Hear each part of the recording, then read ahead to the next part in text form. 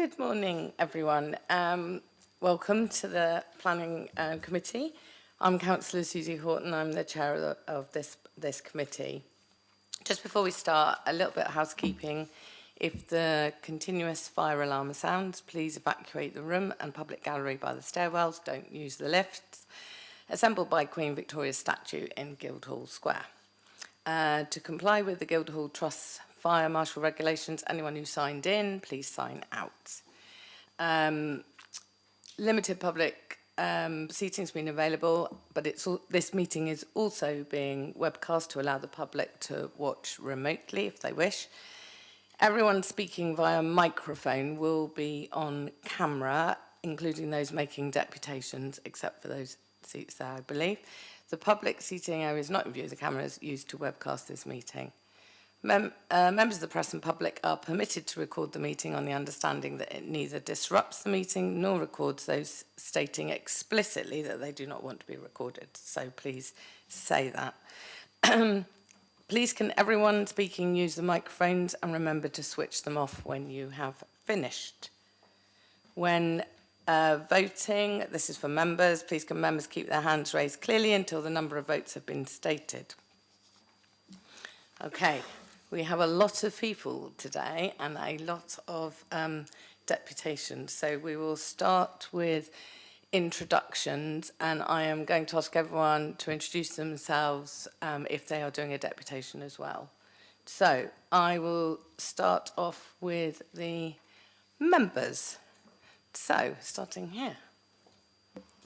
Good morning, Chair. Chris Atwell. Good morning, Mary Vallely for Cosham and Wimmering. Good morning, Chair. Councillor Matthew Cordy, member for Hillsey. Good morning, Councillor Derek North for Cosham and Wimmering. Good morning, Councillor Chris Dyke, Paulsgrove Ward. And we have two more members of the committee who are about to sit down. I know.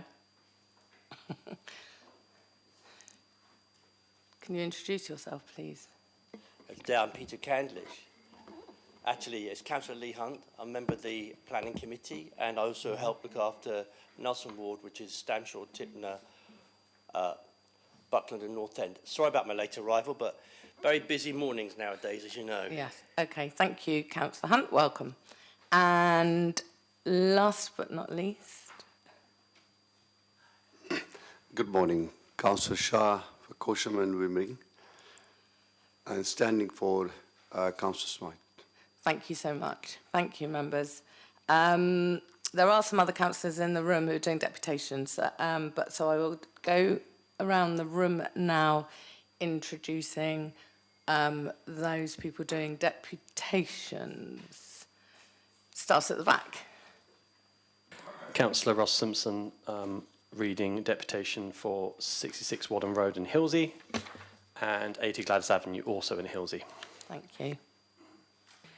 Councillor Emily Stradwick speaking on 66 Wadham Road. Thank you. Going along the back, could you introduce yourself? I'm Janet Stalker. I'm the applicant for 3 Shirley Road. Welcome. Is there other people along the second row in doing deputations? Oh, sorry.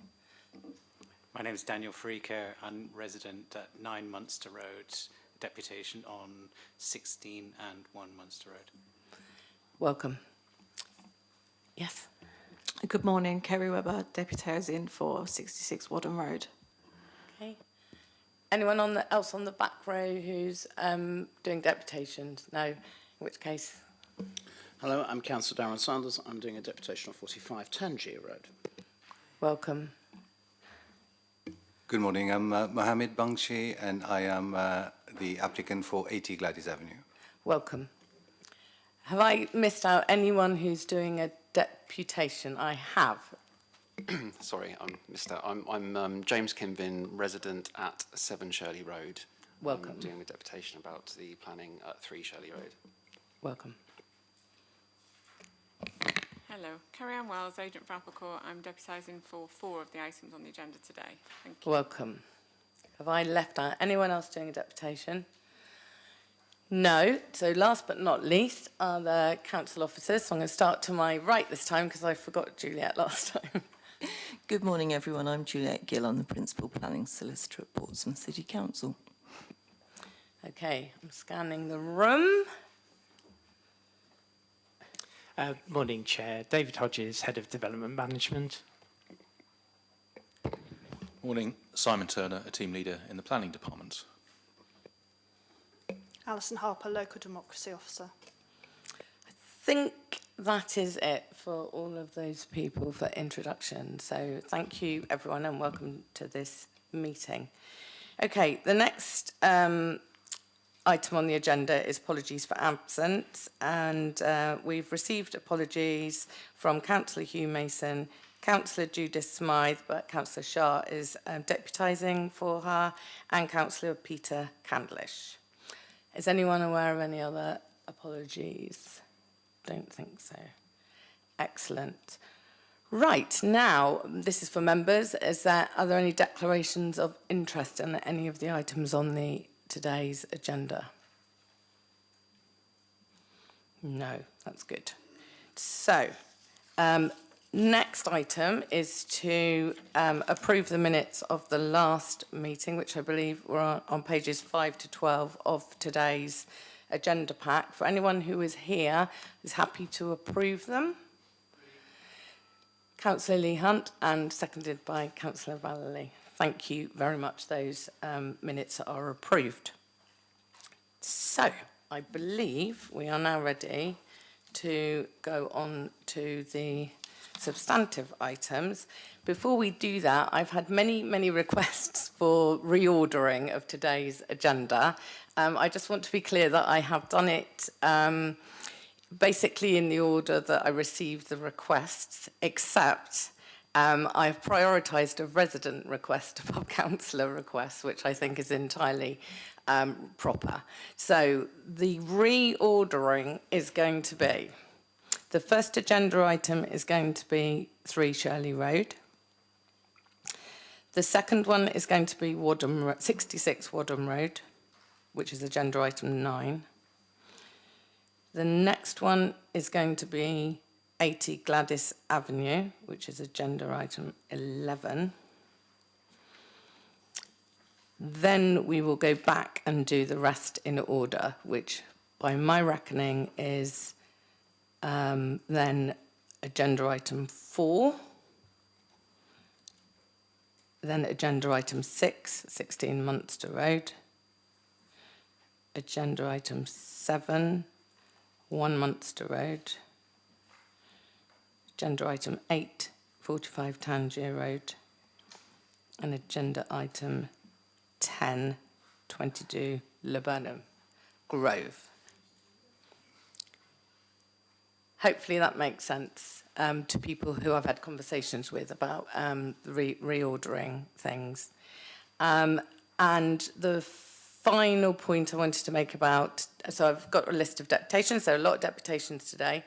I had a specific request from Councillor Richard Adair, who has had last-minute caring responsibilities and sent some emails last night. He was intending to come today, that the deputations have been written and they've been put onto the SMAT, but also I've asked on this particular occasion that they're also read out as the last deputation as to come in on that. So hope that's in agreement with people. I think I have covered all the administrative changes and challenges for today. So we will get on to the first agenda item today, which is 3 Shirley Road. So we will have the presentation from the officer before the deputations. Who is presenting? This one will be myself, Chair. Thank you very much. Over to you. Yes, thank you, Chair. So this is an application at 3 Shirley Road for the change of use of this existing dwelling into 4 self-contained flats. So the somebody's going to move on. So the location of the property is shown there. So it's a semi-detached property on the western side facing Waverley Gardens. You'll see that the properties are of a similar type along this stretch on the western side of Shirley Road, and a consistent form and pattern of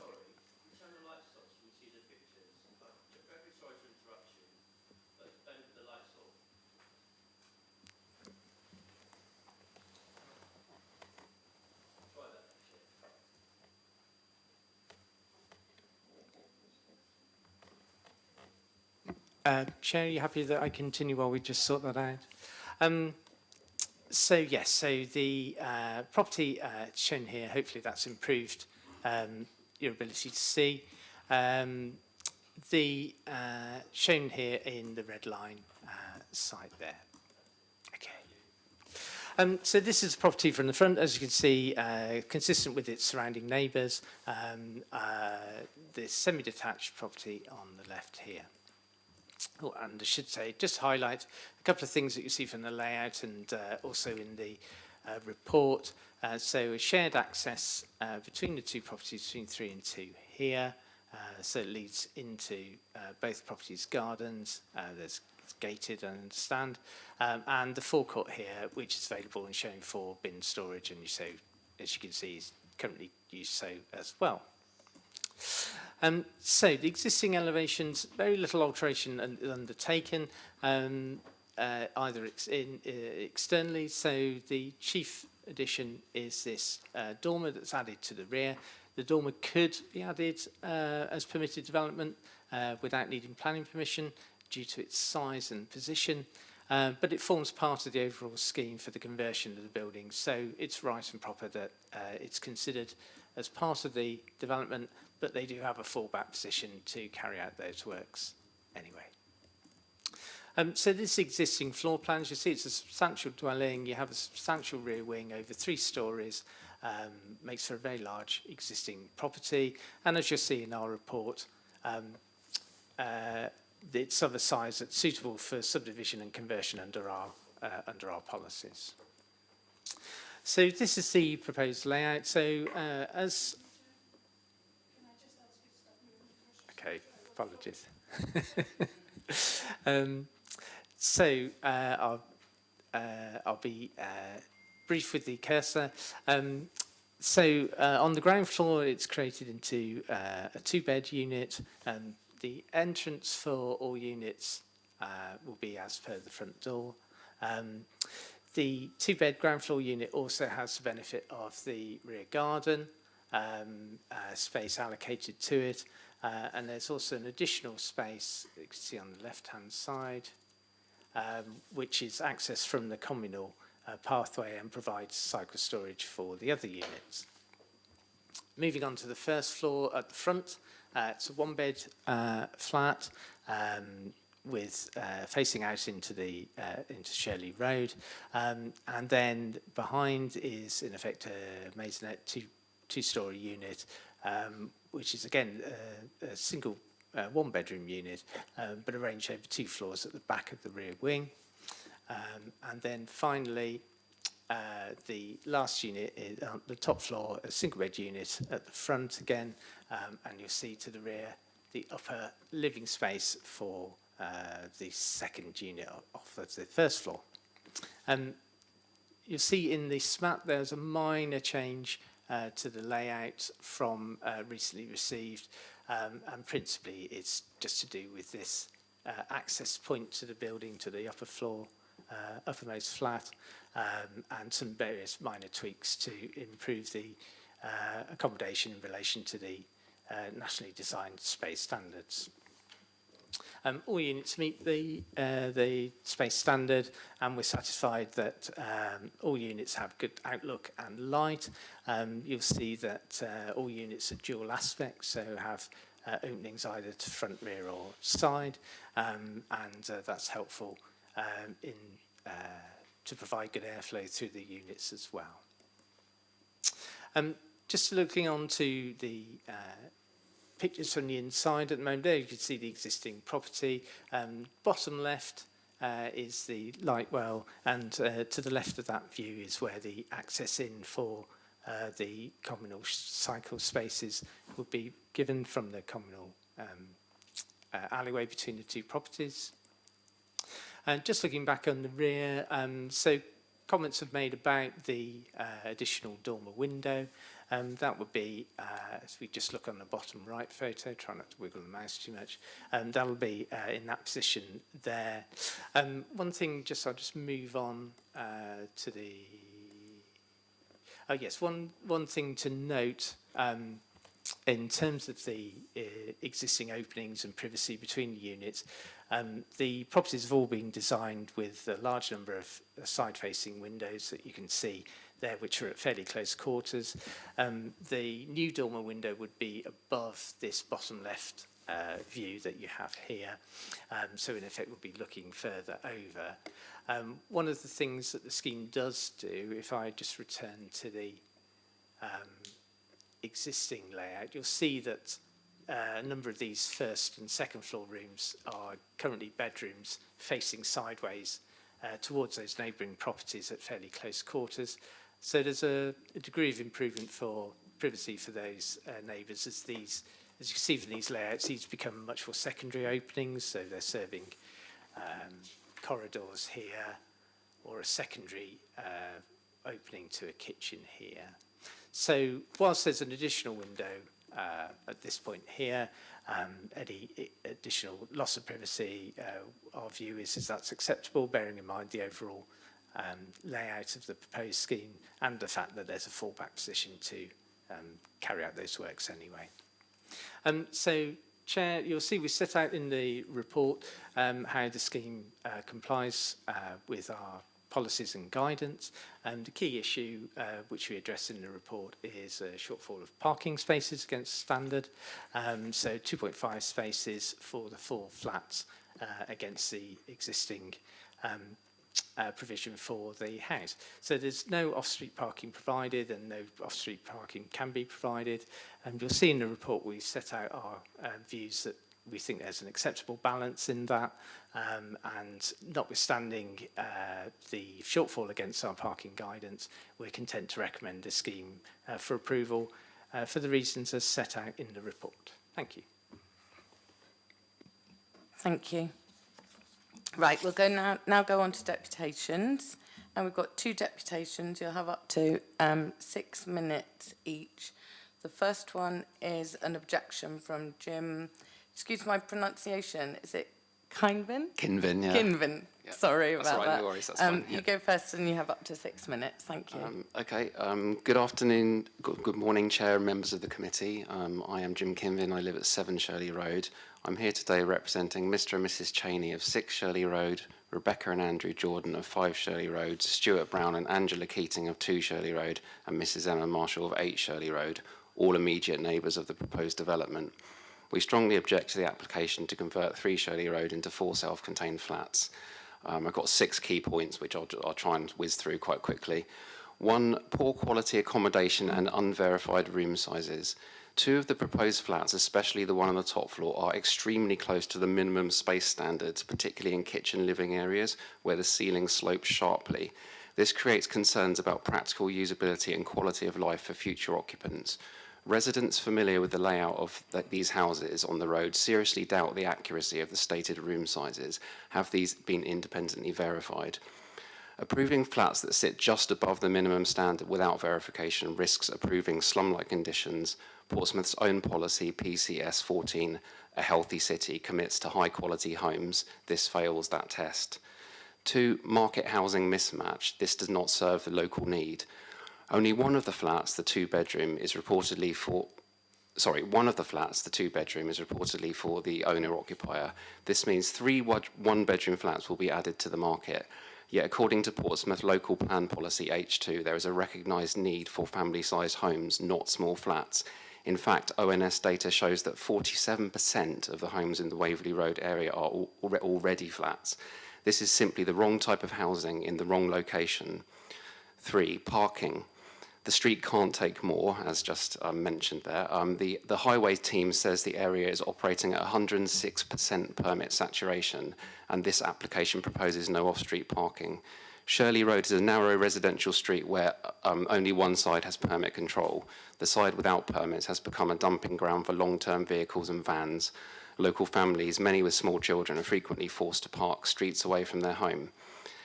Here's the reality. The average household on Shirley Road currently owns 2.3 cars. Adding 3 more properties could easily add 6 to more 8 cars, which represents a 30% increase in vehicles on a street that only accommodates around 12 cars total on the permitted side. This is not sustainable and directly harms residential amenity, a key material consideration. For bin storage, visually damaging and logistically unsound. The plan suggests that all bins will be stored in the front garden, directly facing the street, with 4 flats. That's multiple refuse and recycling bins, creating an unsightly and impractical mess. This does not reflect the character of the street and raises concerns under policy PCS 23, design and conservation. Additionally, the plan to store bicycles at the rear garden is completely unworkable. Access to the rear is through a narrow shared alleyway with 2 Shirley Road, which is already being used by that property for bin storage. There simply is no space for regular cycle access, and the neighbour has raised serious concerns about security and loss of access. Again, a material consideration under loss of amenity. 5, fire safety, no escape plan provided. No secondary means of escape has been proposed for the upper flats. A 3-storey building with internal flats must clearly demonstrate fire safety compliance. Without this, the application is incomplete and unsafe. Last one, unfair timing. Immediate neighbour is unable to object. Finally, the attached property at number 4 is currently sold subject to contract. The seller has understandably avoided objecting for fear it could jeopardise the sale. Meanwhile, the buyer at number 4 has no idea a 4-flat development could be approved next door before they even move in. This means the most directly affected person may never get a fair chance to comment. While this may not be a formal planning consideration, it is an ethical one and should not be ignored. If I'm okay, I'll just quickly summarise. The application delivers poor quality accommodation with questionable measurements, housing that does not meet identified local needs, unsustainable pressure on a street already beyond parking capacity, visual harm and access problems for waste and bicycles, fire safety concerns with no escape plan, and a process that excludes the most directly affected. This is overdevelopment in an area that cannot support it. On behalf of myself and my neighbours, I respectfully urge the committee to refuse this application. Thank you all very much. Thank you, and you were way within time, so thank you very much. So the next deputation is by the applicant, Janet Stocker. So over to you, you have 6 minutes. Thank you, Chair. Good morning, everyone. I'll just address a few points that were listed through the objections that I've read through. Mr. Jubbs at 85A Waverley Road lives in a maisonette split off from a main house with no allocated road parking. Mr. Brown and Ms. Keating at number 2 Shirley Road mention parking, but have 3 cars, of which only 1 pays for a council permit. The other 2 work vehicles park exclusively in the unregulated areas. They also mention large shared bins for proposed flats 2, 3, and 4, which is not reflected in the application. They also keep their bins in the forecourt, not the alleyway as previously suggested, which no one complains about, but my flat's doing so has been objected to. They mention the shared gated side access. This is the only gated side access on the road, with no reported problems to the open access or any plans to gate off any of the current open access. Ms. Watts at 7 Shirley Road is concerned about access with skips and builders' vans in the road. However, she was able to move into a fully modernized and renovated property, which required months of skips and builders' vans on the road, as did those in numbers 6 and 8 more recently. Mrs. Elvin at number 5 and Morag Jack at number 15 Lokay Road. Several houses on Lokay Road are all split into flats, which cause no issues. Number 15 is not behind me. They are behind number 5 Shirley Road, which is 2 houses down. All the gardens on Shirley Road and that side of Locay Road are completely overlooked with no existing privacy at all. There have been a few mentions of family homes and the character of Shirley Road, but they seem to have forgotten that number 10 Shirley Road is a ground floor flat with a 5-bed HMO over the 2 upper floors.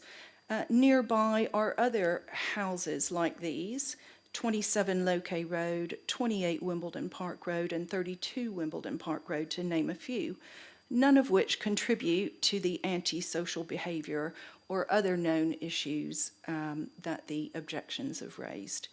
In reality, the area is and always has been a mixture of family homes, flats, and HMOs more recently, but boarding houses and B&Bs in the past. Overall, parking has greatly improved since the introduction of permits. I almost always park within sight of my home now. Those at number 6, 7, and 8 Shirley Road did not live here pre-permits, so they have not experienced the previous levels of parking issues and cannot fully appreciate the improvements that the permits have made. The flats at St. John's Square Development are for sale, not rental, as will, in all probability, be Hadley's Corner, so there is still a high need for quality rental properties in the area. My architect did encourage me to apply for a 5-bed HMO on the upper floors instead of flats, but I chose flats instead of an HMO in consideration of my neighbours and our community. I believe that flats would attract longer-term tenants who are invested in the area and are looking for a home rather than a short-term fix and the itinerant nature of HMOs. I would also like to mention the submitted plans do not change the existing footprints of the house in any way. Lastly, I would like to point out that 2 houses submitted 2 objections each, and another objection from a part of Southsea not directly impacted by the application artificially inflated the number of objections, potentially forcing the application to be heard at committee unnecessarily. Thank you, Chair and Committee, for your attention and for considering my application. Thank you for your deputation and thanks for keeping to time. Thank you. Much appreciated. Okay, then members, do you have any questions? First of all, we're starting with questions. Councillor Hunt. All right then, what is the parking shortfall? And then I also have another question is, I know you probably haven't you may have come prepared for this, gentleman, but what is the HMO situation around there? I know it's not part of this consideration, but it's impacting my thinking. What is the HMO situation around there? If this were to be an application for an HMO, you know, what are they like around there? Chair, so the parking issues in 820 of the report, so it's set out in detail there. We have not given any consideration to the number of HMOs in the area because it's not relevant, Chair. Thank you.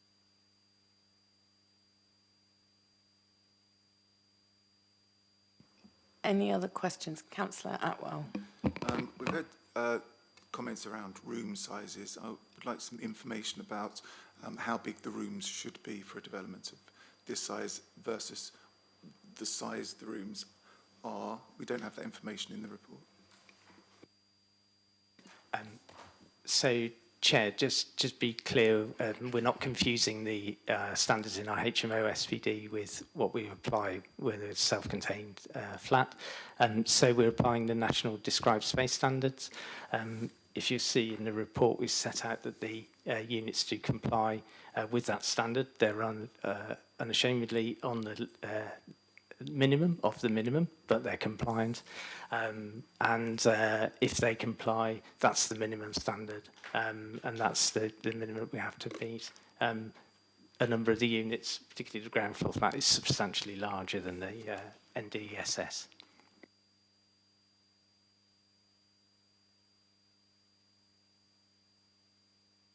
Chair, I can't see Councillor it in the Hunt, report. I'm struggling to see people putting their hands up now because there's no lights on, but I'm going to go to Councillor Cordes. He caught my attention. Thank you, Chair. Mr Kinvin mentioned about fire safety. I was wondering if one of the officers can provide us with a little bit more information about fire safety in a property such as this, please. Yes, thank you, Chair. So that would be a matter for, which would be dealt with under the building regulations should the application be approved and the development go ahead. So the building regs will deal with means of escape from each of the units and the necessary fire doors, etc., within the property when they get to that technical detail stage.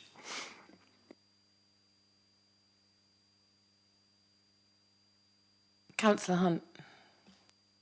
All right, another stab then, just to start off with. The reason I ask the question, I know it's in the report, I've read them all.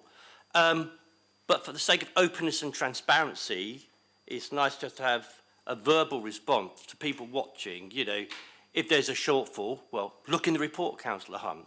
Well, people out there probably can't. That's why I ask, just to create some sort of openness and transparency. That's the reason for it, gentlemen.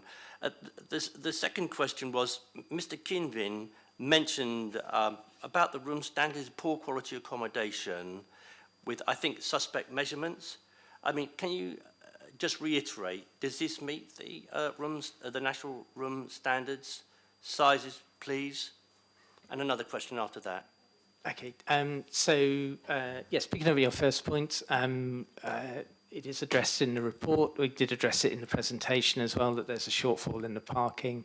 So we have been open and honest about that, and we've weighed that in the balance as part of our deliberations before recommending approval.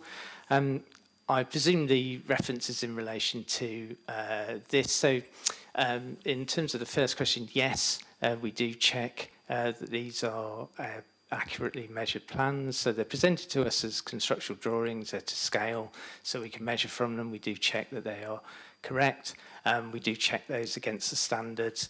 You'll see that the floor spaces, you may not be able to just pick them up, but they're all stated here on the plans. If you go to the website and look at them, you can blow them up to see them in greater detail. But 37 square metres, for example, is the standard for a one-bed flat with a shower room, as shown. Now, in this particular property, part of the space is actually a below head height, so we're only counting the space which is above the necessary head height. So there is additional space into the eaves, which an applicant will an occupier will benefit from. But in terms of the head height, it meets the space standards. So we're happy to confirm that, Chair. Any other questions? Councillor Hunt. And the last one, I'm not looking for a round today. I just wanted to hear 2.5 car parking spaces mentioned in the room. Is there anything to stop this application coming as an HMO? This application, sorry, this property, I do beg your pardon. So, Chair, I think that what we need to do is consider this planning application on its merits. So we're not holding a beauty contest where we prefer 4 flats against a HMO. So we're not considering whether it could be a HMO and whether that's worse. We're considering whether on its merits this property could be converted into the 4 units as shown against our policies, and whether that has an acceptable impact on all of the matters that we've discussed in the report, neighbouring amenity, parking, character of the area, etc. So I don't want that to be a factor in members' deliberations today, whether they think it might be worse if it was HMO, because that's not before us and that's not part of our consideration. Point taken. I'll have another stab. So far as I can make out, the occupancy of this of each flat would be probably 2 people. So that's a maximum of 6 people. Would I be right? Sorry, 8. I beg your pardon. 8.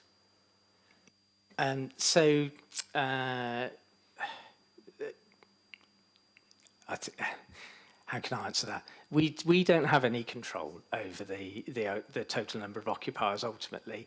In terms of how the nationally described space standard works, for a bedroom to be a double bedroom, it needs to be a particular size. So they're shown as double bedrooms. So it could be that 2, 4, 6 could be up to 10 maximum people. But we don't have any control over that. We wouldn't put an occupancy limit on a dwelling that we approved, so it would be pure speculation. It could be 5 people. All right, thank you very much. Thank you. I just have a quick question about the location of the cycle storage and this talk about an alleyway. I haven't got the contextual kind of layout of the rest of the road, but would there be an expectation that the bikes are going down an alleyway or through the house flat? Guess you couldn't get it upstairs. Yes, it's a short answer. We'll just get the presentation back up. And this space along here is the alleyway between number 2 and number 3. Okay. And when you get to the end, there's a gate into number 3's garden, and then I'm working on the basis there's a gate into number 2's garden at that point as well. So yes, and then if you want to see that, comes through that gap between the 2 properties, Chair. Perfect. Thank you very much for answering that. Okay, are there any other questions from members? So now over to comments. Councillor Atwell. Thank you, Chair. I'd like to move a motion to refuse the planning application on the grounds of a shortfall of parking provided against the council's own parking standards. Thank you. Are there any other comments? Yes. Just like to second Councillor Atwell's motion.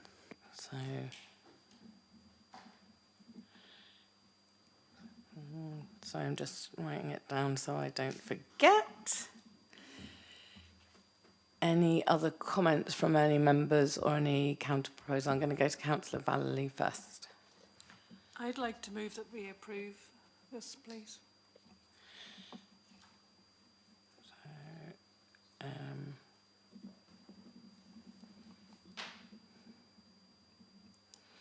Thank you. Councillor Shah? Yeah, it's not a comment. Actually, I would like to second it. Councillor Vallely. Okay. Any other comments from anyone? Councillor Hunt. I hear everything the officers say. I have a concern. I'm a practical guy. And I know that if this is rejected today, it will come back in a different form, probably as an HMO.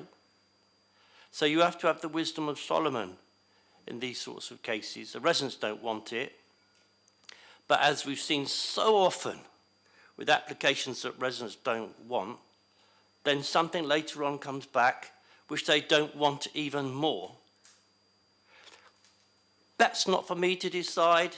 That is for the residents to decide, which is why I've gone on about HMOs this morning, because as sure as God made little green apples, that when it comes back as an HMO, which I suspect it will be if this doesn't go off to appeal and get approval in any event, what will happen is the planning inspector will look at it and do what he says about parking every single time.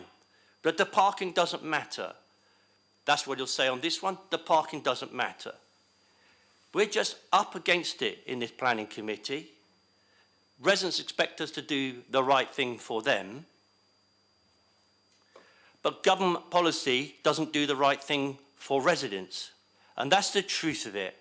They think we have the power to deal with everything, but we don't, not truthfully. I completely agree, coming back to the issue, completely agree that the parking standard has been breached. I heard all the representations here about where other residents allegedly are parking their own vehicles.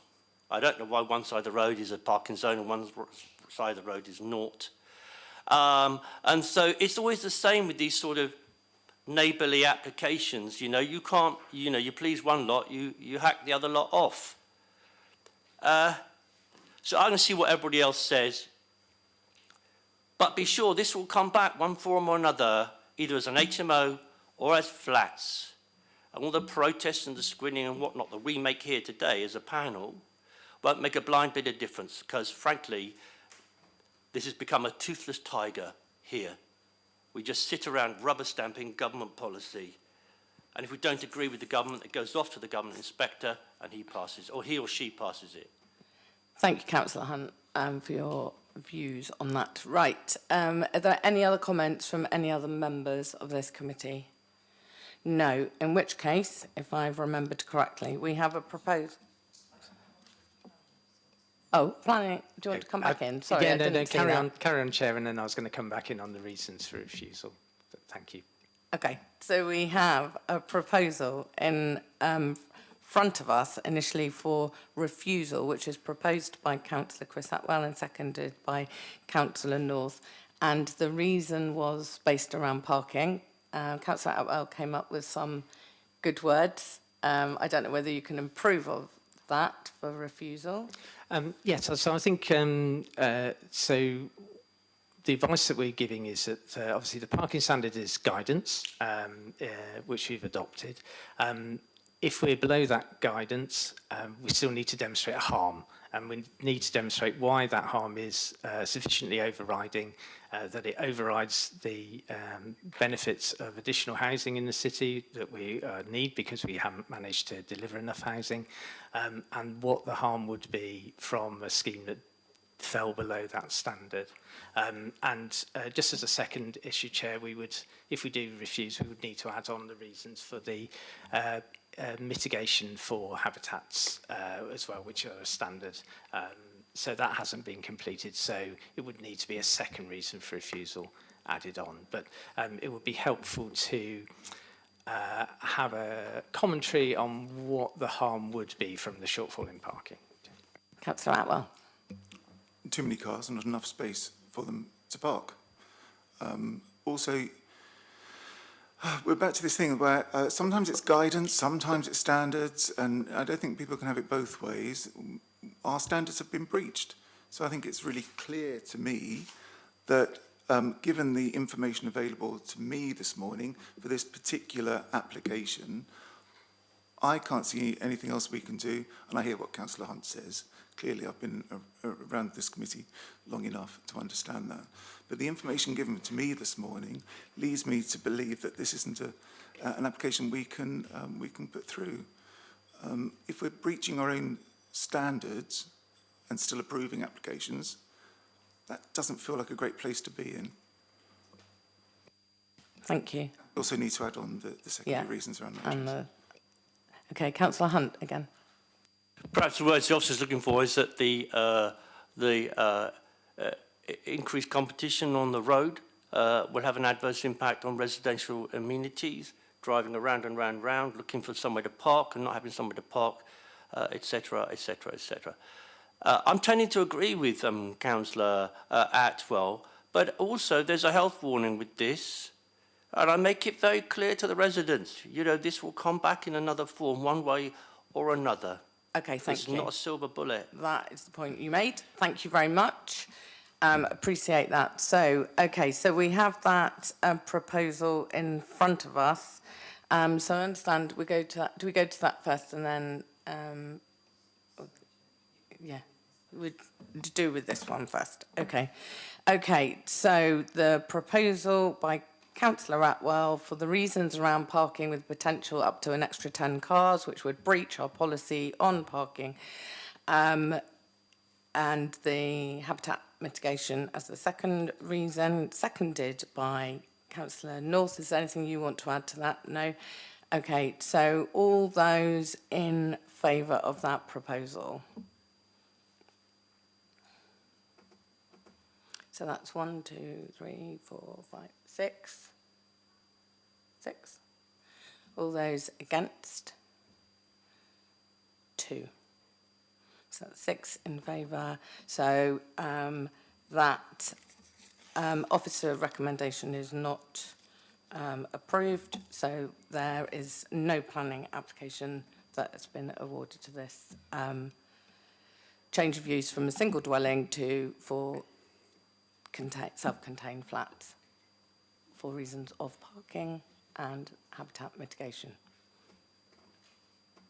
Okay, so that means the other one obviously has fallen. Yes, excellent. So that is the first agenda item. So we'll now go on to the second one, sorry.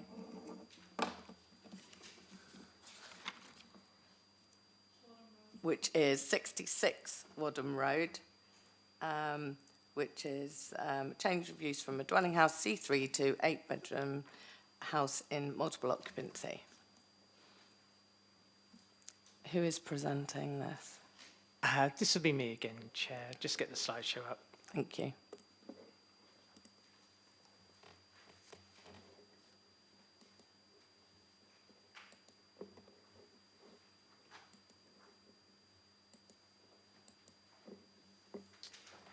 Apologies, I was just getting my notes ready because we've flipped round in order. Right, so this is an application at 66 Wadham Road for the change of use of an existing dwelling house, which is in Class C3, to an 8-bed, 8-person HMO, house in multiple occupation.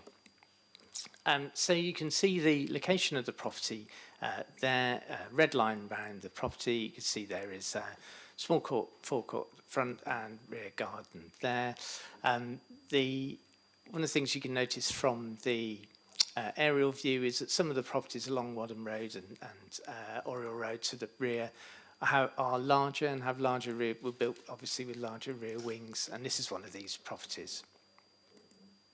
So this is view from the front, very typical of the housing stock in the area, and you can see also to the front a small forecourt available for bin storage. So moving on to your policies in relation to HMOs and mixed and balanced communities. So you can see the purple diamonds on the slide before you. Those are the existing HMOs that we've identified in the area. So 3 existing HMOs. This, if approved, would bring it to 4 out of 62 properties in the area, and that's a density of 6.45% as shown on the slide. So that is below your 10% level in your adopted HMO SPD guidance. Existing elevations, as you've seen from the aerial and site photos, very typical. In terms of the layout, again, a very standard layout for these properties. Larger rear wing to the rear, but living space on the ground floor and bedrooms to the first floor.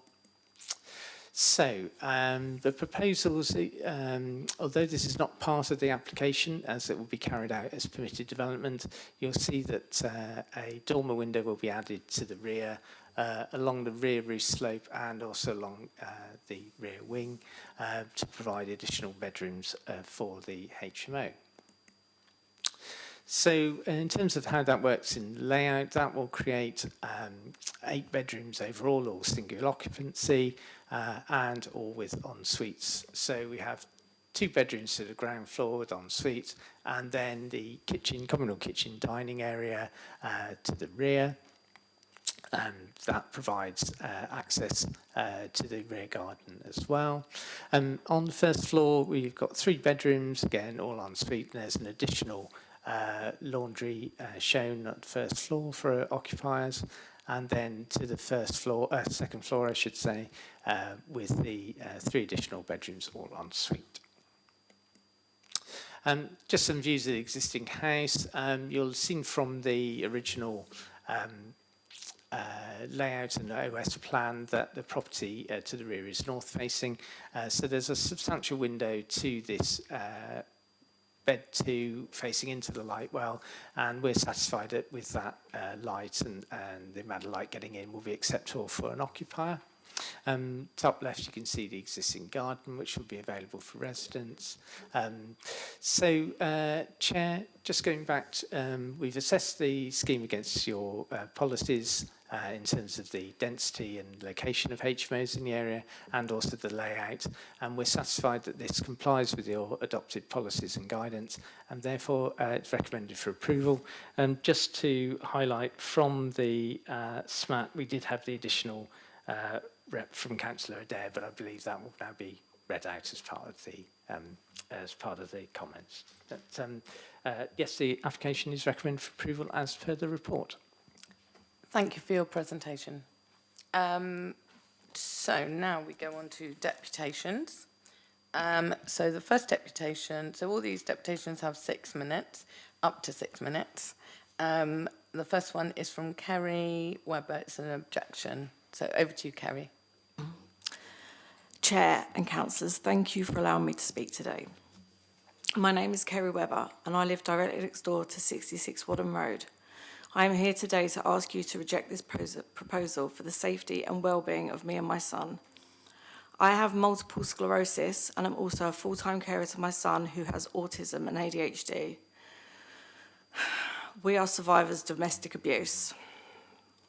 I was born into a household of domestic and child abuse. My father had bipolar and I had to deal with constant adverse childhood experiences, and as such I have complex PTSD. The trauma was so great that it's believed that my MS, which began in childhood, was triggered by violent and psychological abuse during my formative years. The one person who was supposed to protect me actually destroyed me. Because I grew up in that environment, it was all I knew life should be, so it's no surprise that I entered relationships which involved domestic abuse, as I always thought it was just something I deserved. I could take any and every form of abuse. I was programmed to endure it. The first time that my son was assaulted, I vowed to never let anyone hurt us again. To escape the abuse, I had to take my son away from everything and everyone he loved. We left behind his routines, his friends, and all his familiar support. We started again in a new city. I homeschooled him because it's harder to find a child who isn't in the education system. We don't make friends, we don't have relationships, we don't interact with neighbours, we don't tell anyone where we live. The only person who knows where we live is my mum. My own siblings don't know where I live. I don't trust easily as mistakes can be made. I want the committee to understand just how difficult it is for me to be here today. In order to object to this application, I have had to publicly submit my full name and address. That means the world now knows where I live. After working so hard to keep myself safe, I'd had to expose myself in a public forum to defend my home. That has made me feel incredibly vulnerable, but I'm doing it because I have no choice. I'm more scared of living next door to 8 strangers than I am of my past catching up to me.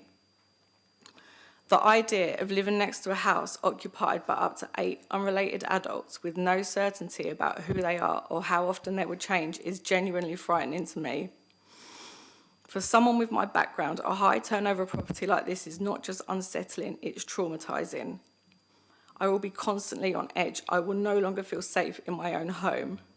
It will be very unsettling for my son, a neurodivergent young adult who depends on routine and stability, and that kind of environment is incredibly distressing. In June, our community was shaken by the murder of our neighbour who lived opposite number 66, a woman who was killed by her boyfriend in her own home. This was a really unsettling time for us. I didn't leave my house for weeks. I kept reliving my past on a constant loop. I still don't feel safe. I am still afraid. Introducing another high occupancy HMO into this fragile environment will only worsen that fear and instability.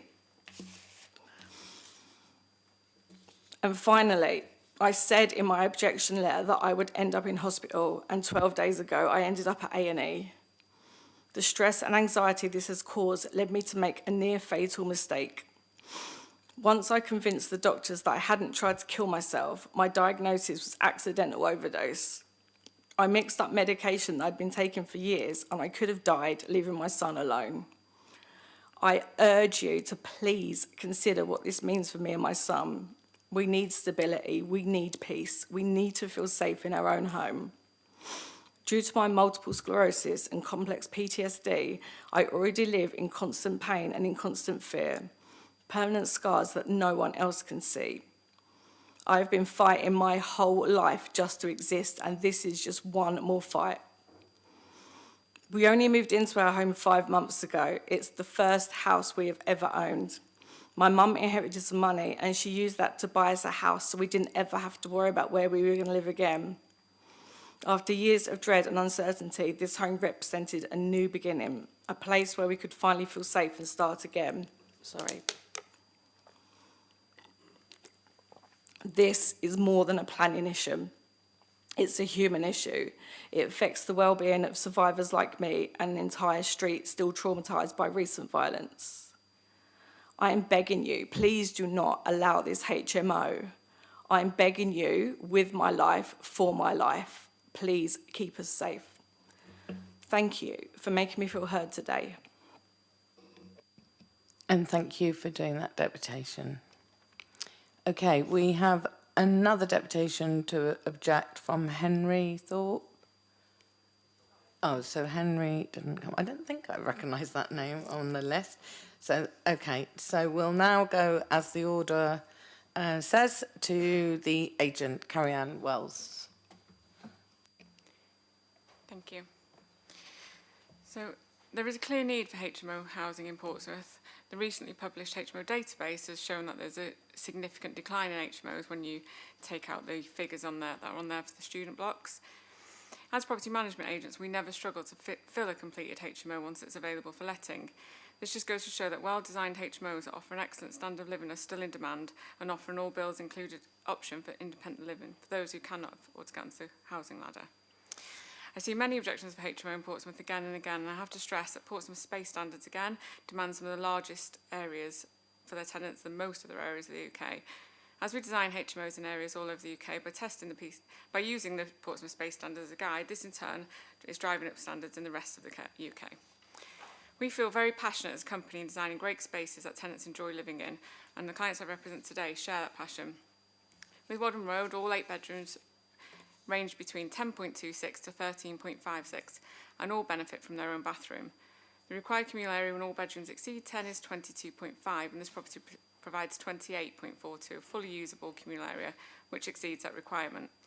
In excess of requirement, we also have proposed a large laundry room with additional WC, again for the convenience of the tenants. 66 Wadham Road is a large property which doesn't require an extension, so this has ensured also a good sized rear garden is provided. Secure cycle storage will be located at the rear. I think the officer acknowledged that there was a large full-length window on the second ground floor bedroom on the rear of the property, but we are proposing to take that out and enlarge it still, so it will be a full-length window, which will then give additional light to that room. I wanted to just say I hear the neighbours' concerns today, and I really do empathise with that, massively empathise with that. And I want to assure you, I'm pretty sure that we will be managing this property if it's approved today, and I want to assure you that we do well manage and we carefully select our tenants. We have barcodes outside the door, so any neighbours can scan it, and it's easy, our information is easily and readily acceptable, so available. I wanted to bring up that there has been a similar one refused at committee, probably, I think we're looking about a year ago on Merivale Road, with similar circumstances, and this has been recently won at appeal. With costs awarded against council. This application is fully compliant with policy, and I ask that you agree with recommendation today. Thank you. Thank you, Carrie-Anne. Councillor Russell Simpson. Oh, yes. Yeah, I'm fine with that. I'm sure everyone else is. Okay, Emily, sorry. Thank you. And I just want to say, Kerry, amazing. And I know how much hard work that took for you to come and speak. I'm here obviously to speak on behalf of local residents to oppose the proposed change use of 66 Wadham Road. I've gone a bit more technical, so hopefully that helps the committee a little bit. Exceeding local character and amenity thresholds. The Portsmouth Plan Policy PCS 20 and the HMO Supplementary Planning Document SPD clearly state that an area becomes imbalanced when over 10% of properties within 50 metres are HMOs, while the officer's report notes that they currently be 4 out of 62 properties, or 6.45%, are HMOs in that radius, which appears within the threshold. This figure represents a temporary and incomplete snapshot, given the fact we are aware some certificate of lawful developments may still yet to come through this area. Given the dynamic nature of HMO registrations, more recent or unrecorded conversions may raise the actual figure beyond the 10%, risking a gradual tipping of the neighbourhood towards over-concentration. 2, community impacts on residential amenity. Even at current levels, the combined impact of HMOs, including waste, noise and parking pressures, is well documented. The SPD notes that 9% of HMOs receive complaints compared with just 1% of standard dwellings. These impacts can erode the quality of life for long-term residents who face increased noise, refuse and general disturbance.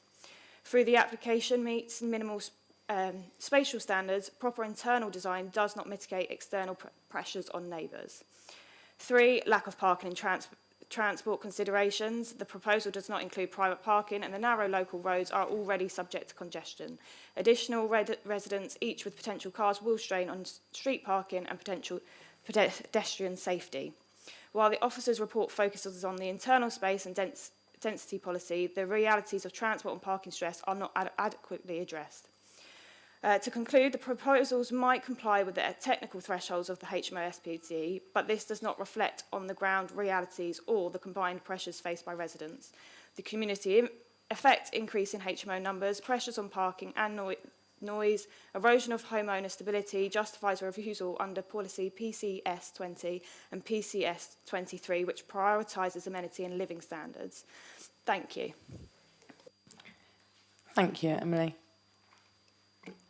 Thank you, Chair and Committee. 66 Wadham Road, like Ophir, Shadwell, Oriel and Gladys Avenue, share the same issues HMOs bring. Increased parking woes, overdevelopment of a 3-bedroom family home, stress to our Victorian sewer system, ASB and basic strain on the few local amenities Hilsey has to offer. This particular design are very overbearing, especially at the rear of the property. It will most certainly have an impact to privacy on numbers 68 and 64, and no doubt this household will be louder than its 2 neighbours accommodating 8 adults. Residents are also concerned who will be their neighbour. The government isn't helping. I don't want to add too much to what the residents of Wadham Road have expressed today, Chair. They have been through a lot in the last few months. I believe there is a lot to discuss concerning welfare to our vulnerable residents and the impact to their mental health that these super HMOs will impose. I just want to finish on highlighting that many HMOs in the roads I mentioned earlier, Ophir, Shadwell, Oriel, have had increased crime since HMOs have been permitted. They have been reported and well documented. As local resident Henry Thorpe only highlighted last month in the neighbouring road Oriel, the street has definitely had immigration control, armed response, a stabbing, probation service officer, PCC interim management orders, so even parts of the councils know what the issues the community have. In our Ensuring Mixed and Balanced Communities SPD under 1.12, it states, policy PCS 20 seeks to ensure that the future supply of family housing is not jeopardised by its unchecked conversion to shared accommodation and that the communities are not negatively impacted by HMO development. I think considering the deputations today, plus the clear increase of crime from HMOs and neighbouring roads, crime should be considered a material reason for refusal. Under PCS 20, 1.12, that communities are not negatively impacted by HMO development. Thank you. Thank you, Councillor Simpson.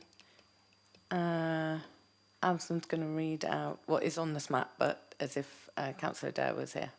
Thank you. Okay.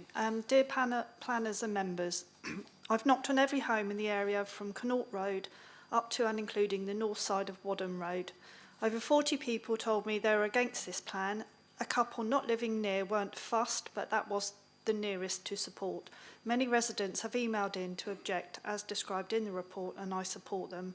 Either side and opposite this application will change the nature of residential amenities, including bins and noise of people coming and going. I know how worried residents at 68 and 64 are. Residents in this area are very concerned this form of accommodation is undermining neighbourliness and community cohesion. This application crams a lot of individual persons into a family home. No one that I spoke to along Wadham Road wants this application to go through. Building cities and communities needs the consent of the people living here, and they increasingly do not consent. Residents described how parking is already oversubscribed, so adding the potential of 8 or even more cars harms residential amenities. Councillor Richard Adair. Thank you for reading that out. Okay, that brings us to the end of the deputation, so I'm going to go to members for any questions, first of all. Any questions? Councillor Lee Hunt. May I ask the officers what weight the committee can give to the security of individuals either side of a property and their fear, their obviously justified fear of crime and harm coming to them and their family? Chair, so those are all potentially material considerations in your deliberations.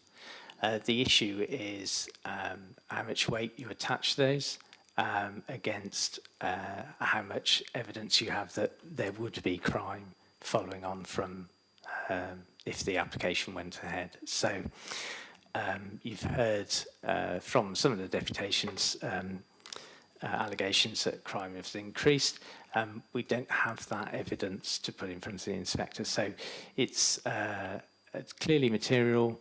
The weight you attach to it needs to be backed up by evidence that you can defend at appeal, Chair. Could I ask a supplementary to that then? Are we allowed to use the knowledge of other councillors and the local knowledge of other councillors and the common sense of councillors here when determining what weight might be added to something like that? So that knowledge is all part of the picture. In terms of crime, you should look to have statistics and evidence and weight of that, because that gives you your better case. The thing that I want to put in your mind is, does a crime incident in another street equate to this property if it goes ahead, automatically equaling an increase in crime in that area for nearby residents? Thank you for answering those questions. Has anyone got any other questions about this application?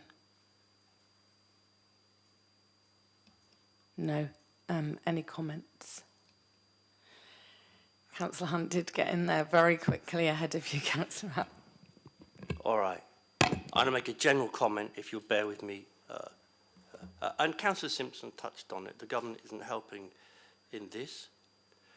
We have a 10% rule policy, and Councillor Emily Strudwick, I think it was Emily Strudwick or Councillor Simpson mentioned some certificate of lawfulness applications that may come along, but I didn't hear much more about that, so I don't know really where to go with that. But we do know if a certificate of lawfulness, if it's up to 6, 7, 8, 9%, subsequently, if a certificate of lawfulness comes along, it will get the planning permission. That is the law. So you could end up with 11 or 12% in an area. I believe that's right, gentlemen. We are being asked to do very difficult things by the government. You know, they're not building, I'm not aiming this at the Labour councillors here, they're not building houses. So the cause and effect is we see a jumbled up city and people needing somewhere to live. Homeless people, we saw it in the previous application, you know, converting properties to flats or to HMOs, whichever is the flavour of the day. It is very difficult, you know. And then we've got the MP in the north blaming the council for all of this, and sometimes our own councillors blaming the council for that. It's just this pent up need for accommodation, and it's not the officers' fault either. It's not this committee's fault. We are dealing with what we're served up with. Government needs to get on and enable councils to build decent homes for people to live in, and then there will be relief to what's going on here today and recently. In this particular instance, I'm utterly moved by Kerry, and I'm not going to vote for it, not because of my gut feeling, not because that I was moved, but because she and Councillor Simpson and Councillor Adair with them, between them, provided the evidence to say, to reject this proposition. So on the parking standards, it breaches the guidelines. It is an overdevelopment.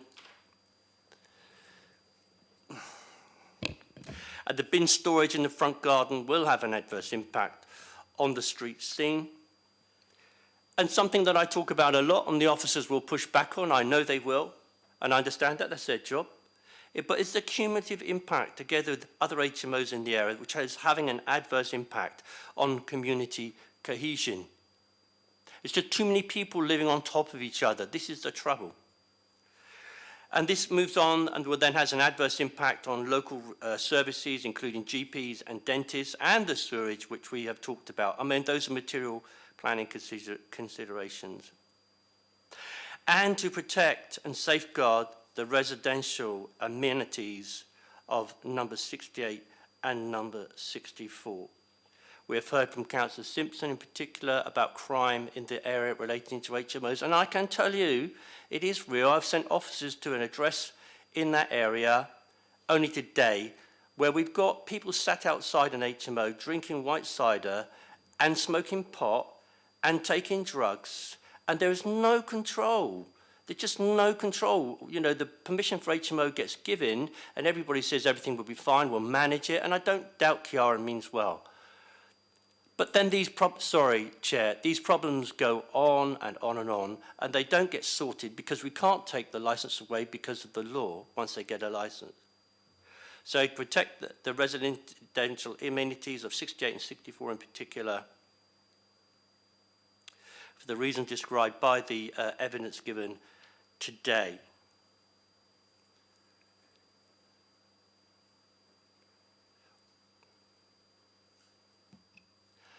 That's it, Chair. Thank you very much. Is that the proposal to refuse? I have written down. I'm sure the officer's looking at it again, but I'll reiterate it then. Is that breaching the parking standards, the overdevelopment, the bin storage, and I'm basing this on the evidence given to us today by councillors and Ms Webber. Bin storage, having adverse or the street scene, which was mentioned by Councillor Emmy Strudwick, the cumulative impact upon HMOs in the area leading towards policy SP20, where we say that they shouldn't harm residential amenities, but that's not the reason for it, because we're under 10%. We have a fast rule about that, which was determined by the planning inspector, that he or she's not going to go against their own decision, and adverse impact on GPs, dentists, local services, and to protect the residential amenities at number 68 and number 64. For the reasons described. Hunt. I think I've got that, yeah? Yeah. I think David's trying to get something together in terms of wording to summarise. I mean, from what I heard, it was a cumulative impact, particularly on the two houses, and around residential amenity. But I'm not quite too sure. Yeah, what there was the parking, the overdevelopment, sewage, etc. All of those things there. I can list them again if it's wanted. Right. Councillor Shah. Thank you very much, Chair. Just a couple of points, actually, I wanted to. As planning committee members, we are in a very difficult position. There is so much we can't do anything, and I think the outside world, they don't know. So that needs to be known by them. And one point which my colleague, elected councillors from the ward, actually, they mentioned about the percentage of HMO is not right. I think if it's possible to investigate, go back and to find out is that they are correct or the percentage which presented by the staff is correct. I think that will be the main point, to go back and to find out HMO, because we can consider applications up to 10%, not over or 10%. I'm just trying to get. So you recommending that we get further information? I think I would say that would be better, because both of my colleagues, they did mention about the percentage of HMOs. So we need to find out, or more investigation, I think, is needed. Would be better to go and to find out some more, to do some investigation and come back if that's the case. Okay, I'm going to ask the planning officers, because I know that when an application comes forward, there is an investigation not just of those houses that are already on the list, but an investigation of other potential houses. Is that correct? Yes, Chair, that is correct. So we've got the data that we have, and then we carry out further investigations to ensure that when we're presenting you with that 50-metre radius, that's as accurate as we can do with the best information available to hand. I just wanted to, because, yes, I just wanted to double check. My colleague has just checked while we've been in the meeting that there are no pending HMO applications within a 50-metre radius of the property.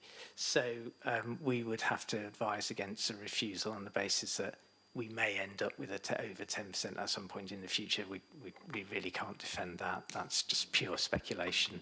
And an inspector will simply say, we have control to prevent that under our policy. So if we get to a point where in an individual proposal takes the proportion over 10%, we can refuse that. We have refused that. We have refused that under delegated powers, and we've won those appeals.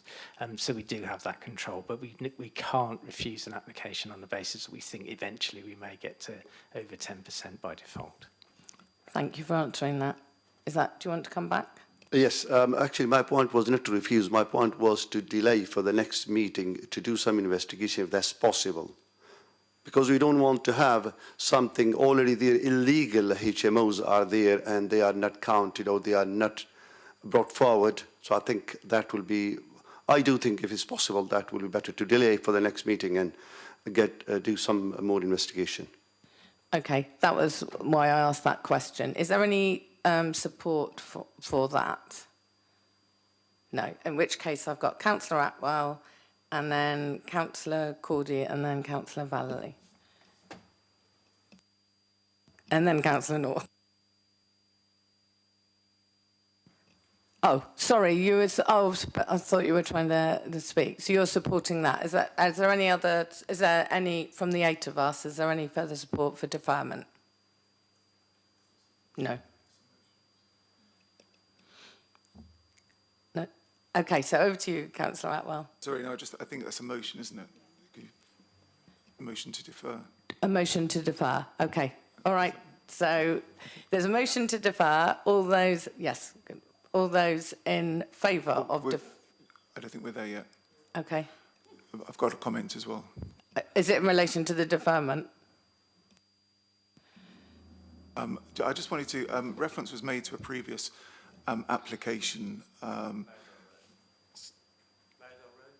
The fear of crime being, as the person who put fear of crime forward as a reason for refusing in that case. I just wanted to assure people that we are very sensitive to these things and that fear of crime is a very real thing for people. It's really disappointing. And I remember that application very clearly. Another incredibly powerful and moving deputation was brought to us. It's really disappointing that the inspectorate don't seem to apply the same weight to these things that we do as elected representatives here in Portsmouth. So I just wanted to assure people that these are considerations that we make. And as other colleagues have said, these are really difficult decisions for us to make, given that the inspectorate can do what they want and often do. So no, and I don't know whether we're there with fear of crime as a reason in this case, but I just wanted to make the comment. Thank you. Okay. Thank you, Chair. I think we have a responsibility to look after vulnerable residents within our wards. I do believe one of the major considerations we have here is sort of an impact on neighbouring living conditions, and I just can't see how that doesn't stand in place for Ms Webber. So therefore I'd like to second Councillor Hunt's motion. Thank you. Now, Councillor North. Thank you, Chair. Just going over what all the councillors have said, we should, as councillors, be putting the safety of our residents first. Their safety is priority. Secondly, going back through the paperwork, the last one we just objected was for 2.5 spaces. In the paperwork, our officers have stated that they don't consider half a space a matter of to justify rejection, but if you measure up half a space, it's roughly the size of a smart car. Therefore, it is a technical parking space. Just splitting hairs, I know, but it works out as a car. So I am in full support of rejecting this. Chair, could I just come in, please? Under the public sector equality duty, we have to have due regard to certain things under the legislation. One of those is advance equality of opportunity with people who share and people who do not share relevant protected characteristics. Now, disability is one of those characteristics in relation to the lady who's made the representations. So what you have to do is then, so having due regard means you properly consider the aims identified in the Act and how they relate to the function you're exercising, and then deciding what weight to give to them. So that's what you need to do.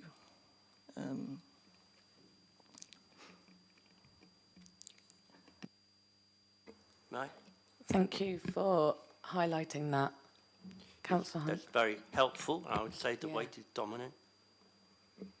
Sorry? I would say the weight is dominant. Yes. Are there any other...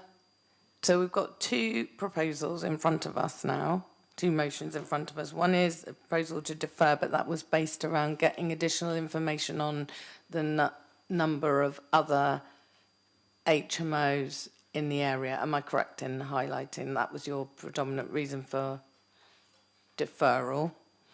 Then I know Councillor Hunt proposed his recommendation for refusal, but it wasn't seconded until after the other one had seconded. So I believe, I'm just checking.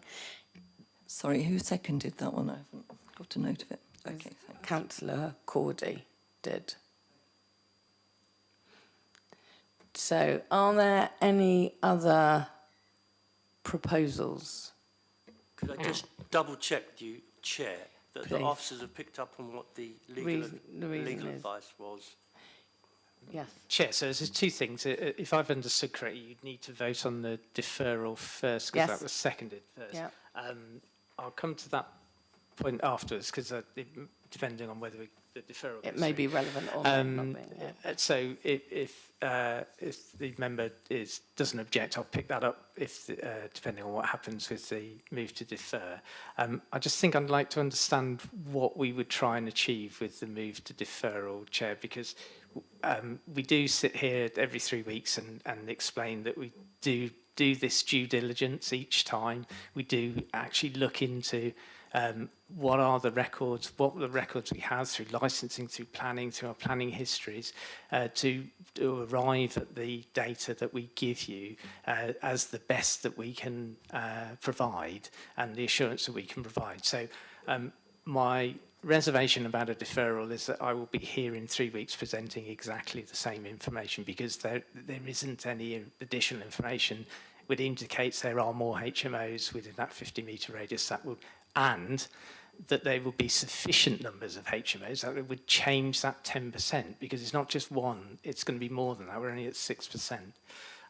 So the deferral, I don't understand what the deferral would achieve, is my concern, Chair. Councillor Councillor Vallely was first. Can we change our mind about the deferral? Thank you. Yeah. Yes, I believe so. You can withdraw it. If Councillor Shah withdraws it. I'm happy to withdraw. Okay, right. Councillor Hunt. Sorry to labour this point, and thank you for withdrawing it. The officer's completely right.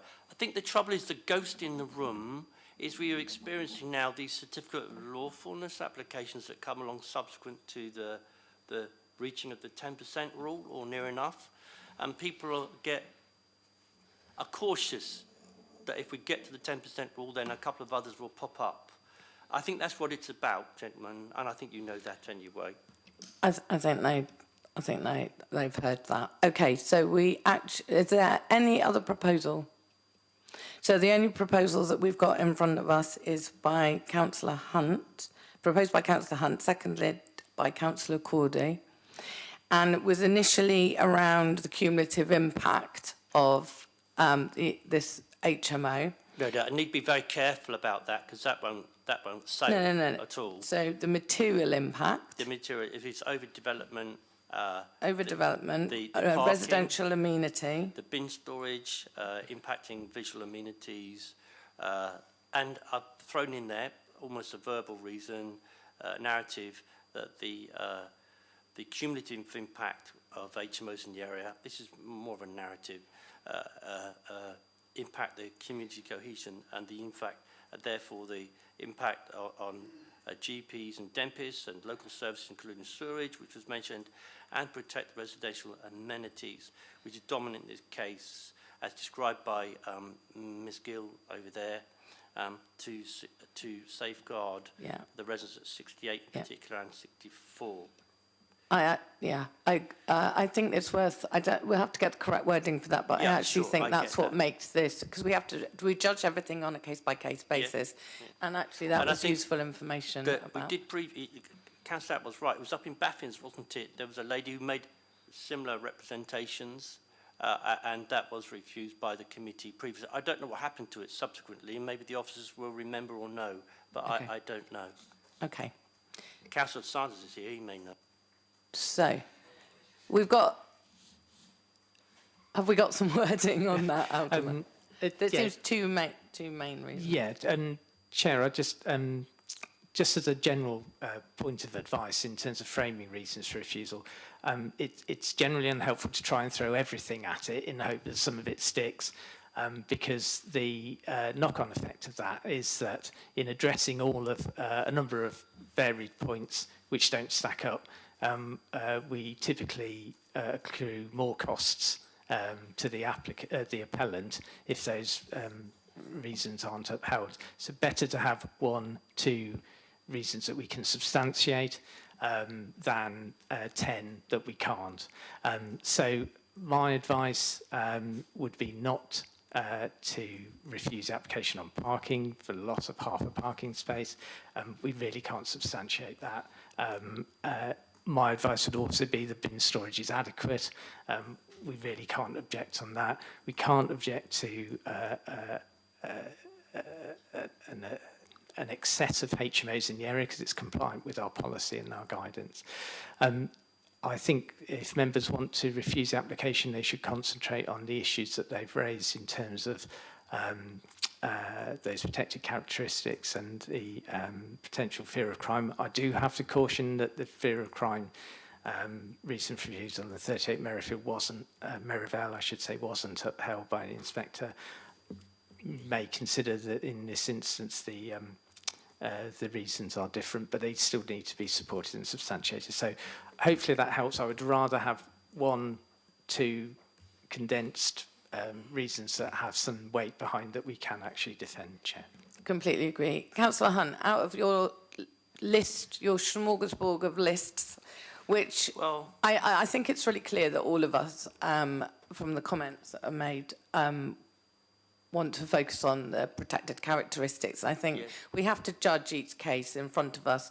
I absolutely agree with David. I think that in many ways, this application is very similar to a lot of ones that we are strong-armed into approving because of our policy compliance and the risk of it being overturned at appeal.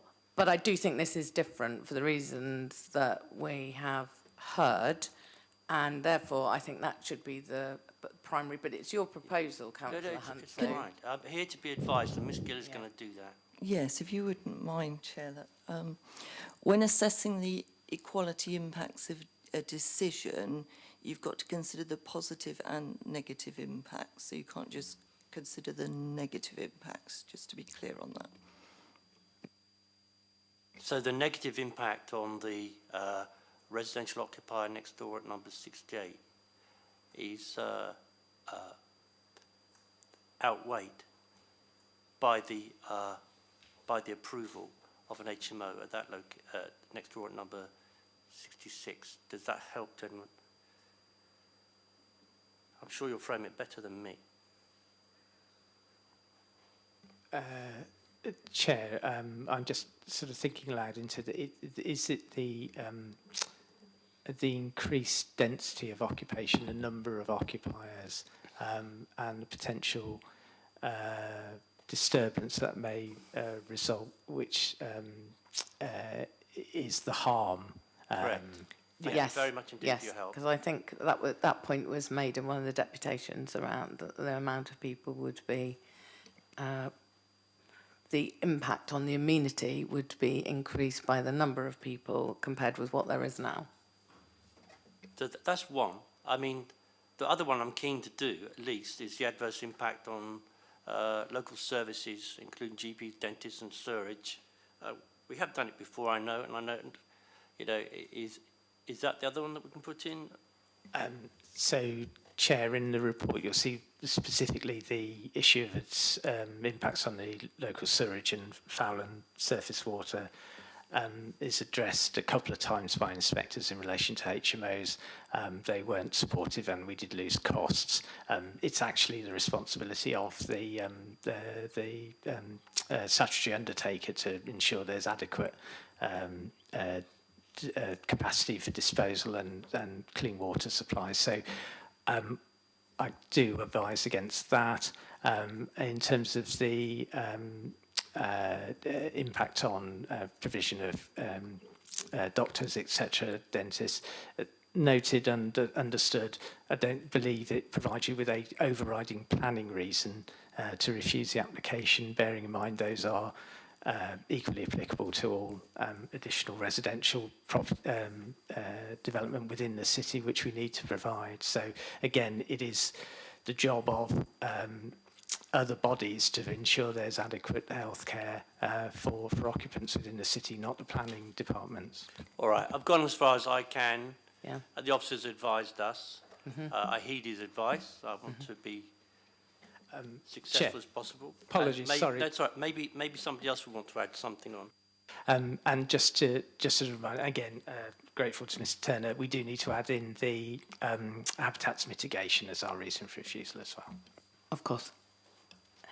Okay, are there any other comments on this or any other proposal? Yes, Councillor Shah. No, it's not a proposal actually, just a small request. As a committee, which I touched on just briefly, is we are in a difficult position as a planning committee members. Is it possible for the staff to bring those applications which appeals are approved and they are coming back as approved and we declined? So obviously that is costing the residents as well. So we need to know if we do decline any, refuse any application and that's approved by the through appeal, we need to know as well what's going on there, because that is costing our residents and they need to know. I believe that information is available. Officers will correct me if I'm wrong, but they print it into the members' information service. We do get an email which has weekly applications, delegated ones, and then appeals. So it's the third attachment. We were having them read out here, but the meetings have become so long that they now do it via the members' information service. Okay, right. I think we are... Oh, Councillor Atwell. Because it's just my internal voice is screaming at me. So I just, we're not going to put parking down as a reason for refusal. However, I get so really confused we're just members of the public as committee members. So I get confused, I'm sure other people get confused, why there are standards and then we're advised to ignore them when it comes to putting them as moving them as reasons for refusal. So I just wanted to kind of get it off my chest. Yeah. I tend to agree with him and with Councillor North. I mean, I'm happy to have the parking in there. The officers advise against it, but it doesn't mean to say we can't vote on that. Okay. So I think it's probably to do with there's a clarity around our parking, where we have residence parking zones, which has a kind of identification of how many permits you're entitled to per house, whereas in other areas you can't pull on that. But David, is that the reason why that you're advising that we can't put parking down? No, just generally a half space shortfall on a property that could never provide half a parking space is it's very difficult for us to substantiate an overriding harm in either highway safety or the function of the network, just because I think Councillor Atwell would want that included.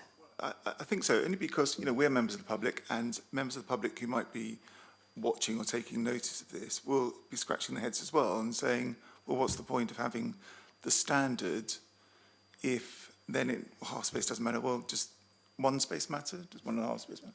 I mean, I don't know what the threshold is for, for us to sort of add weight to parking. As far as I'm, a simple person, we've got a standard. This application has breached the standard. It should be a reason for refusal. Chair, the only thing, of course, it can be added to and can be voted on. I have to caution against it. The other issue I would raise is that I think I recently worked out that in the last year, this committee's determined over 80 HMO applications.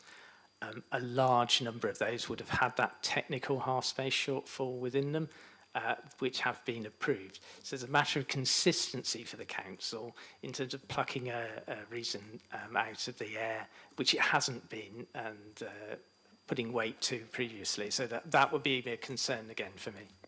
We don't have Chair, I expect that we've also had appeal decisions covering parking, have we not?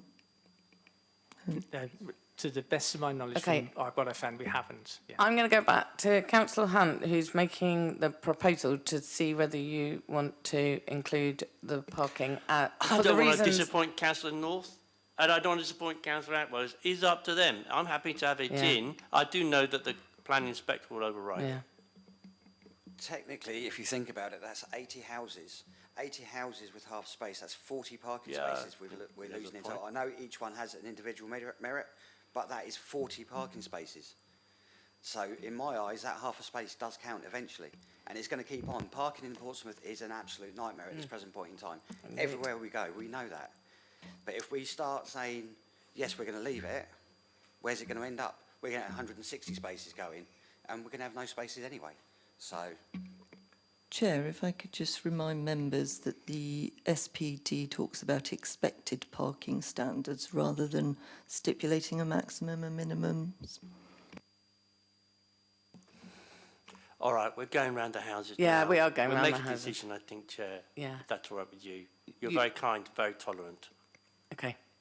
So is the parking left out of it, Councillor Hunt? Yeah, it's in. Yeah, okay, it's in. So we're going to put the parking in. Okay, so we only have one proposal in front of us, proposed by Councillor Hunt, seconded by Councillor Cordy, and that is to refuse the officer's recommendation for granting planning permission for the reasons that we've talked about for quite a while now, so I'm not going to go over them. But I think the only thing I want to highlight is the primary point that makes this very different is that the protected characteristics of the immediate neighbour. So, all those in favour of the recommendation to refuse planning permission? 2, 3, 4. So that's 7. All those against the refusal of the planning permission? And any abstentions? 1 abstention. Chair, on this one, may I beg, plead, that when it comes back from the planning inspector, we actually have an update this time into the planning committee. On this particular occasion, it's important, I think. Okay, so that motion is carried. Planning permission is therefore refused by this committee on this day. Thank you so much for the deputation. I know that was a really difficult thing to do. But also I want to emphasise the fact that we have focused on planning reasons, and we're always told that we judge things on a case-by-case basis, and I think it was a very robust discussion. So we'll see what happens if it goes to appeal and what the regional planning inspector says. But I think we've had a robust discussion today about this particular one. So thank you everyone for your time. Okay. The next application, are we all right to keep going at the moment? I'm sure we're going to need some kind of comfort break at some point, but let's get psychologically further through it. So, if I remember correctly, the next one, that was 2, is Gladys Avenue, 80 Gladys Avenue. We'll just let people leave.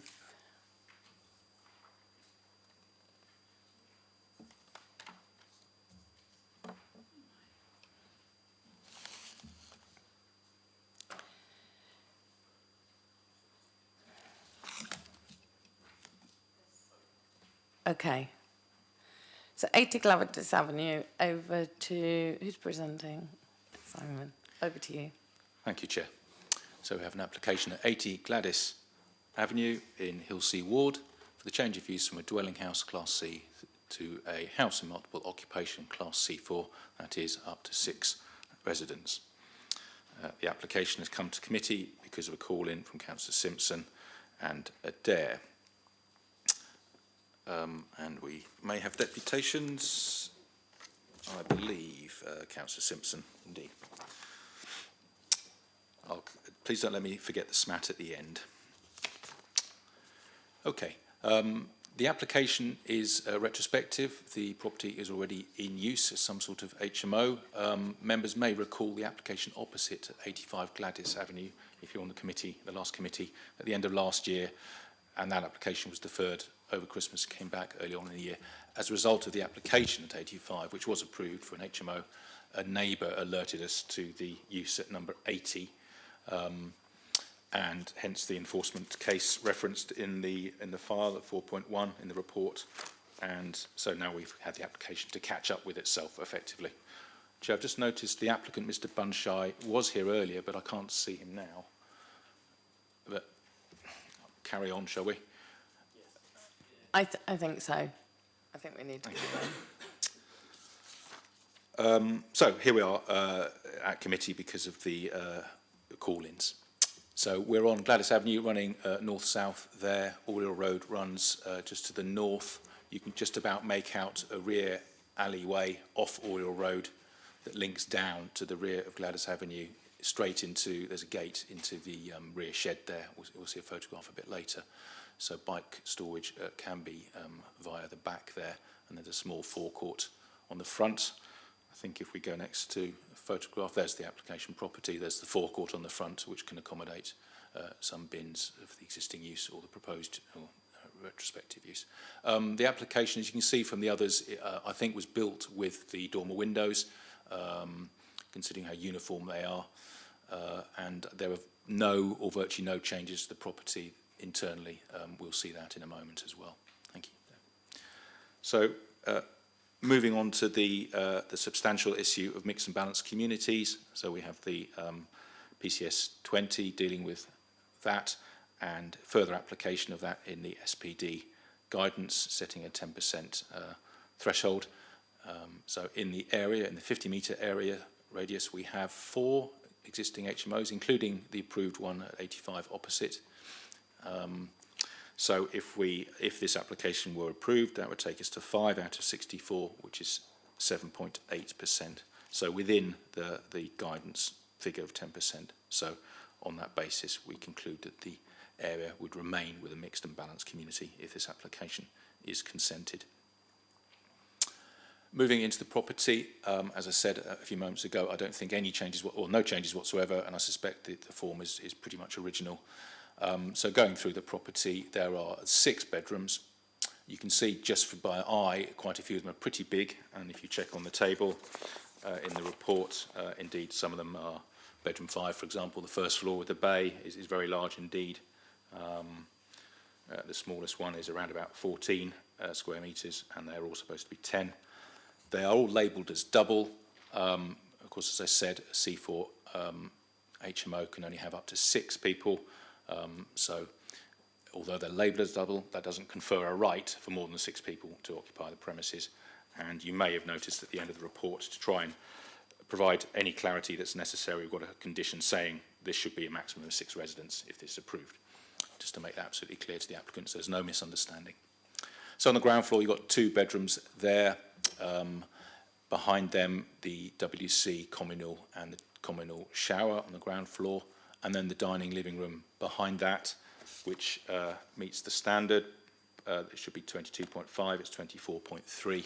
We're also happy with its configuration and outlook and light as well, as we are with all the bedrooms, which are of course original bedrooms. Moving upstairs, particularly large bedroom number 5, number 4, shared bathroom, and number 3 at the back there. And then going upstairs, number 6, the front with the dormer window facing forward, and then a spare room or storage space really in the roof, and a couple, the ones with the sort of diagonal hashed lines at the rear, those are 2 storage spaces in the roof, walk-in storage spaces. So it meets the guidance quite easily in terms of, especially with the bedrooms all being a very good size, subject, as I said, to the condition of a maximum of 6 residents, making that absolutely clear. I think that is the long and short of it for you. You asked us to remind you about this. Thank you, Chair. So we've had overnight comments, I think that my colleague Alison will read out in a moment, but just after publication, more or less a week ago, we had a couple of later representations direct from residents that we've got here in the SMAT. So for item 11, I'll read those out. Since report publication, 2 more letters of objection have been received, repeating some comments already addressed in the officer report and making some new comments as follows. And the officer response is in italics.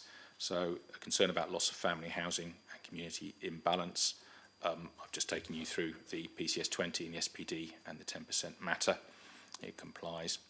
Number 3, calculation of the 50-metre radius artificially inflates the number of properties. It does not.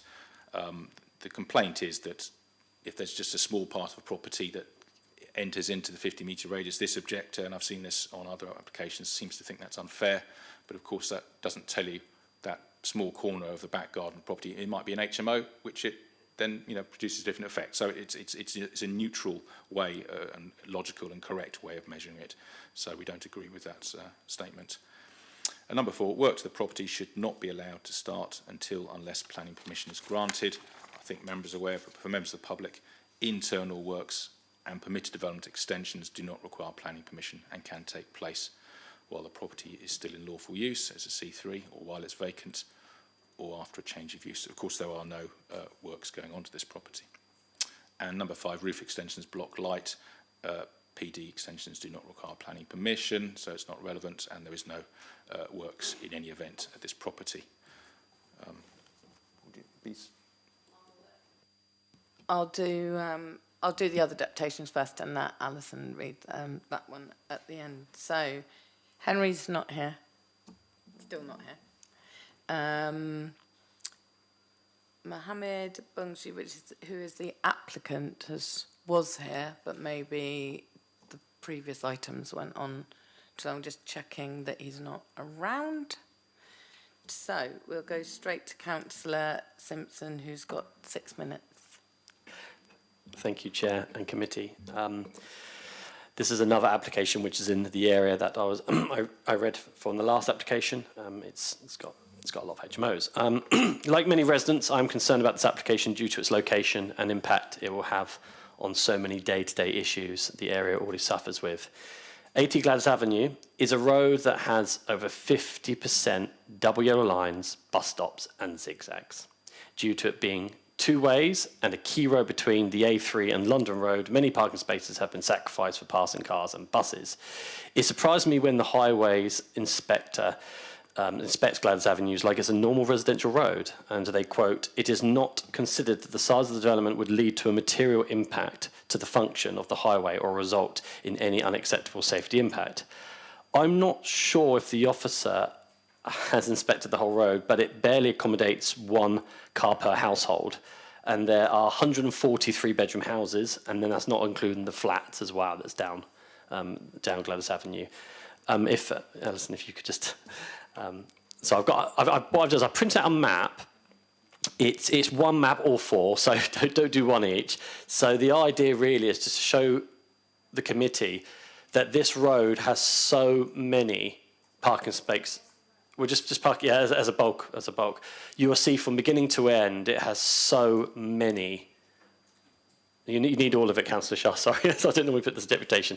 I just wanted to clearly outline so that the committee can see the road and see that actually, when it comes to parking, it should hold a bit more weight. But let me just finish my deputation. The officer states the difference of a half a space is minor and not considered a matter to justify the withholding of planning permission.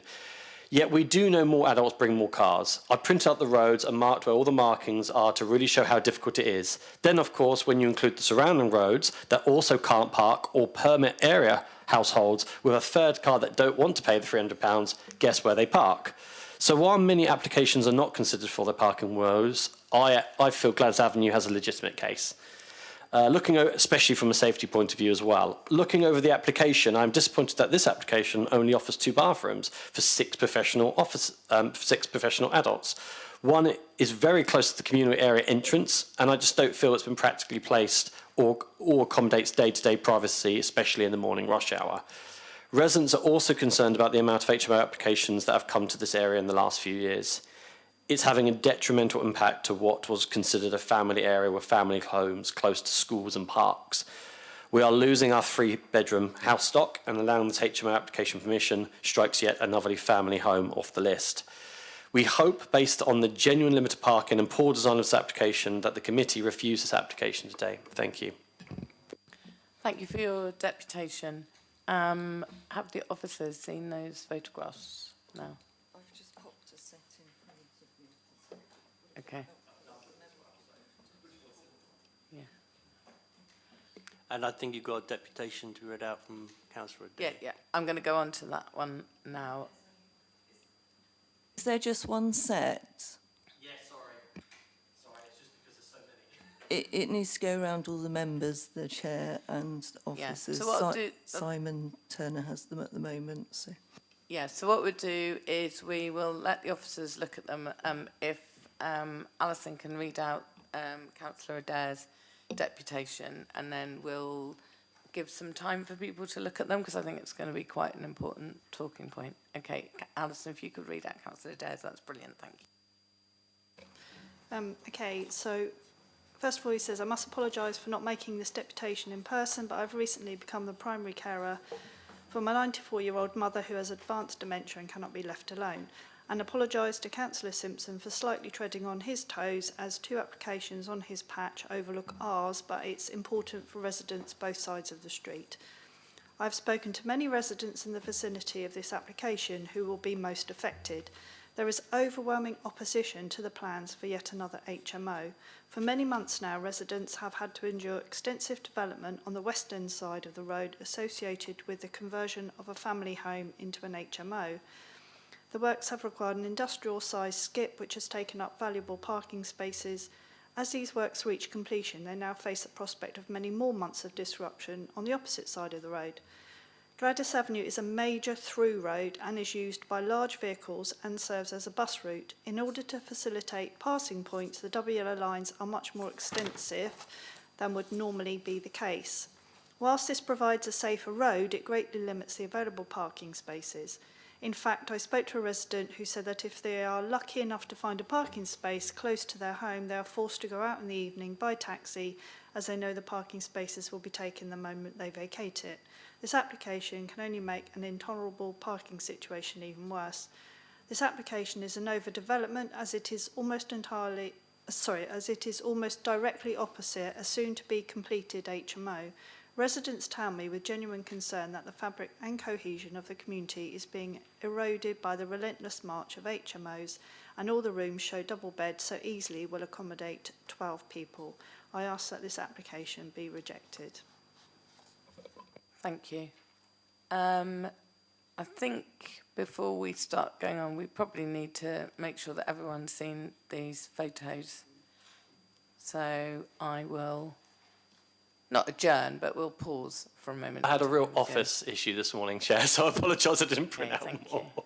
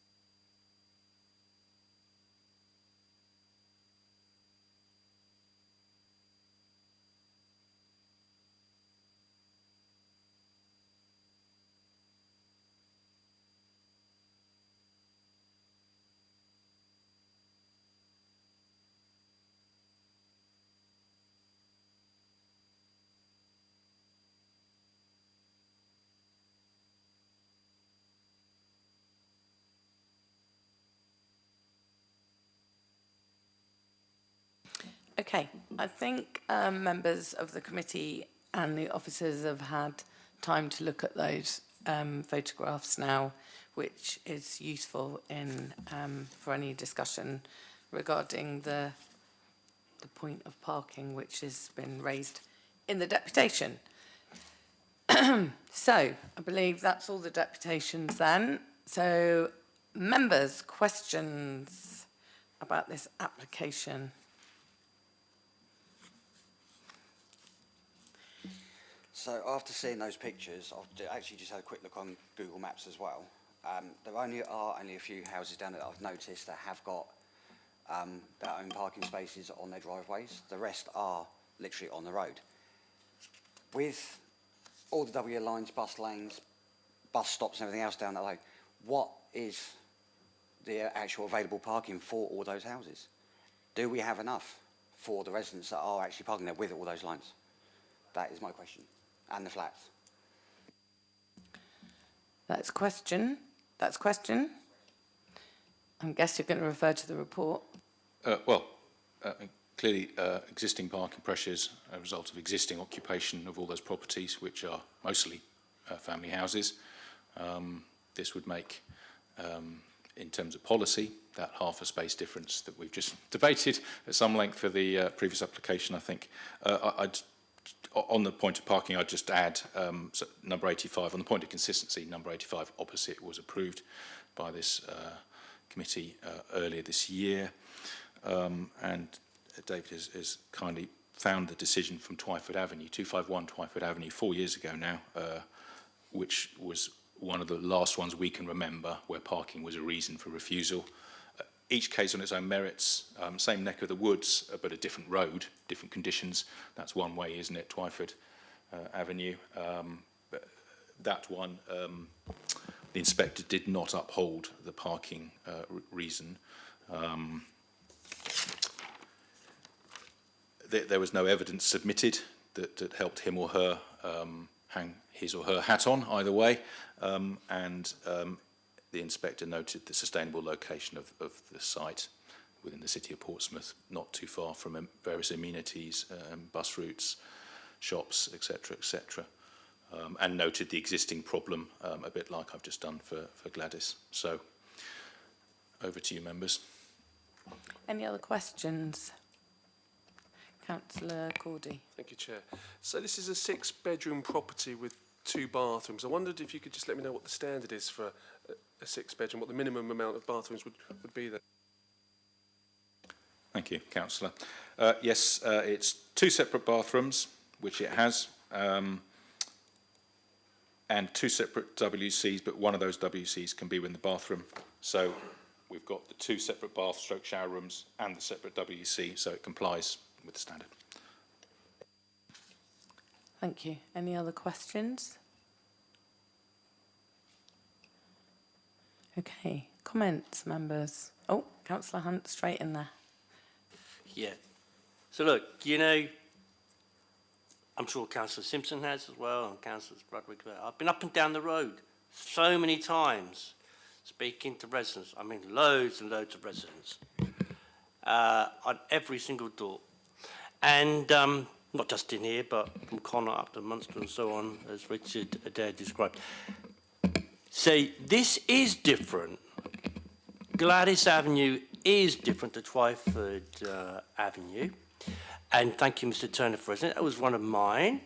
So I remember there was Councillor Stubbs was in the room at the time, and he was umming and ahhing about it. But in the end, he said, well, you know, we either have standards or we don't have standards. And so, yes, it went out. And I remember it's on the corner, if I remember rightly, with Grunison. And it was intended for nurses. And I believe that there are nurses in it. Everybody said there wouldn't be, but I believe them. They get on their EV scooters and they go up and down to the hospital. So, you know, what was done was done. But yes, the planning inspector chucked it out on half a car parking standard. The difference is this time is the evidence that's been submitted by Councillor Simpson and Councillor Adair and the local knowledge that we've seen from the pictures, the sheer number of double yellow lines. So my proposal is to reject this because of the adverse impact on available parking in the immediate location. That will have an adverse impact on residential amenities. The half a car parking requirement that's not been met is actually very relevant in this particular case. So there is absolutely no other way that we could oppose this because all the room sizes are quite large. But I mean, the reason this came up or was discovered was because as a result of us going up and down the road and residents telling us what was going on. At the time, I think, you know, there was a bit of disbelief about whether or not there were these sorts of HMOs operating without planning permission or a license, and sometimes the other way around. But they are there and they are being hunted down and they are being dealt with gradually. All right, so that's my proposal. It is on parking. I suspect Councillor Atwell will agree with me on this. And I think Councillor North certainly is going to. The officers won't. I accept that and I understand that. But, you know, this is an exception to the rule because of the high demand for on-street parking, which simply cannot be met, and the half a parking, the need for the extra half a parking space that would be required by this is very relevant. Is that clear, Chair? Thank you, Councillor Hunt. Yes, Much I think obliged. you made it very clear. And Councillor Atwell, sometimes he's full of surprises, but we'll see whether you were right in your prediction. Well, here's where I am. I mean, officers are very keen that we're consistent, so I feel that I have little choice other than to second Councillor Hunt's proposal to refuse the application. For those reasons about the parking. Okay. Thank you very much, Councillor Atwell. Are there any other... Oh, hang on. We've got Simon coming back in. Thank you, Chair. I just wanted to assist members further.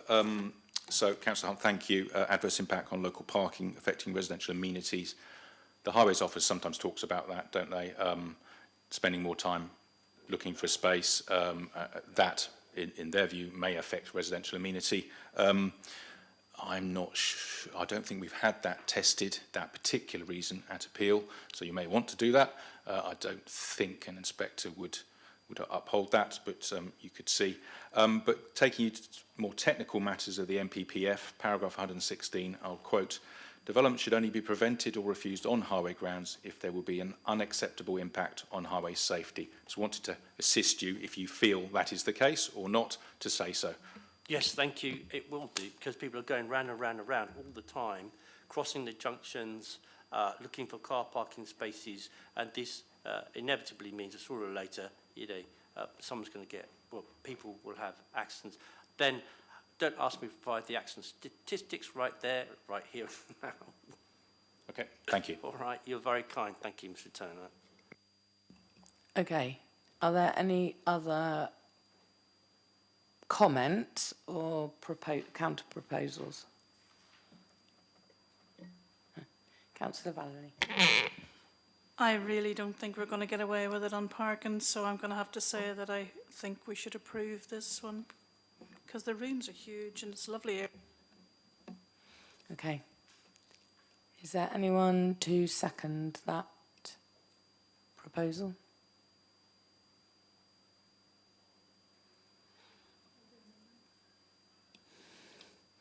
No. So, we have a proposal in front of us to reject. Sorry, was the last one seconded? I beg your pardon. No, there was no one seconding it. So there's one proposal in front of us to reject this application based on the Hello? Sorry, I didn't see you, Simon. Well, did you want to be clear about the reason? I think you were going there. Yeah, no, you can go. You can go for it. You Yes. might have the actual specific words. I was just going to go with the general vibe of the parking and the notes that I'd made. But I'm sure you So that's can. so liberal, going with the general vibe. But I'm sure that you've got better planning jargon to summarise what we've talked about. Just to make it clear, the original amenity reason and the highway safety reason is what I think members would like to vote on. Does it also need SPA, Simon? No, it's Class C4 now. Okay. Thank you very much, Simon, for helping us with that. It is seconded by Councillor Atwell. So, all those in favour of the proposal to reject this application?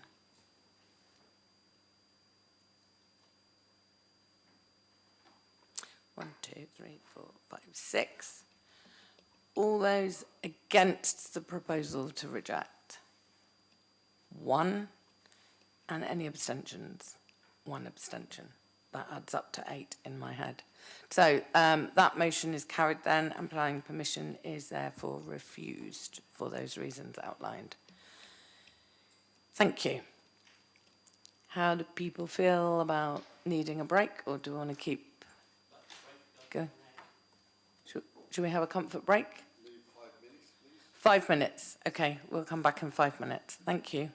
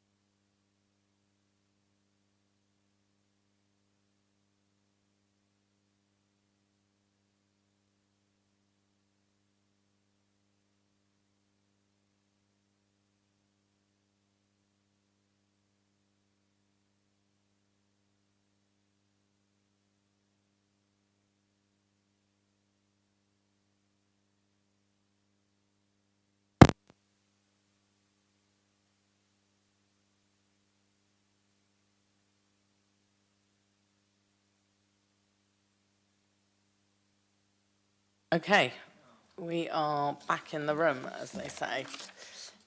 So now I think we're back to going through the rest of the agenda in the order, the original order, which means we go to item 4, which is Auckland House, 55 St Ronan's Road, which is the change of use from a care home to a 12-bed HMO sui generis. Okay, who's presenting? Simon, over to you. Thank you, Chair. As just mentioned, we have an application at Auckland House, which is 55 St Ronan's Road, Southsea, in Eastney and Craneswater Ward, for a change of use from a care home, Class C2, to a 12-bed, 12-person house in multiple occupation, sui generis, including various alterations, which includes the excavation of a light well to a basement at the front elevation and also to the rear. It's not in the development description, but it's there in the details. I'll show you that shortly. The application has come to this committee because of the number of objections, 35, and a call-in from Councillor Winnington, who was down to make a deputation, but I don't think he's here today. He is. He did arrive. He did arrive after we did the there you are. introductions. Thank you. And the applicant's agent, Apple Core. I have a SMAT that I'll come to in due course.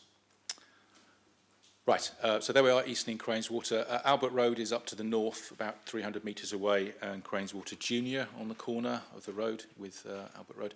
Away to the southeast, close by, you've got Canoe Lake and the seafront, and bus services down there, and also on Albert Road. Thank you, David. It's a mid-terrace property, as mentioned. Care home use is the lawful use, although it has been vacant for 2+ years, I believe. A couple of trees are in the back garden. They've been marked because they were raised in representations. You'll see photos later on, and it's in the report. There are a couple of fairly straggly palm trite type specimens, so there's no reason to protect them for amenity or ecology reasons.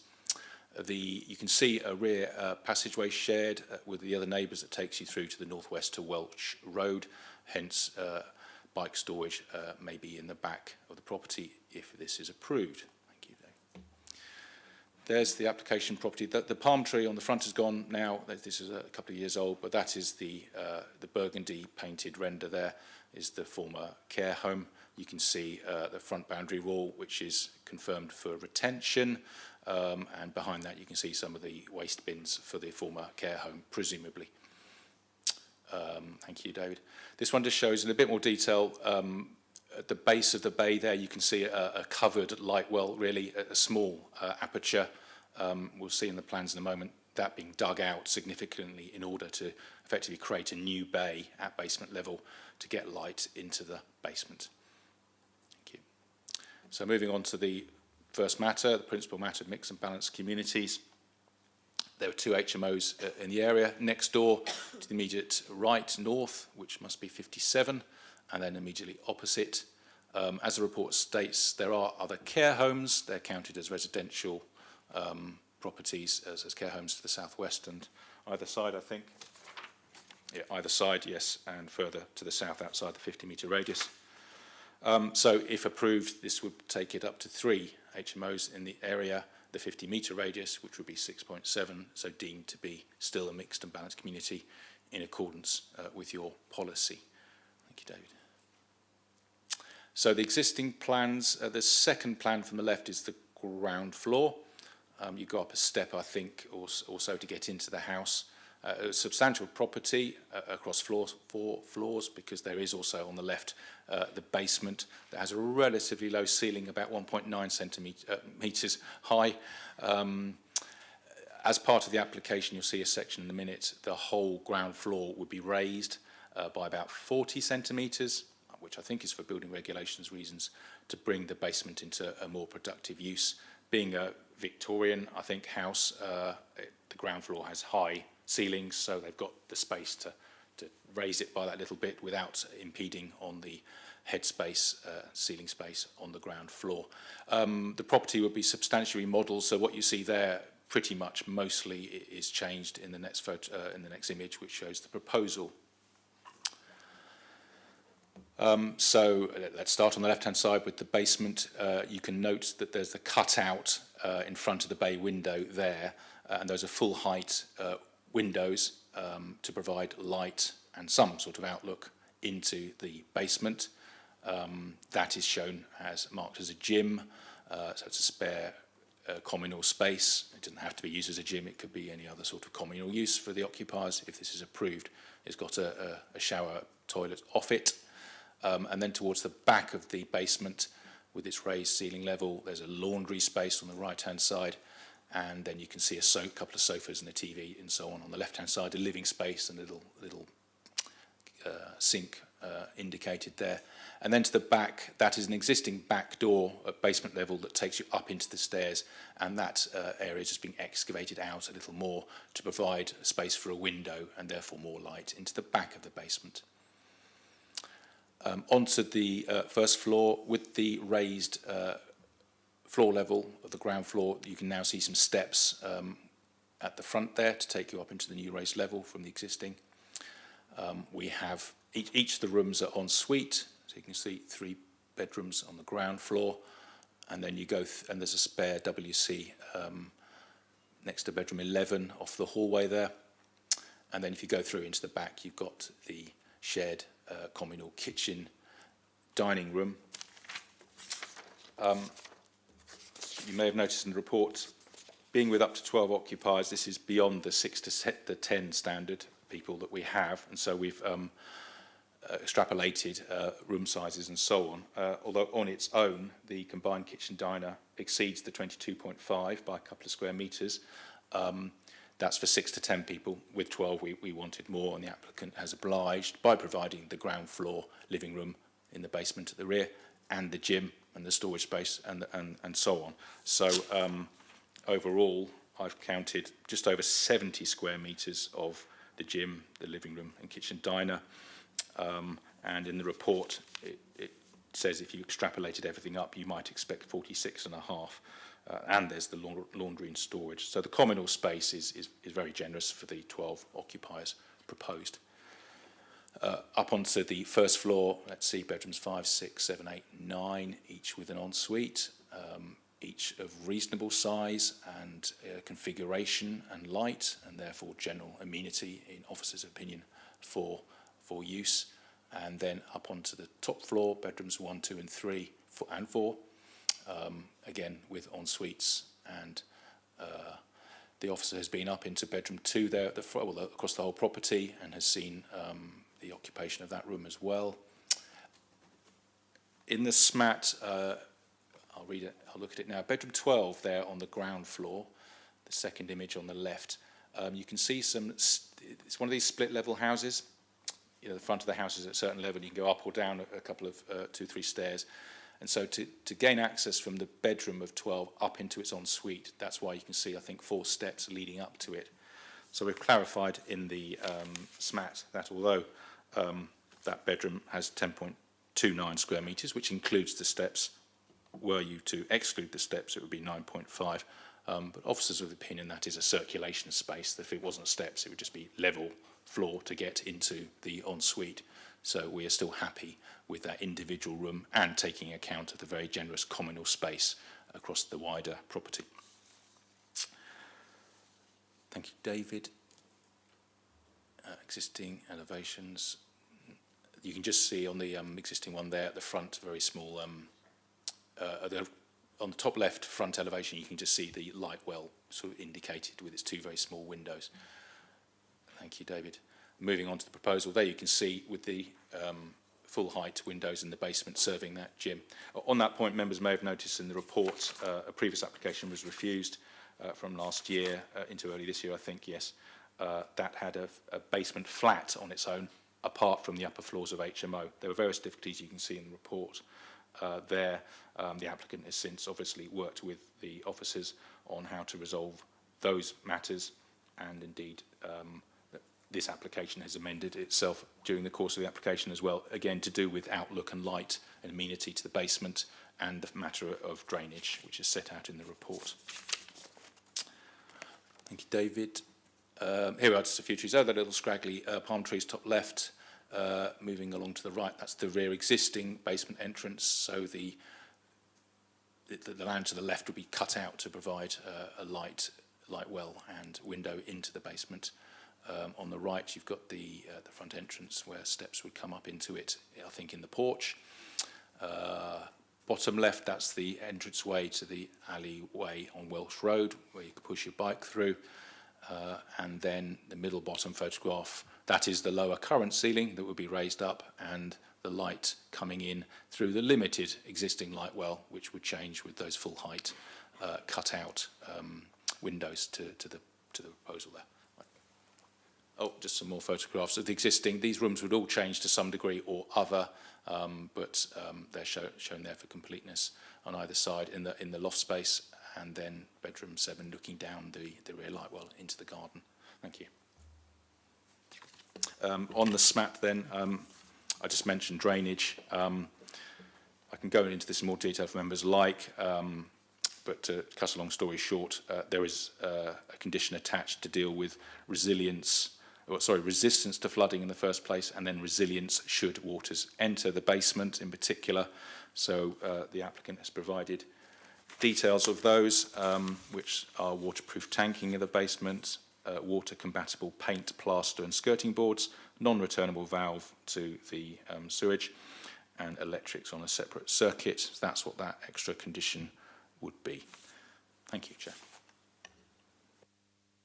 Thank you so much, Simon, for that. We have 2 deputations, so we'll start off with Carrie-Anne, who is the agent. Okay, so 55 St Ronan's Road. As the officer has stated, the application before you has been previously refused for a mixed-use HMO and a basement flat. I'm here today presenting a fully compliant, well-considered scheme which has evolved over the time to the proposal you see today, after careful input from ourselves, the planning officer and a flood consultant, and the waste team. We've worked with PCC to amend the scheme throughout the application and address any possible concerns. I note the updated SMAP makes reference to bed 12 being under the 10 square metres, but I think it's important to note that all the bedrooms in this property could be 7.5 and still be fully compliant because of the generous provision of communal areas.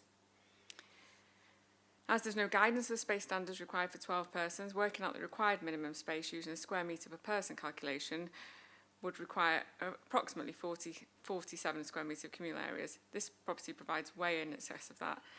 The existing basement will now be given over entirely to communal areas, which proposes another further 50 square metres and will contain a gym, secondary lounge with a small kitchen area and a laundry room which significantly exceeds requirement. A client is the gym's already existing, is already but at a lower height level, and a client is very keen to make use of that rather than it just remain as storage. During the life of this application, flood assessor has said that we can't have sleeping accommodation within the basement, which is why it's been given over to communal area. There's been some discussion regarding the trees at the rear, and our client is keen to retain these. Whilst they're not technically trees, palms are a member of the grass family, our client is understanding of neighbours' comments wanting to retain the privacy the palms give them, so he's happy to retain these. There is also access from the rear to make it easier for those tenants who choose to use cycles. I hear again and again about the additional people and the overdevelopment from people moving into these properties. This already is a large property. It's been vacant for a long time. It's been broken into. It's had antisocial behaviour and is in dire need of actually something happening to this property. It's just becoming more and more neglected. I hope you agree with officer recommendation today and approve. Thank you. Thank you, Carrie-Anne. Councillor Matthew Winnington. Thank you very much, and thank you for having me today here, colleagues. This is a classic Cramityn HMO. This was a property that was 10 bed when it was a care home for people with learning disabilities. This is now 12 beds. It actually never had more than 8 in it. It was actually an eight-person care home at the time. And therefore, in the report itself, the information is incorrect because it said that it was a care home which had 10 people in it, and yet it only had 8 when it closed a couple of years ago, as has been mentioned. there's very poor external amenity on this property. I know that is not a planning consideration, but it is something about we should be looking at the right amenity for people living in HMOs. And indeed, a 12-person HMO is a particularly large HMO. We often hear that, I actually give the applicant credit today, they don't try to have this fantasy that it's for young professionals and people who, you know, want to live in that kind of thing. That's not what happens with a 12-member HMO. Who would want to live in a house with 11 other people? Very, very few people, unless you've got no other choice. There's a parking issue here. It says in the reports, 106% capacity in MD parking zone. This is in MD parking zone. Unlike other places we've heard today, we can actually clarify that. Indeed, it's in the same parking zone as Shirley Road that was turned down earlier for the flats. So take that into account. So there is no parking space, it goes with our policy. And also, there is only 8 cycle spaces. It says on the policy that if you have an HMO of 4 or more, you should have at least 4 cycle spaces. So if it's 4, if you have an HMO for 4 people, you should have 4 cycle spaces.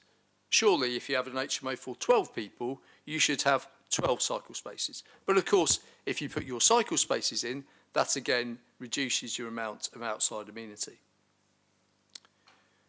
The communal space, I have severe concerns about the fact that at the bottom they're saying that the flood mitigation is relevant.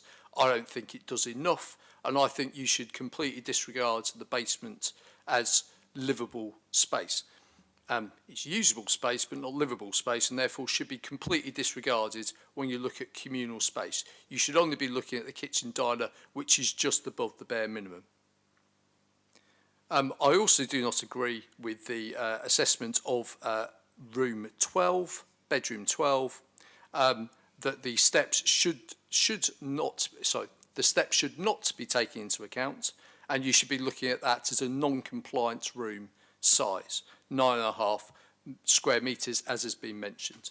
I have had advice on this from another councillor in the ward, and he is of that opinion, and he knows much more about this than I do, so I will trust his opinion on this. Also, that room is on a ground floor, and look where its window is. Its window looks directly at a wall, the wall of between the 2 houses. That will mean that that person has no proper natural light. They are looking out on a wall at ground level. They have got no way of seeing properly at all. They will get shadow, they will not get natural light in that room at all. 35 people have opposed this. There have been no support. Just put that in there. This is an application, this is opposed by people in the local community. And I'm coming to something that I didn't know before. And I heard the discussion in the break that other people hadn't heard before, public sector equality duty. Well, this is very interesting. It's a very interesting location. It's been mentioned that this was a care home, and indeed on the plan of the area you can see that there is a care home virtually next door, Bluebell. What it doesn't show is that there is also a care home further down the road, St Ronan's care home, but also just to the east, just to the northeast of this property, there is another care home. This property is literally in the middle of 2 care homes. And so on protected characteristics and under the public sector equality duty, you're putting a 12-person HMO directly between 2 care homes. 2 care homes for elderly people, including people with dementia, and including people with disabilities. So I would say this would breach the public sector equality duty under both age and disability, and therefore it should be refused on that as well. So members, colleagues, you have got many reasons to refuse this application. You've got it on space, you've got it on bare minimum amenity, you've got it on a room, you've got it on a room that is non-compliant in 2 aspects, and you've also got it on a public sector equality duty because you would be putting a 12-person HMO in the middle, literally in the middle of two care homes. They are, I think, there's one property on each side between care homes in this property. And there's another care home just down the road as well. So there you go, members. I hope you refuse this application. Thank you, Councillor Winnington, for your deputation. Okay. Questions first. Councillor Hunt. I'm very interested in room 12. It shows the benefit of councillors coming along and making deputations, which the government may well remove in due course. Well, it's going to, it says. Anyway, I'll stop there. Bedroom 12, and this window that Councillor Winnington mentions, gentlemen, it looks out onto a brick wall. Is that correct? Was I right on that, or have I got the wrong room?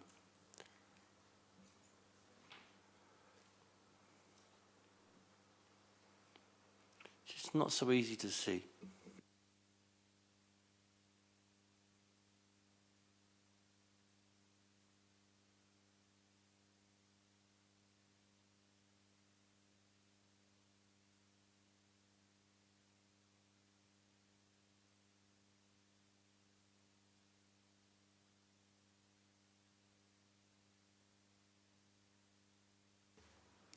Shall I assist? Yes. Thank you, Councillor and David. So the middle photograph, bottom right, would be the side-facing window, which I think is an existing one, or if it's not existing, it's in this more or less the same position as an existing lounge window. So look across that relatively wide light well gap, we call them, between the rear wing and the neighbouring wall, which is probably around about 6 foot in old money, 1.8 metres, I think, I'm guessing, and then the other gap and the rear wall of the adjoining property.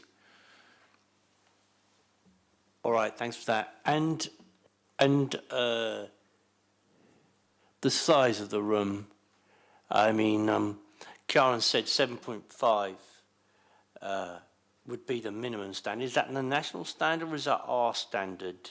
Because our standard is greater, isn't it, at 10? Thank you. I'm grateful to Applecore because they've this is an unusual one with it going past the 6 to 10 people, and we've done in the report, we've extrapolated how you might calculate beyond the 10, because clearly with another couple of people, and that's set out in the report, and I took you through that, didn't I, a moment ago, saying how it was past the 70 square metres and so on.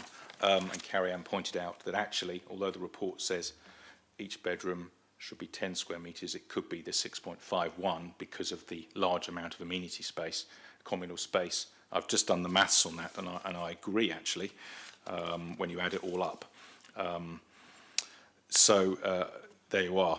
I think the bedrooms could actually be 6.51 because of the total amount of communal space, notwithstanding what Councillor Winnington's opinion is that. So I would have been happy to defend the 10.29 in any event. As I say, I think 4 steps up into the ensuite. If the steps weren't there, it would just be space that you would need to get through to get to the ensuite. So I'm not sure what else you could do with it. So in combination with the very generous amount of communal space across the wider building, officers didn't have a difficulty with that particular room. Yeah, and the next step then, I was trying to stay on message. The next step then is to the communal space downstairs then. Councillor Winnington says that it should be disregarded. Is it normal to take such a large amount of communal space that, from what the report says, is a jeopardy of being damp or because it's so far down? I heard things like waterproof paint being used and stuff like that, and waterproof plaster, which just set the alarm off for me, which indicates to me that, there's concern about a damp issue down there. And if it is damp, or it's likely to be damp, I know as you'll say it's a builders control thing, but if it's likely to be damp, how on earth can it be even communal space where we expect people to spend their time, let alone living space? I mean, what is the difference between the communal space and the living space? Is it living space if it's damp? You know where I'm going. Yes, I think for any basement, you'd be well advised to tank it, to waterproof it properly, irrespective of the wider issues around flooding from associated with the sea overtopping. So I think that's normally a good thing to do in any event. So it's the resilience if there were to be flooding getting into that basement, which is pretty unlikely because of the future sea defences going in. But based on today, where those sea defences aren't finished, it's a very pessimistic view. That's one of the issues. So that they have demonstrated how if there were to be water ingress down the steps at the front and the back, the two light wells, then you need to make it resilient so that you can bounce back more easily. So you don't have a carpet, you have water-resistant paint from the inside, effectively, let alone tanked onto the ground that you're next to, and isolated circuit and the other measures. So, and by raising the ceiling to a normal 2.3 metres, that's perfectly, well, it's going to meet building regulations, clearly. That's a normal height in a modern building. And then by digging out the light wells and producing light, I do think it will be an acceptable communal amenity space. Very good. Is tanked then? What do you mean by tank? I know what tanking does and how it's done. Is it professionally tanked down there to stop the water coming in from the ground and from the side? The agent has just nodded yes. If it wasn't, I'm sure they would, to protect the investment and the residents. All right. Thank you very much.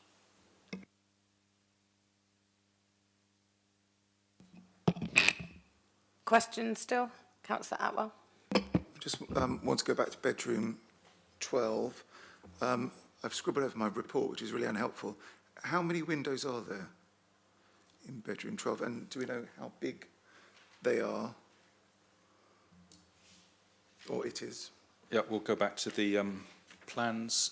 So there's a side window which is indicated. It's hard to see, Councillor, you're right. It's next to the indicated position of the bed, alongside the bed, effectively. I don't know if David can just there. That's it. That's the bed and sorry, the window, and we can find it on the elevation again in a moment. It looks like a fairly tall window to maximise the amount of light from the northwest sort of aspect. Note that the bedrooms above it have 2 windows available to the occupants. Is that right? Yeah. Certainly bedroom 8, yes, you're right. I'm not sure about bedroom 3. We'd have to see the elevation for that one. So bedroom 12, much smaller, not as much light. Yeah. Okay. Well, it's got a bigger single window there on the ground floor, hasn't it? So swings and roundabouts, perhaps. A bit shadowing. Okay, thank you. Any other questions? Councillor, Councillor Valley put a hand up. I'll come to you afterwards, Councillor Hunt. Can I just make sure that if we do go through and approve this, that there is a condition about keeping the trees or grass or whatever they're called in the back, because actually occupants 9 and 7 in Welsh Road are really worried about that, about the privacy if they're taken away. Okay. Can we just check that there's no more questions, and then I'll take that. I'll take comments. Question. We've got the photograph at the end. Well, thank you. On the, shall I answer about the trees? Yeah, you can. I was going to go on to comments. I think that was around about privacy. Yeah, the question. Thank you. Of course, the existing distance separation between the rear of the application property and the property to the northwest there on Welsh Road, I don't think much changes. We've got a permitted development rear extension, but in terms of upper floor bedroom windows, they're being reused. So no change there, really, first of all. And secondly, we saw earlier on the image of the palm trees, that they're not a tree that we would ever protect for aesthetic or these particular examples for aesthetic or ecological reasons. So, or townscape. I see reasons. There we are. Well, yeah. Planning. I think with all the other houses, it's all cheek by jowl like any terrace street in any town, and you just go one next door and you can see just as easily into the neighbour's property in question. So I don't think they really make much difference with a number of neighbours looking into your garden and windows. Well, what I'm telling you is that these neighbours do think it makes a big difference to them. Councillor Hunt, did you have another question? I wondered if you would just bear with me, because I haven't got it clear in my head, excuse the pun, about the... Is there going to be a question at the end Well, of yes, it? about the light. I'd good. like, can we go through each room and look at the windows? Because it's important to the people, the intended occupiers, that they get natural light, but I just haven't had enough information from each room. So would you mind bearing with us and show us each room where the windows are and how they will light the room up?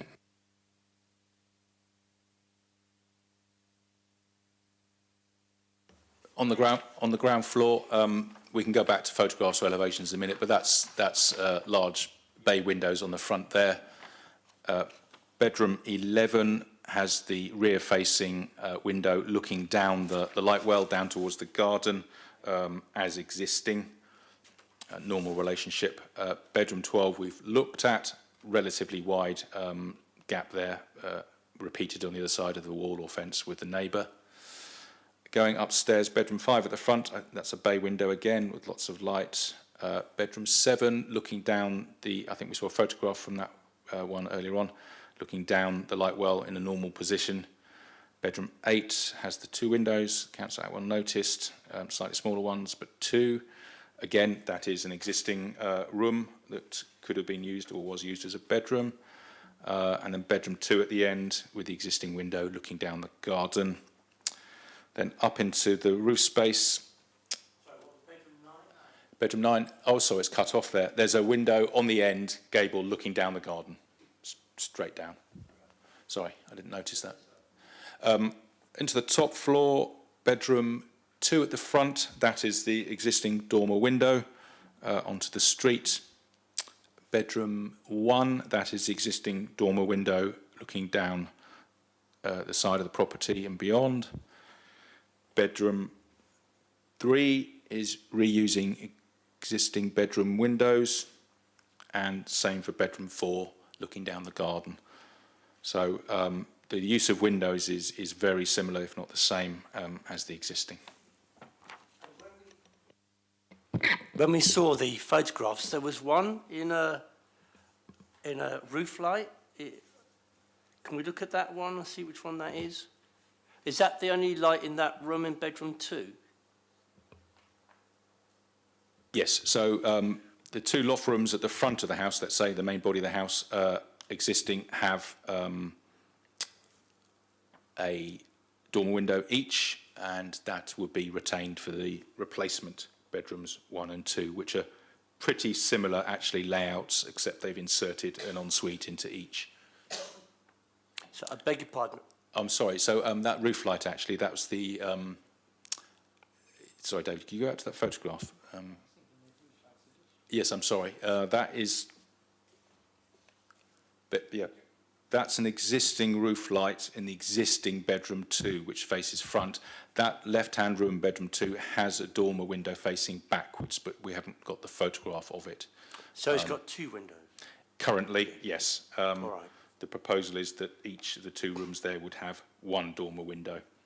All right.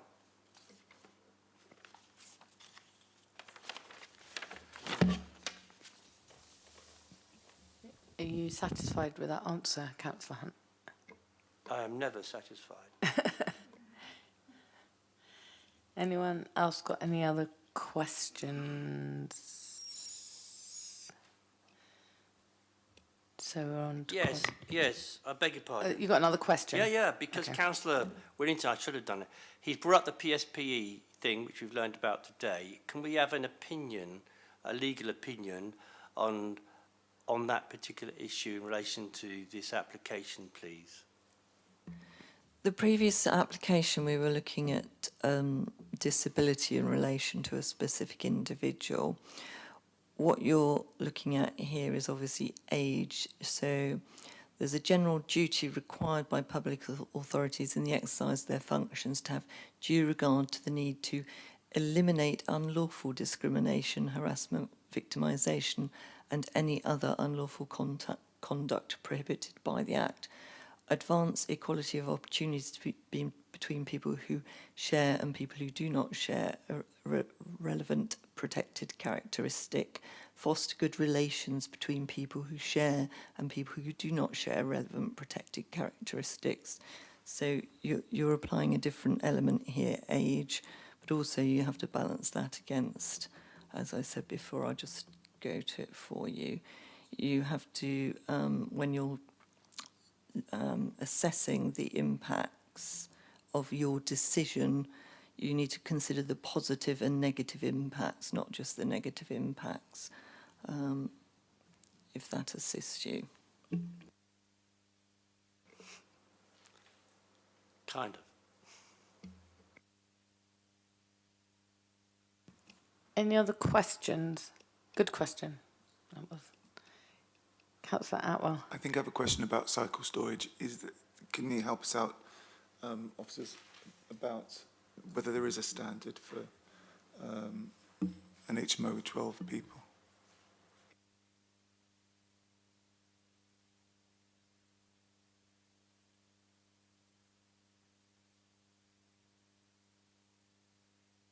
Bear with me, please. Just turning it up, if I can.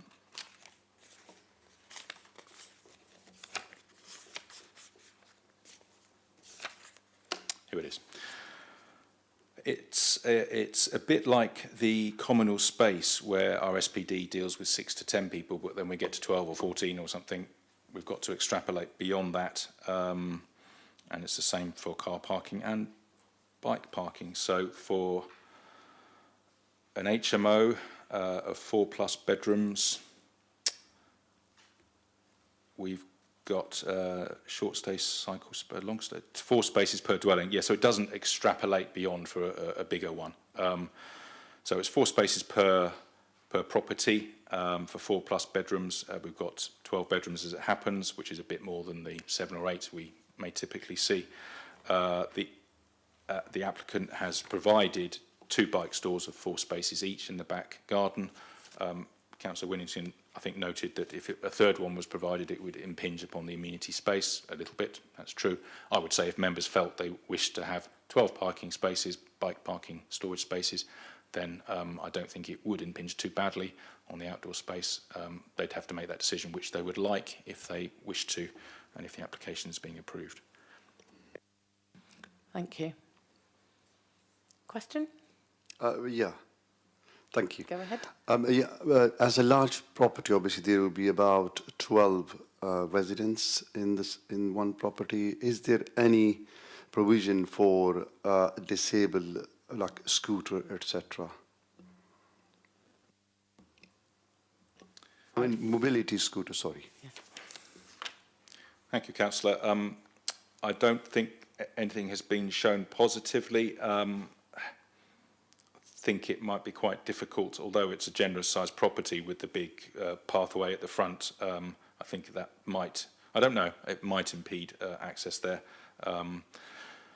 If there are no building regulations requiring it, I assume the applicant would have designed that in if there were, and I don't think it would get in through the back down the alleyway. It wouldn't be suitable. So I'm not sure if there's space for that, Councillor, or not. Councillor Hunt. I mean, he's just got a really good point, hasn't he? You know, we're supposed to consider disability and so on when we're making decisions around applications, and we've kind of forgotten about that. Sorry for saying that, but he's brought up a really good point. We should be considering this more. Is there any requirement for this committee to examine disabled access to this building so that we are applying equality properly? I'll have to take advice on that. That would be for the building regulations. Clear answer. Any more questions, councillors? Okay, shall we go over to comments? I note that Councillor Valley made the comment about the greening at the back, which we had an answer to, and we had a discussion about, or clarity on. Any other comments from anyone?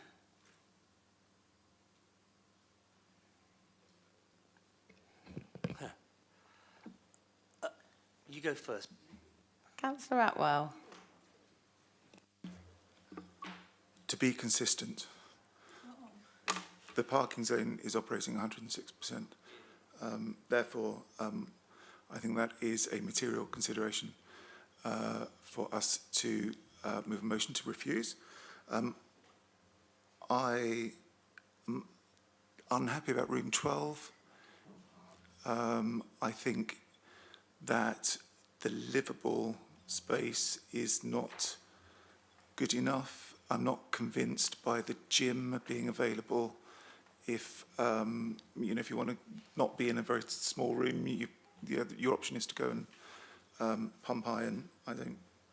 Doesn't sit very well with me. So I think there's an element of overdevelopment, and officers will tell me if there's anything that we can expand on.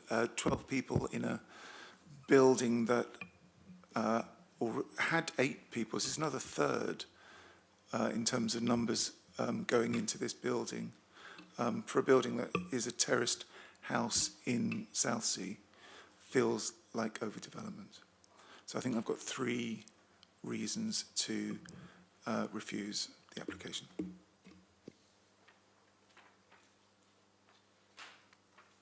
Councillor Hunt. Yeah, I agree with him that, room 12 is, it's a small room, and the trouble is the sense of enclosure is exacerbated by the fact that the outlook is straight onto a brick wall. So you create a sense of enclosure through bricks and mortar. It's like a little prison cell, really. And it's quite wrong for us. It's quite right for us to oppose that room as described by Councillor Winnington. And if it were to be smaller still, it would be even worse, wouldn't it? So that one there needs to be got rid of. And they need to do something with it. So I'm with Councillor Atwell on that. I'm really nervous about this application, very nervous, because we know that the government has been procuring HMOs in our city. We don't know what the future intended occupants of this property will be, and everyone knows where I'm going with this. But we're not allowed to take that into account. We have to look at the planning situation right in front of us.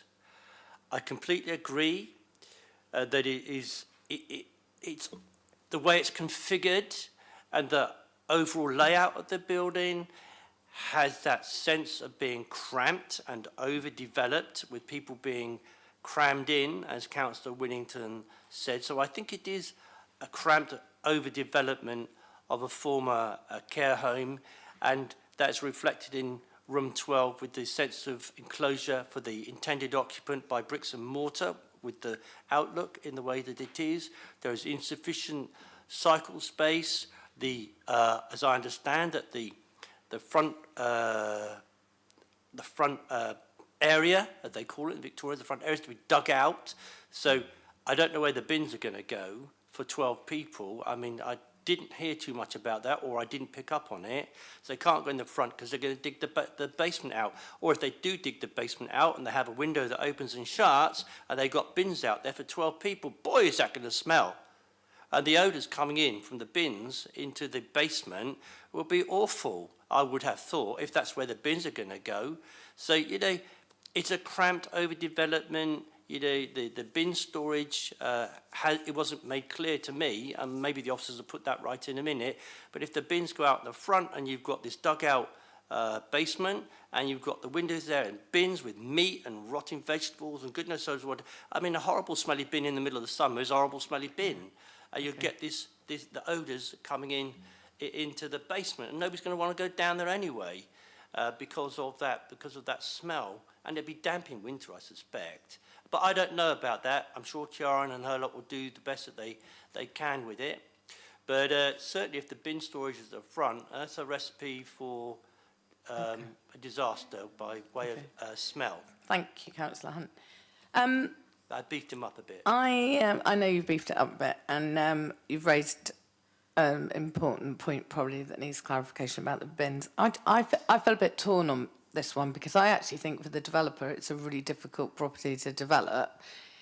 I must admit, as soon as I saw it, when I first saw the report, I thought, Jim, this is our kind of stealth room for another room being applied for. So I was actually looking at it as potentially a 13-bed HMO in the future if this was approved, because we've got a bit suspicious, haven't we, that where we see TV rooms and cinema rooms and gyms. But I'm reassured around the tanking. Otherwise, I suppose it could be an aquafit room, couldn't it? If it was like, if it went on.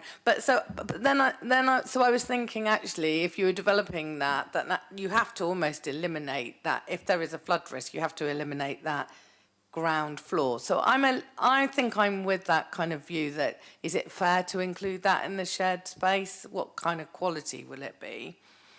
And then you go upstairs, and it's just like, why that many rooms? Why that? We're left with this room that is just too small. Why, if you were going to go for an HMO, why didn't you ignore the basement and then go for fewer rooms?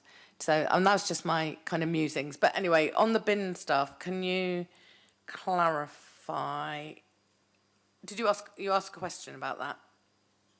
I didn't initially, but you know, Yeah. as you go on through this kind of Is stuff, the bin space at the back? and is it going to be at the front, and is it going to affect the downstairs rooms, that communal area? Thank you, Chair. If I may come back on one or two other things as well, if that assists. Right. So bottom left, yes, you've got the dig out that you can see to get light into the front of the property at the basement. On the second image on the proposed ground floor, you can see the bins lined up, and that has been looked at carefully by the waste disposal officer from the city. It's in the report that there is enough circulation space for those bins. There are enough bins of the correct size, etc. So that was a reason for refusal with the first application, and as I say, that and every other matter, the applicant has worked with the planning authority and the waste services to make sure that works. And there's a reasonable distance separation in terms of smells and so on. And it's not, of course, a bedroom down there. It's a gym. If you were concerned about the future use of any of the communal rooms, and if you were to grant planning permission, you could add a condition. It's in the development description. It says 12 persons, 12 bedrooms. But if you wanted belt and braces, you could attach a condition to make that abundantly clear. No more than 12. Parking came up. Thank you, Councillor Atwell. A bit different. I think, Councillor Chair, at the start of the agenda, you made the distinction between properties in residential parking zone areas and those not. This is in the residential parking zone, MD, and is opposite on the other side of the road, MF. So it's I think it was 106%. So whether as a care home or a C3 dwelling or an HMO, a maximum of 2 permits would be provided to the property. So it makes no difference whether it's a 12-bed HMO or a family occupying it. A maximum of 2 permits could be issued were 2 permits applied for. So I don't think parking can be a sustainable reason for refusal. Otherwise, in terms of is it overdevelopment or cramped, this is a large property. And they are simply making better use of the basement by raising the ceiling and getting light and space into it. In terms of overdevelopment as well, of course, the care and numbers of occupiers was referred to. There were 8, or was it 12 or 10? I think 8 has been referred to. Whether or not it could have accommodated 10 elderly residents, I don't know. But of course, there would have been staff there as well. looking after them and all the extra space and activity that goes on with that inside the building and to and from the building, which I think is reasonable to consider if you're making a comparison between the two land uses. Thank you. Thank you for those answers. Councillor Hunt. Yeah, I'm really grateful, Mr. Turner, but it only makes my concerns greater because if you have this communal basement, and you've got, I can't remember the bins, I counted 6 or 8 bins, it's gone now, but directly in front of a window that gives light and presumably air into the communal area, they're going to really smell. I know what my bin's like, and I'm really good at this time of the year. It's really smelly, but I read all the waste and everything. Yeah, but they still pong, and that smell is going to go down into the communal area, and that's not fair on people if that is a communal area, living area, because their residential amenity will be harmed by unpleasant smells as well. I mean, this is going to be 12 blokes in there, and they've got a gym there for crying out loud. I know ladies do the gym too, but this looks to me like a bloke's place. And thank you. Yeah, it does. It does. I think. Yeah, I know. Women can go to gyms, and it might be. That's what I said. To be serious, though, it might attract some people to it, whatever gender they are. Of course, of course. So but I know Councillor Vallely wanted to come in. Yeah, I still think that the bins are going to pile up, and it's going to be smelly for the people in that communal area, and they aren't going to want to use it. So I hope that Councillor Atwell might consider taking that into account for his reasons for refusal. Okay, thank you. Councillor Vallely. First of all, the bins shouldn't smell because you should be using your food bins. Yeah, that's right. And I think we could stipulate that possibly.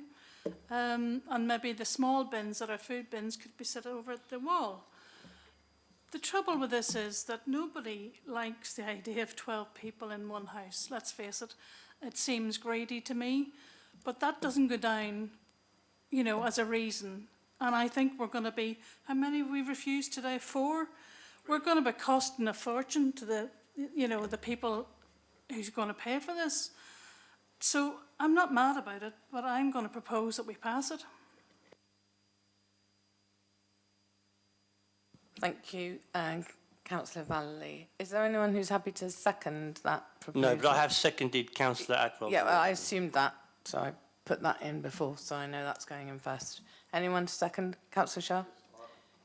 We do actually, because I think this will be the least worst option to use that property for. Okay, thank you.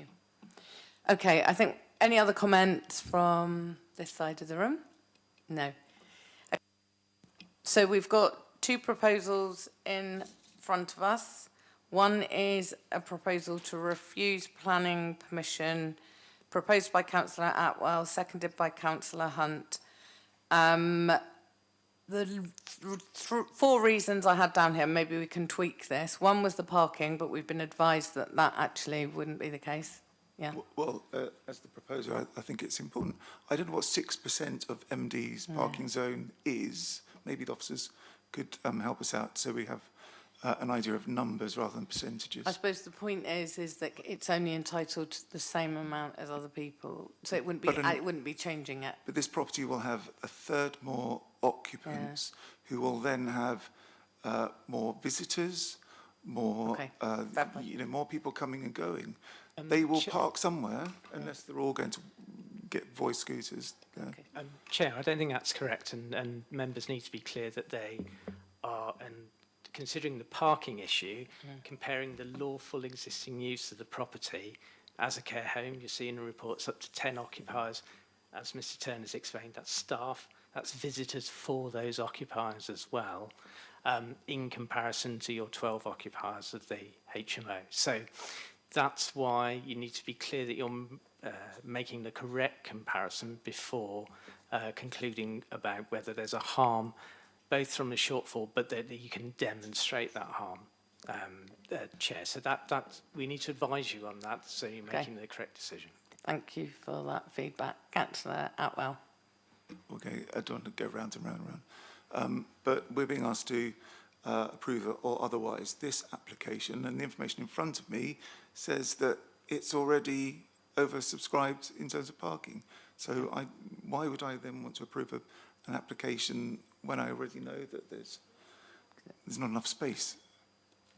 That's my point, I think. I didn't know the information about the care home until this moment in time. Anyway, parking, And the other ones? parking, overdevelopment, room 12. and room 12, and Councillor Hunt's ideas around bins, if we can find a suitable form of words. Chair, if you'll see on one of the photos in the presentation that the care home stored their bins in the front. So how would the harm be greater? No. They are wanting to put a communal space beneath with a window, so the smell of the bins will go downstairs into the communal space, and that's where the impact on residential amenities will be harmed by way of smells from the bins. Not only that, frankly, there's a wall of bins outside the window, so it's not going to be that light, is it? But that's the fallback position, Chair. That's what you need to understand, is the property can be reused at any time for its lawful use as a care home. They were storing those bins outside the front. I think it's a tortuous argument to suggest that the smell from the bins in some ways sort of has a greater impact travelling down into the basement. So I have to caution against that as a reason for refusal. All right then, can I be clear? Was the basement used? Was the rest of the use of the property dependent on a communal space in the basement as this one will be now? Because we've talked a lot about this extra 50 metres squared or something that people will, that we're basing the rest of this, the room sizes or not on into the future. So as Mr Turner's explained, on a strict reading of our adopted policy, they only need that rear ground floor communal living kitchen space. So the basement is a benefit to the occupiers as additional space for them. So that is a benefit, and there's to the occupiers over the occupiers of the previous care home who didn't require that space. So it would be technically compliant without the basement space. The basement is a benefit for the additional benefit to the occupiers. Indeed, and I've understood that really clearly. However, if we are deciding we want to use this as communal space, well, that's what we're going to grant it for. It should be usable, and if you've got 8 bins, literally looking up, you're looking up at 8 bins from the floor. Looking up, you're seeing 8 green bins. Well, it's not much of an outlook, but we're not doing outlook here.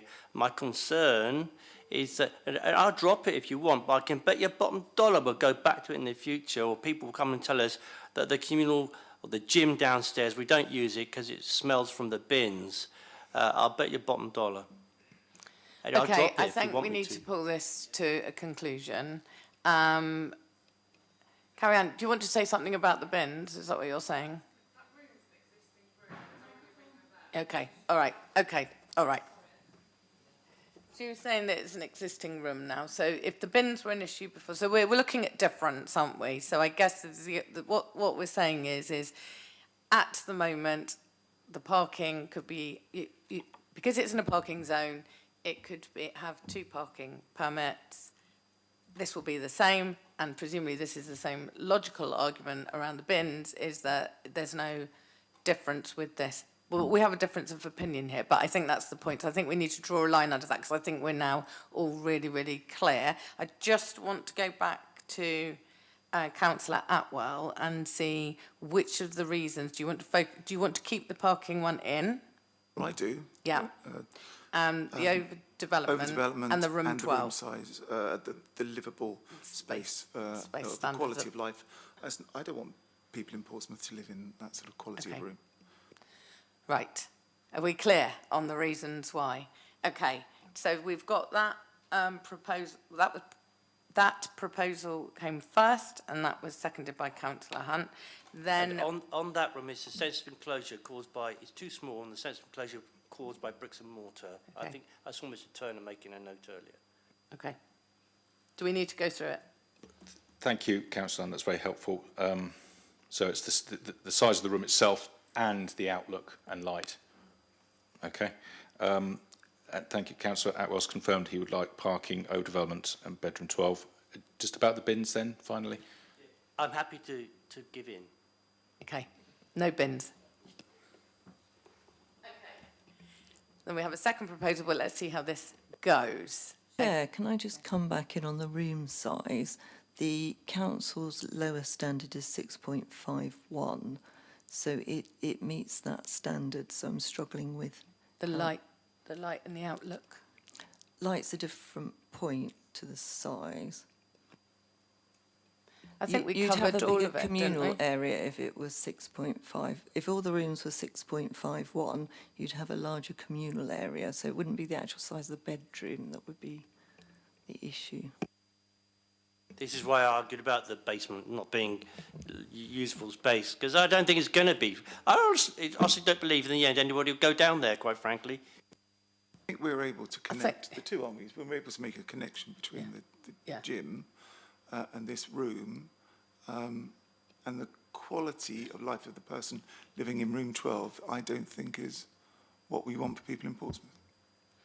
Okay. Find some. Are we all right?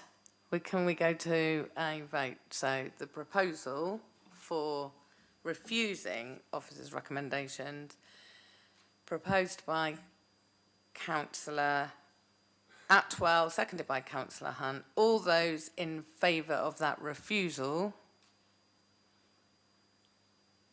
1, 2, 3, 4, 5. All those against that refusal? 3. No abstentions.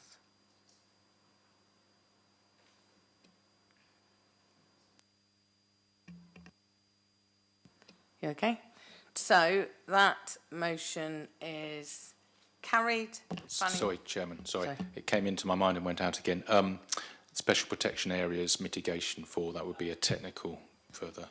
So I always forget about that. Thank you very much for that additional one. So the motion is carried. Planning Commission is therefore refused today. Okay. Thank you for deputies, and we shall now move on.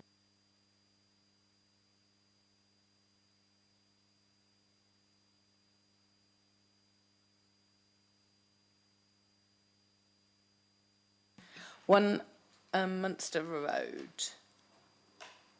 16. Oh, 16. Can't even see. No, 16, you're right. We're starting with 16 and then we go to 1.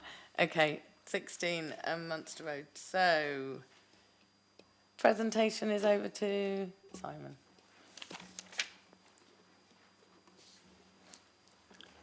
Thank you. We have an application at 16 Munster Road, change of use from a C3 dwelling house to a 7-bed, 7-person house and multiple occupation. The application has come to Planning Committee because of 26 objections and call-ins from councillors Hunt, Adair and Fazakerley.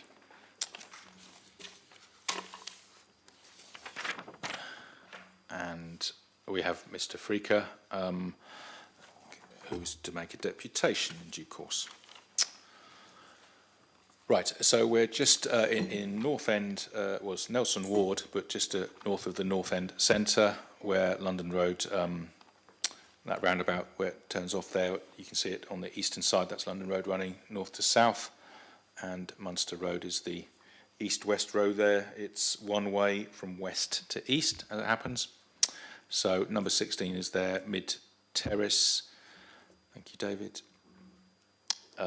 So bins would go on the front forecourt, which we'll see in a minute, and a cycle store to the rear. Permitted development, rear extension you can see marked on, and also the permitted development roof extension we'll see in a minute. There's the application property.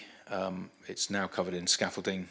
We'll see that in a minute, which has meant we don't have any, it's under renovation or refurbishment already, so we don't have any, I think, internal photographs. I think it's this one. Right, turning to the matter of a mixed and balanced community. So in the centre of the 50-metre radius, you can just make out the drop signal, the blue one there with a little white tail to it. The 50-metre radius picks up 4 other existing HMOs in the area. So if this was approved, that would take it to 5, which is 4.5%. Members may have noticed in the report, we can currently, on the same agenda, have number 1, which is a different applicant that happens to have come forward at the same time. Just to reassure members, whichever way round the applications are considered, and if both were approved, the percentage figures for both would still remain below the 10%, and so in accordance with policy. In this case, if number 1 were approved as well, you'd have 6 out of 111 properties, which is 5.4%. So it complies with policy. With respect to the existing, the room sizes, that's the existing property. This property will be quite changed, as is fairly common internally, and I think those are the works that are already underway. You can see the rear extension, permitted development, providing for a communal living room. That one is 25.1 square metres, so it exceeds the 22.5 required because each bedroom is 10 square metres or more. Just for completeness, the ensuite, well, let's go through it. Bedrooms 1 and 2 on the ground floor share the shower room behind bedroom 2. The rest all have their own en-suites as it happens. En-suite to the bedroom number 5 is measured at 2.7. The standard is 2.74, so at 0.04 metre squared difference slipping underneath the standard. I think that's a thickness of a line or variation in measurement. You measure it again, it will come out slightly differently. So we haven't proposed to withhold consent for that extremely minor difference there. And the bedrooms are either just on the 10 square metres or some way beyond it. You can see bedroom 6, for example, up in the roof there is particularly large, and number 7 a good size too.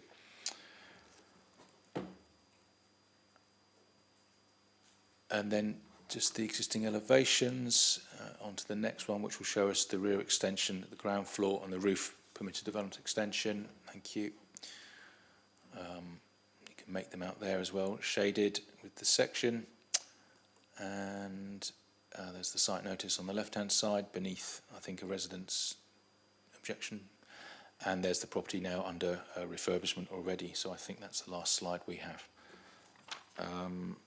Thank you, Chair. And then we've got the SMAT as well.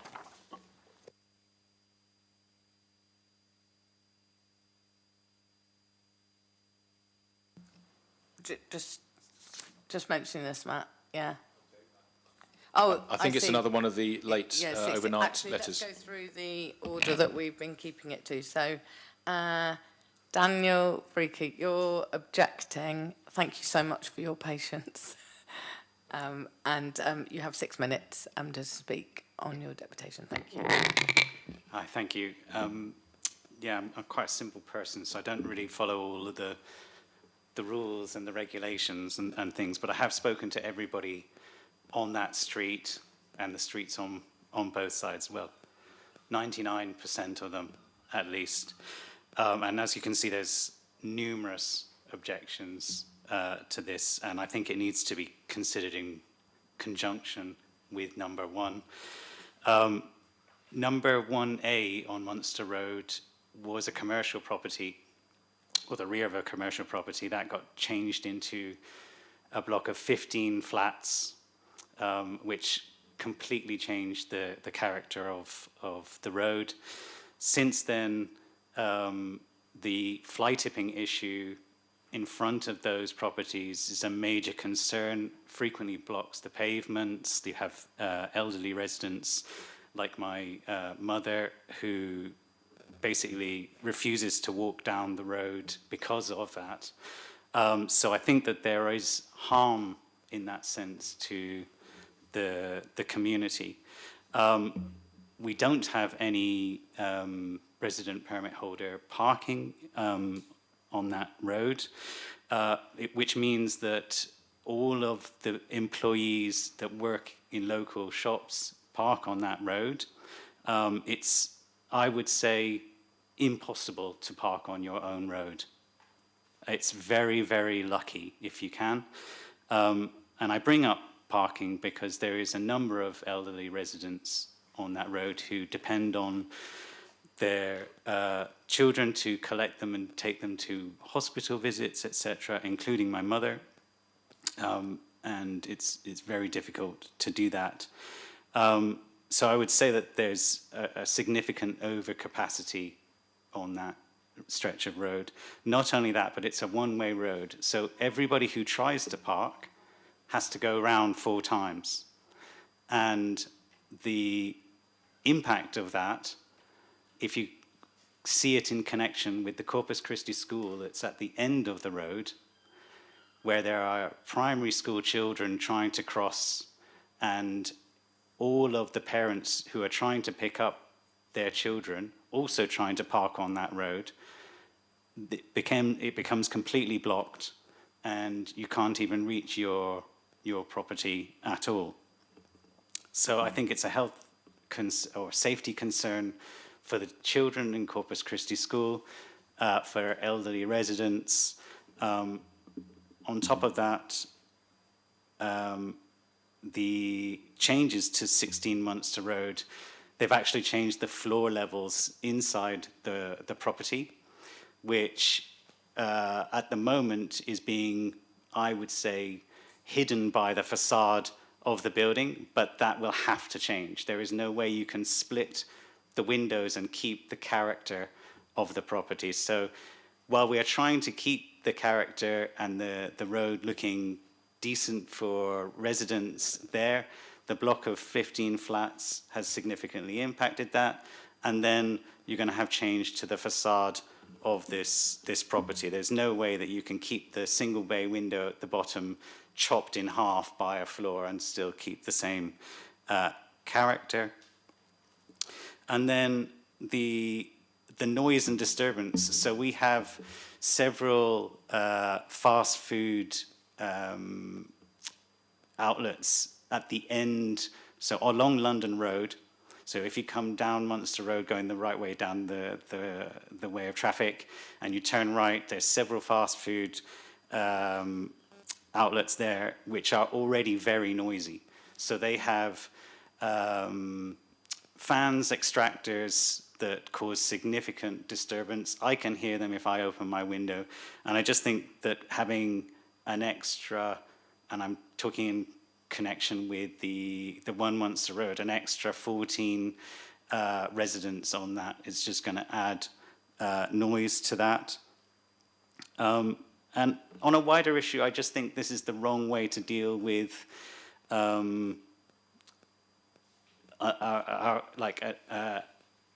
lack of capacity of housing for families.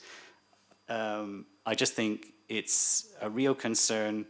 And the way that I felt in this meeting is that there are legitimate points that people raise, and this is absolutely no criticism of everybody's professionalism, but it has just felt a little bit cynical that we've gone, okay, the rules are this, we know this is the right thing, we know this is the ethical thing, we know this is the moral thing to say you can't have a 12-bedroom property, that's crazy. But we just go and pass it by and say, no, these are the rules, and we'll just have to approve it and accept it. And I mean, it's been a real eye-opener today, and I wanted to just say that, and I appreciate everybody's goodwill. I think I'm probably about time, am I? You are about time, but if you want to draw your comments to a close, that would be good. I would really, really appreciate reject this planning application, and thank you for listening to me waffling on. Thank you, Daniel. I think you've voiced, some really good points, so thank you.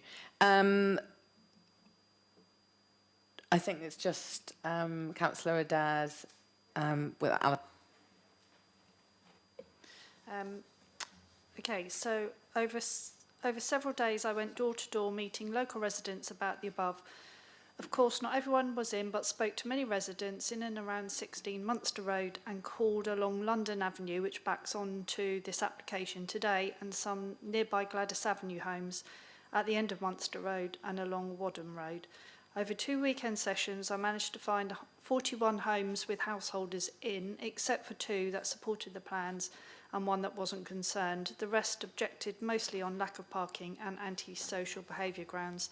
The local Lib Dem team have been fighting the march of the HMOs, making the strongest possible representations on behalf of local residents across this area.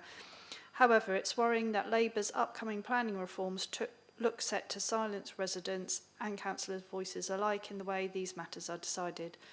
On 16 Munster Road, residents were very concerned about the adverse impact on parking, cumulative impact of HMOs, together with all the others on the agenda today. And I agree that community cohesion is being undermined and request you refuse this application. Thank you for reading that out, Alison. Okay.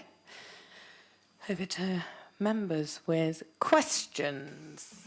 Anyone else want to get in there before Councillor Hunt? No, Councillor Hunt has been Right, you're very kind.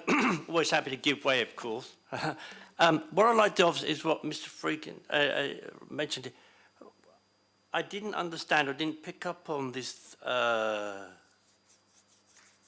this scenario that he described about the floor and cutting through the bay window. I haven't picked up on that yet, and I wondered what that was about.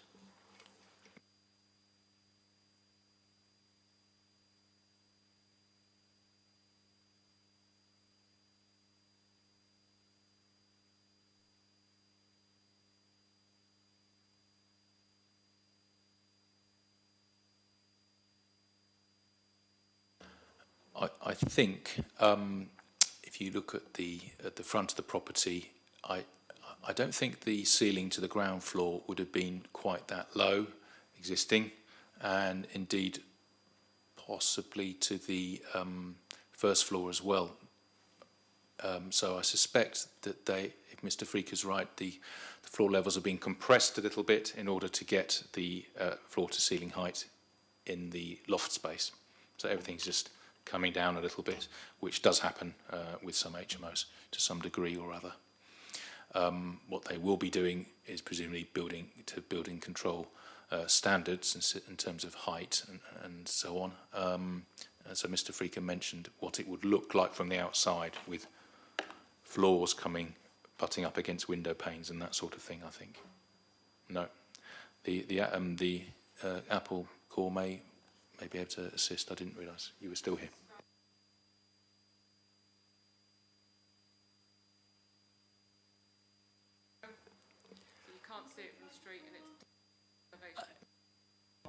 The mic could be turned on. So Sorry. Yeah, sorry. And were you putting in to do a deputation on this one? No, just to explain, it's a normal process for HMOs. Yeah. If You're you doing the can't next one, aren't you? Yeah. It drops slowly, slightly, and if you can imagine the base sat in against the wall, the floor sits in front of the base, so you can't see that it comes slightly lower from the window, and it doesn't affect you don't have to change the panes, or it doesn't affect the front elevation in any way.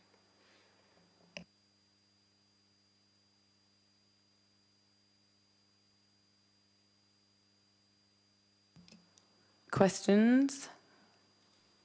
yeah, what is the parking shortfall in this one then, please?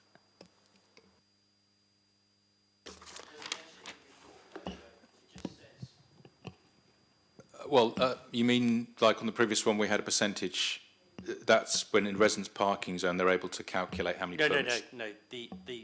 The width of a car, is it half a car, 1 car, whatever, or is it absolutely fine here? This is like one of the earlier applications. The expectation for an HMO of this size is 2 off-road spaces. Expectation, as Juliet clarified earlier on, not requirement. And for a 3-bedroomed house, it would have been 1.5. So we're talking about that half a space again.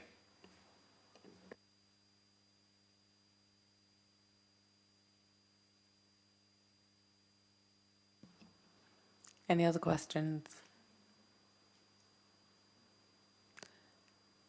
No other questions?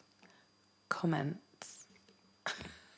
Well, yeah, I've said earlier on, been up and down this road. I don't think I spoke to you, sir, when you were in, but we left a little note behind.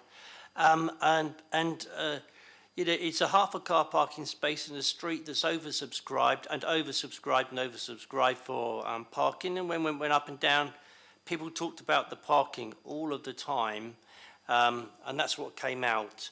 They're also concerned about antisocial behaviour, but inevitably we can't look into the future and say that people who live here are going to misbehave themselves. But it's that fear, isn't it? But we're not really allowed to take that into account unless we're trying to protect people's, there are protected characteristics at risk. So I'm going to propose a refusal on the shortfall of the parking, which is a half a car. We should have been consistent throughout the committee and hope that I will win support and get a seconder on this. So that's my proposition. That on the parking grounds it should be refused. You know, it is just cramming more and more people in, and we've refused all of them so far today.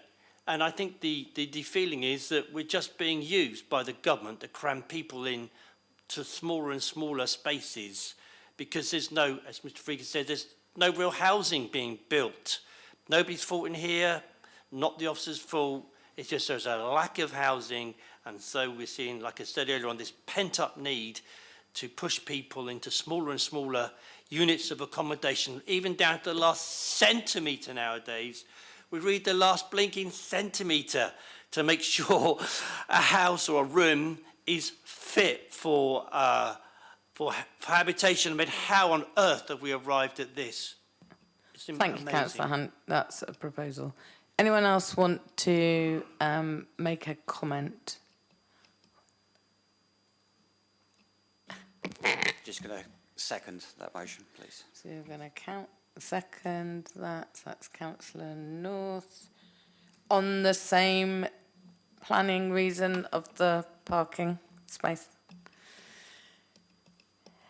Anyone else want to make a comment or propose something different? No. Simon's coming back in, and then I'll come to Councillor Vallely. A bit like one of the previous applications, would it be helpful just to clarify on the parking, the effects of the parking? Is it residential amenity? Is it, I know it's been talked about, highway safety, etc.? So it was both the highway safety and the effect on residential amenities by cars circulating around, increasing danger to pedestrians as a result, as people look for a space to park, which they'll never find. Thank you so much. Councillor Vallely. I want to propose that we say yes to this. Okay. So, anyone? I will second that on the basis that we have to take these case by case, and the other one had other reasons why. Anyway, I'll second Councillor Vallely in supporting the officer's recommendation. Okay. Anyone else got a comment to make about this application? Okay, so we have a motion before us proposed by Councillor Lee Hunt, seconded by Councillor Derek North, with the reasons predominantly around parking and the adverse impact of parking on the residential amenity as a result of the highway safety. Chair, before we go to the vote, we have been able to identify an appeal decision from 2021 on Twyford Avenue, which specifically addressed this issue of the shortfall of half a parking space. You're looking at the appeal decision. The inspector did not support the reasons for refusal. they concluded they were not evidenced by any evidence of parking demand or harm that stemmed from the lack of the half space. I noticed there was a reference to acting consistently, but we can't advocate that you consistently make a decision that we can't defend.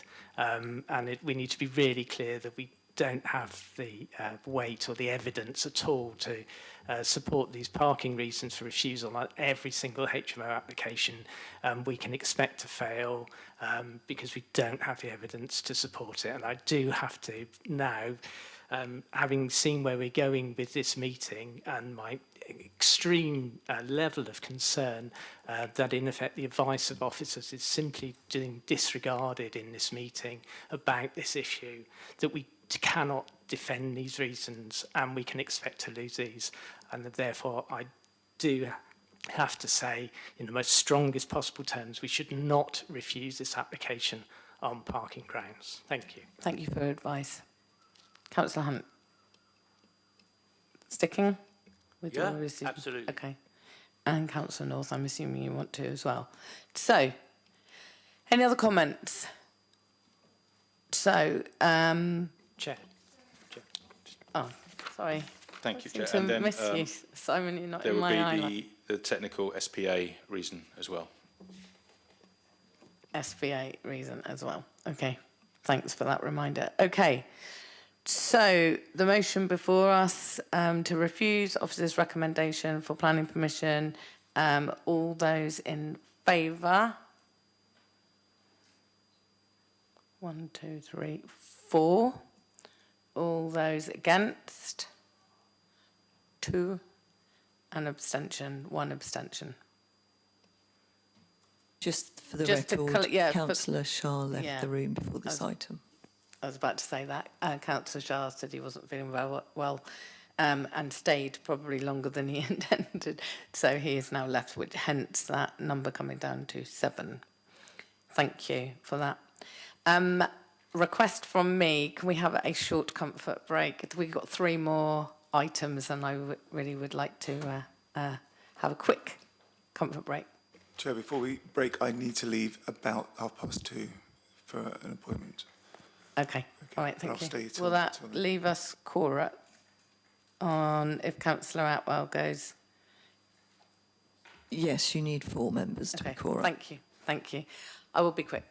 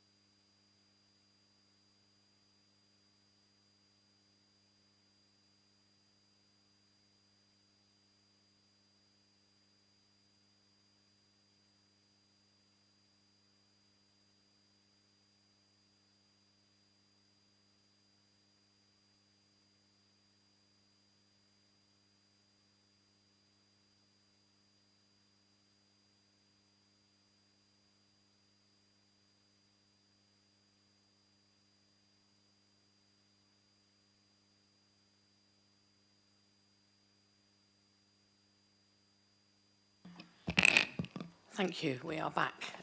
We have lost Councillor Atwell, who had to go to another appointment. And just as a reminder that Councillor Shah also left. So that's 1, 2, 3, 4, 5. There are 6 of us left. That adds up. Okay, we'll go on to the next item, which is same road, different number, 1 Munster Road. If Simon likes to present first, and then we'll go to the deputations. Thank you. Thank you, Chair. 1 Munster Road, change of use from a dwelling house C3 to a 7-bed, 7-person house and multiple occupation. It's come to committee.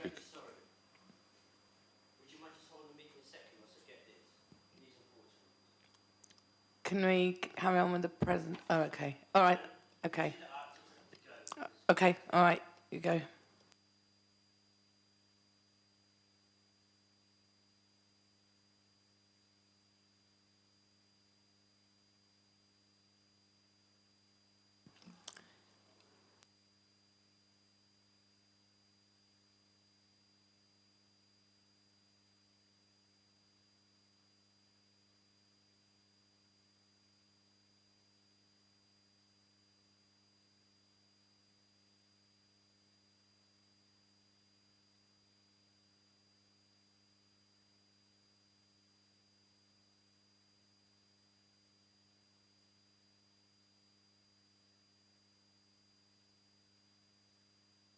Okay. Okay. Thank you. Right, if we carry on. Thanks. Thank you. The application has come into committee because of 34 objections and call-ins from councillors Hunt, Adair and Fazakerley. Mr Freaker is still here to make a deputation, and Applecore as agents. We have the SMAT late overnight objections to be read out. Otherwise, onto the application. So, again, on Munster Road, one way, terraced street mostly. Next paragraph, there's the application property, 2-storey. Next one with the mixed and balanced communities, being just further to the southwest than number 16, the last item, it's picking up the same 4 HMOs in the area as number 16, but also the one in the bottom right-hand corner there, which means 5s. So if approved, this would be 6 out of 101, 5.94%. Adding in, well, no, number 16 is refused anyway, so that's, there we are. So 5.94, broadly speaking, in compliance with the policy for a mixed and balanced community. The existing property, you'll notice on the ground floor, on the side there of the rear wing, it's been infilled with that room and an extension to the kitchen. That would be removed, which we'll see on the next slide. That would be cleaned up and taken out so that the bedroom 2 window has a proper view down the light well. We've got a permitted development rear extension on the ground floor and permitted development roof extensions. Otherwise, the rear kitchen diner communal space excuse me, would need to be 22.5 as a minimum square metres. It is 27.6, and there's a shared WC as well. So above and beyond in terms of room size, and officers feel the configuration and light and general amenity offered would be acceptable for that room, and indeed all the others, which you can see are fairly square rectilinear rooms. They all comply, just over 10 square metres or some way beyond, like the big room in the roof, for example, as do their en-suites. I think those are the main points. Thank you, Chair. Thank you very much. I go to the deputation. So the first deputation is back to Daniel Freaker. You have up to 6 minutes to make your points on this particular application. Thank you. Of course, my objections are going to be very similar to the previous objections. I'm very much here as a duty to the residents that I have spoken to. And I feel obliged to voice my objection to this planning application. if we consider this along with 16 Munster Road, that would make the parking 2 halves, so that's a full parking space lost. But I think it does need to be said that there is absolutely no way that these 7 residents or more, they might have partners, etc., are going to have just 2 cars. There's no way. And I understand that the rules and regulations might state that this kind of property just needs 2 car spaces, but that's not going to give those people in there enough space for them to get to work, etc. I just feel like I have a duty to say these things. This end of the road particularly is really, really problematic. I have numerous photos and complaints from residents saying about the refuse, the issue with bins and depositing of fly tipping there. As I said, there are many residents that do not go that way down the road to connect to London Road and prefer just to go the other direction.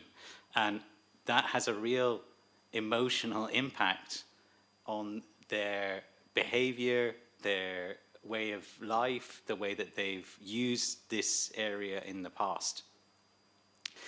I don't understand how a property can go from a 3-bed to a 7-bed in such an easy way describing those measurements. There's going to have to be significant change to that property in order to allow for that, and that is going to change the character of the road. I do also want to add that it does put pressure on all the facilities that we have trying to get a doctor or a dentist. I don't know anybody who has a dentist locally.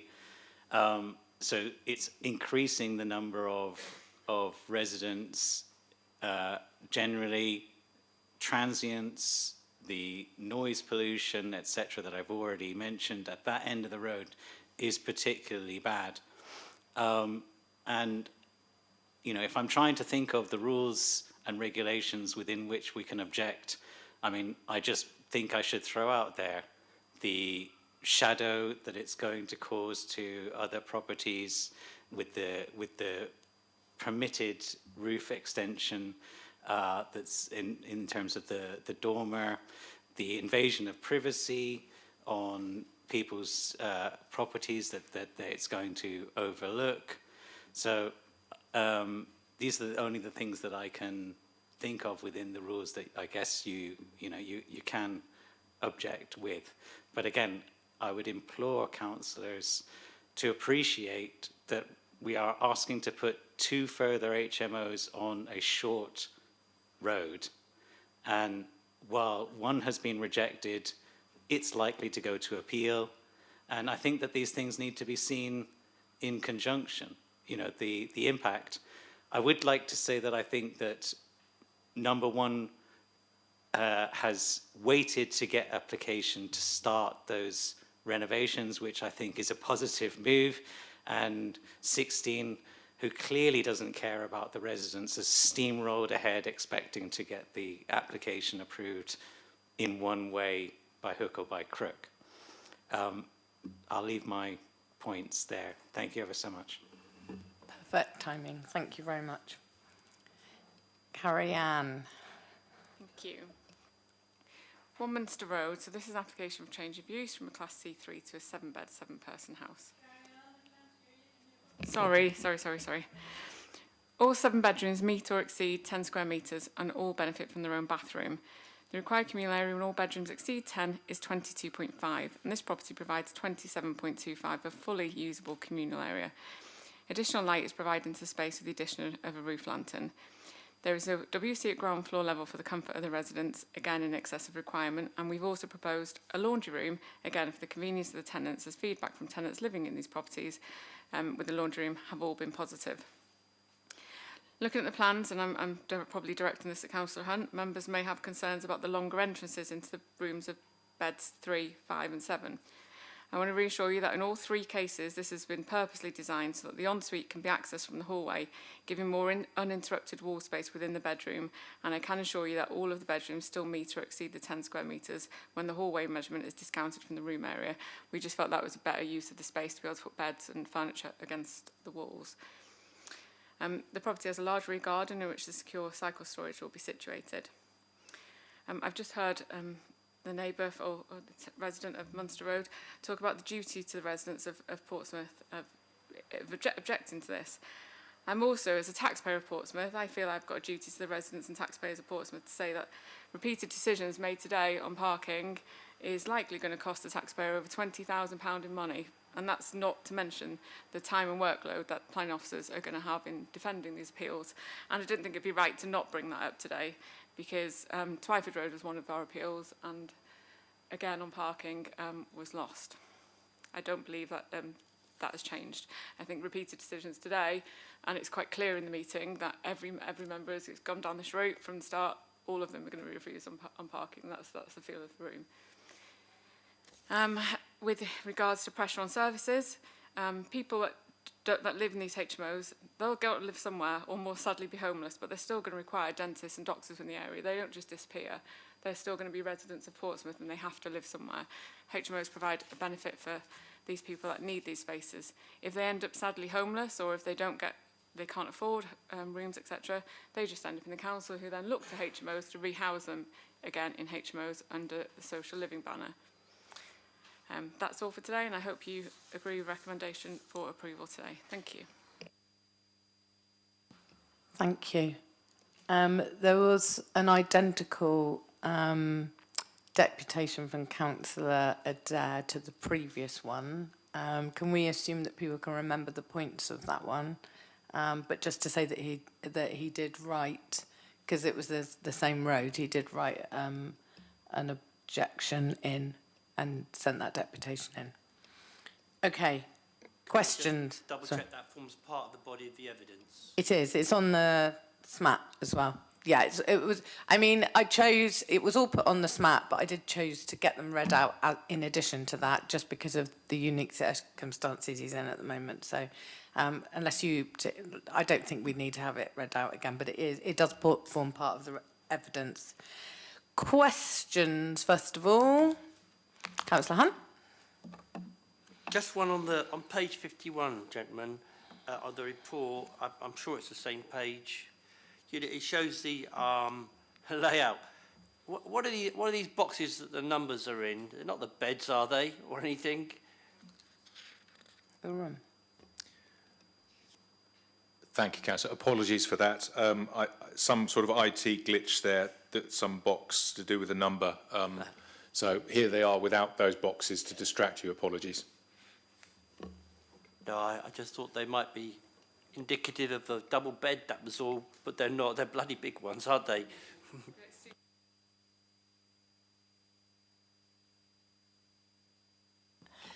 My question was, and I'm just skimming through. Oh yes, I found it. So if I know the previous application was refused, but if it was to win on appeal and you included that HMO, that would take us up to 6.93. That's what I was searching for. Well, I started asking the question and then I remembered it was in there. Okay, that was my question. Any other questions from anyone? Thank you, Chair. Could we have a look at the map once more, please? The 50-metre radius. Along London Road, there's a couple of orangey yellow dots there. Are they HMOs that are looking to go forward in the future? There'll be commercial properties, I think. Commercial, okay, thank you. Any other questions? So can you tell me what the parking shortfall will be in this application? Is it half a part, 2.5 and against 2 again? It's the 1.5 expectation for the current house against the 2 for the HMO. Yeah. Any other questions?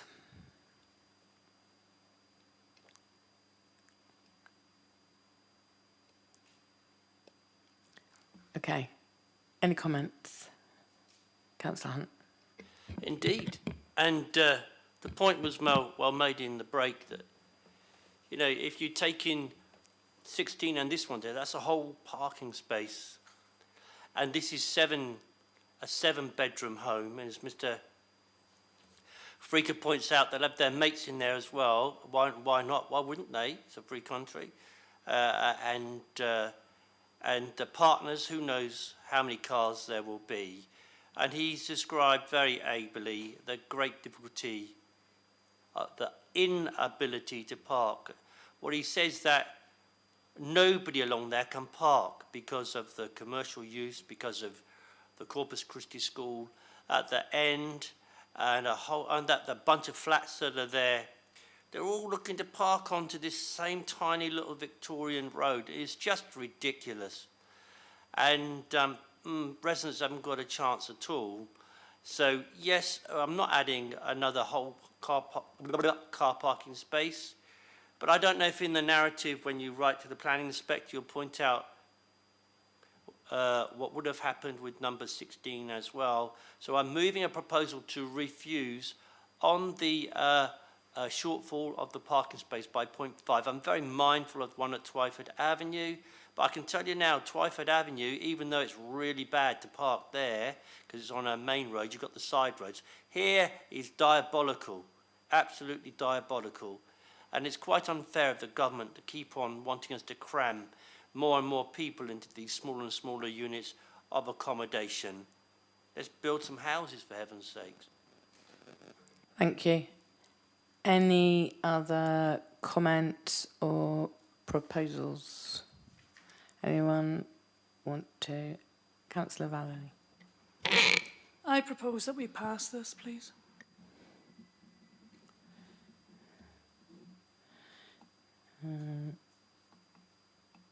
Okay.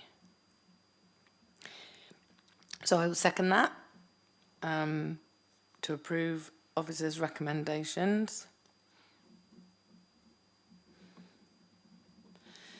Anyone to second Councillor Hunt?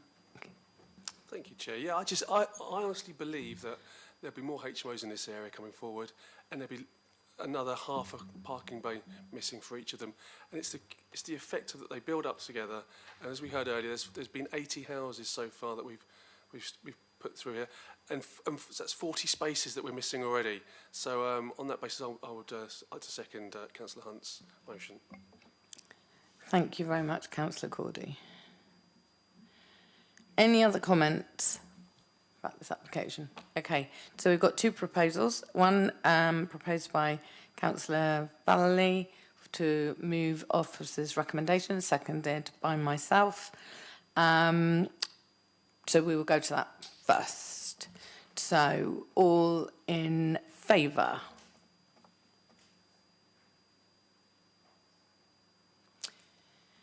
All those against? So that was 2 in favour, 4 against, no abstentions. So that that motion falls.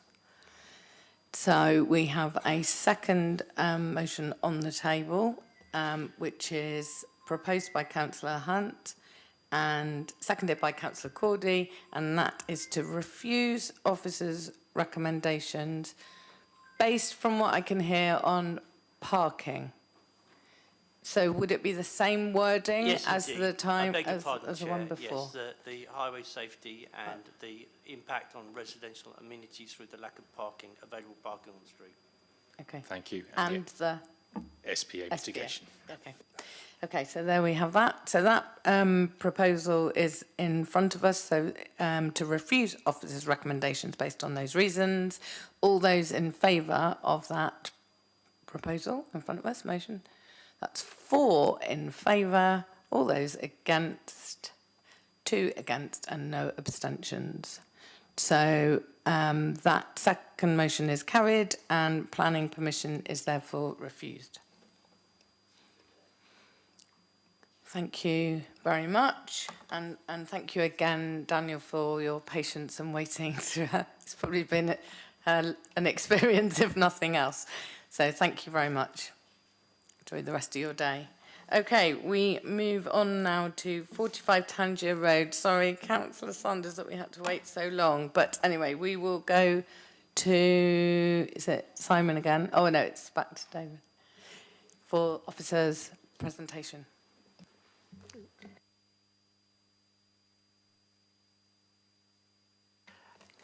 Yes, thank you, Chair. So this is an application at 45 Tangier Road for the change of use of what's an existing C3 dwelling house to a 7-bed, 7-person HMO.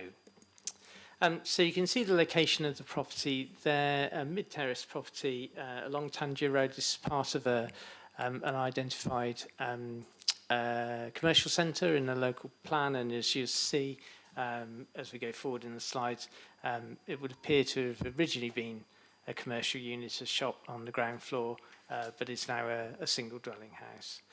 So red line over the property there. So yes, as you can see, it's property in a commercial parade, identified in the local plan. So it's the property with the pebble dash in here, and as I say, very clearly gives the impression of having previously been a commercial unit with a shop front, with later converted into residential. So in terms of your mix and balance communities and the tests in your adopted guidance, this would be the first HMO within 50 metres of the site, so we've no evidence, no records of any others. So that would bring it to a total of 1 in 57 properties, 1.75%, as you can see there, therefore complying with your adopted guidance. This existing appearance of the property, now as part of the and the existing floor plans, as you can see, with a number of fairly typical layout and an existing roof conversion served by roof lights on the second floor. As part of the scheme, sorry, not part of the scheme, but indicated to provide the proposals would be permitted development extensions to the roof, to the rear and side. These would be constructed as permitted development.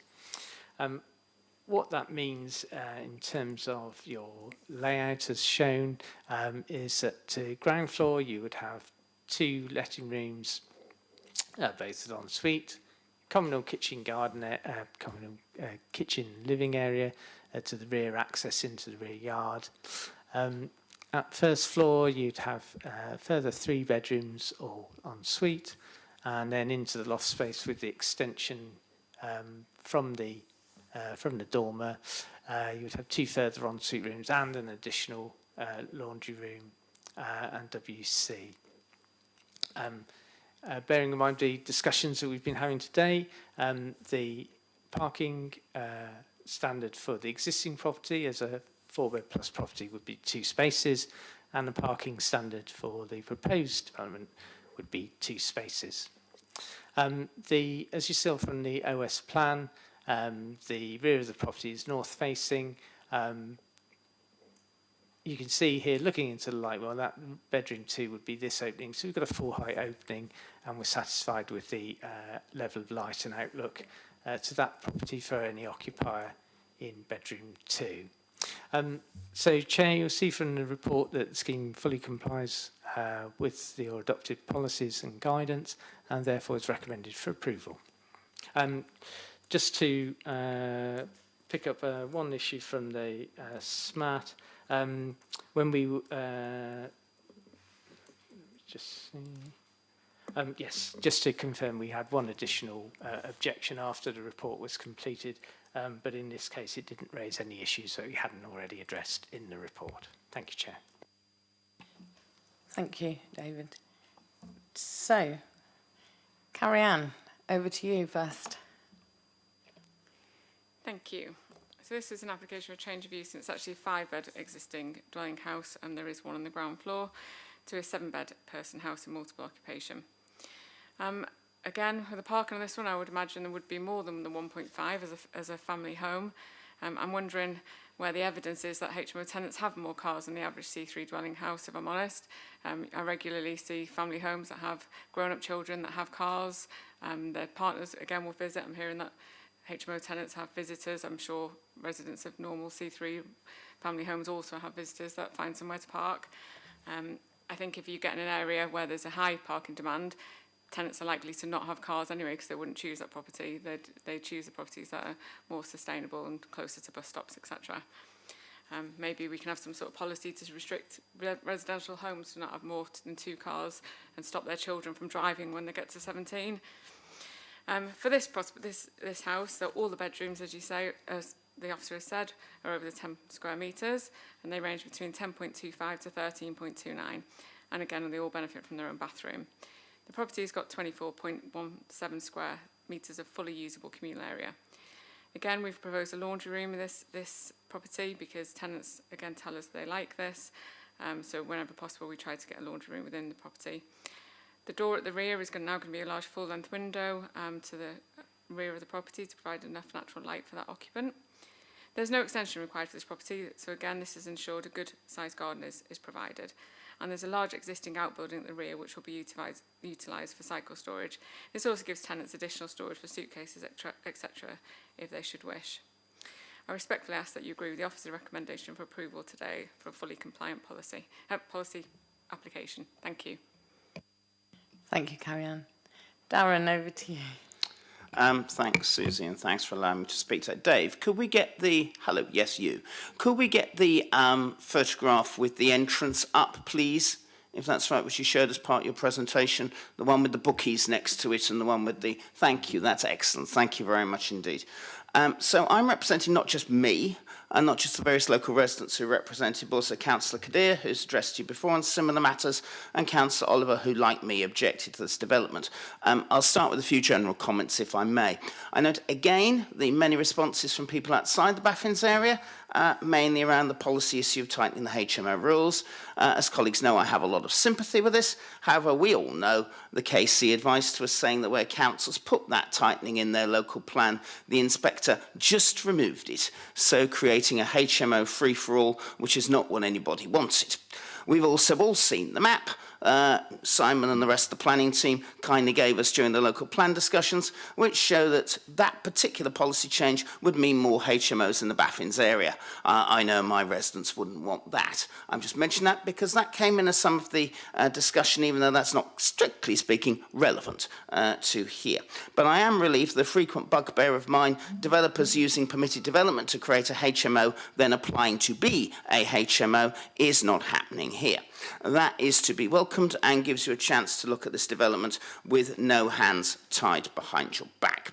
Now, I have a few issues with the development due to its impact on the residential community, especially for the neighbours, that comes from the intensification of the site being proposed. The first consequence is parking. As you can see, it's quite packed.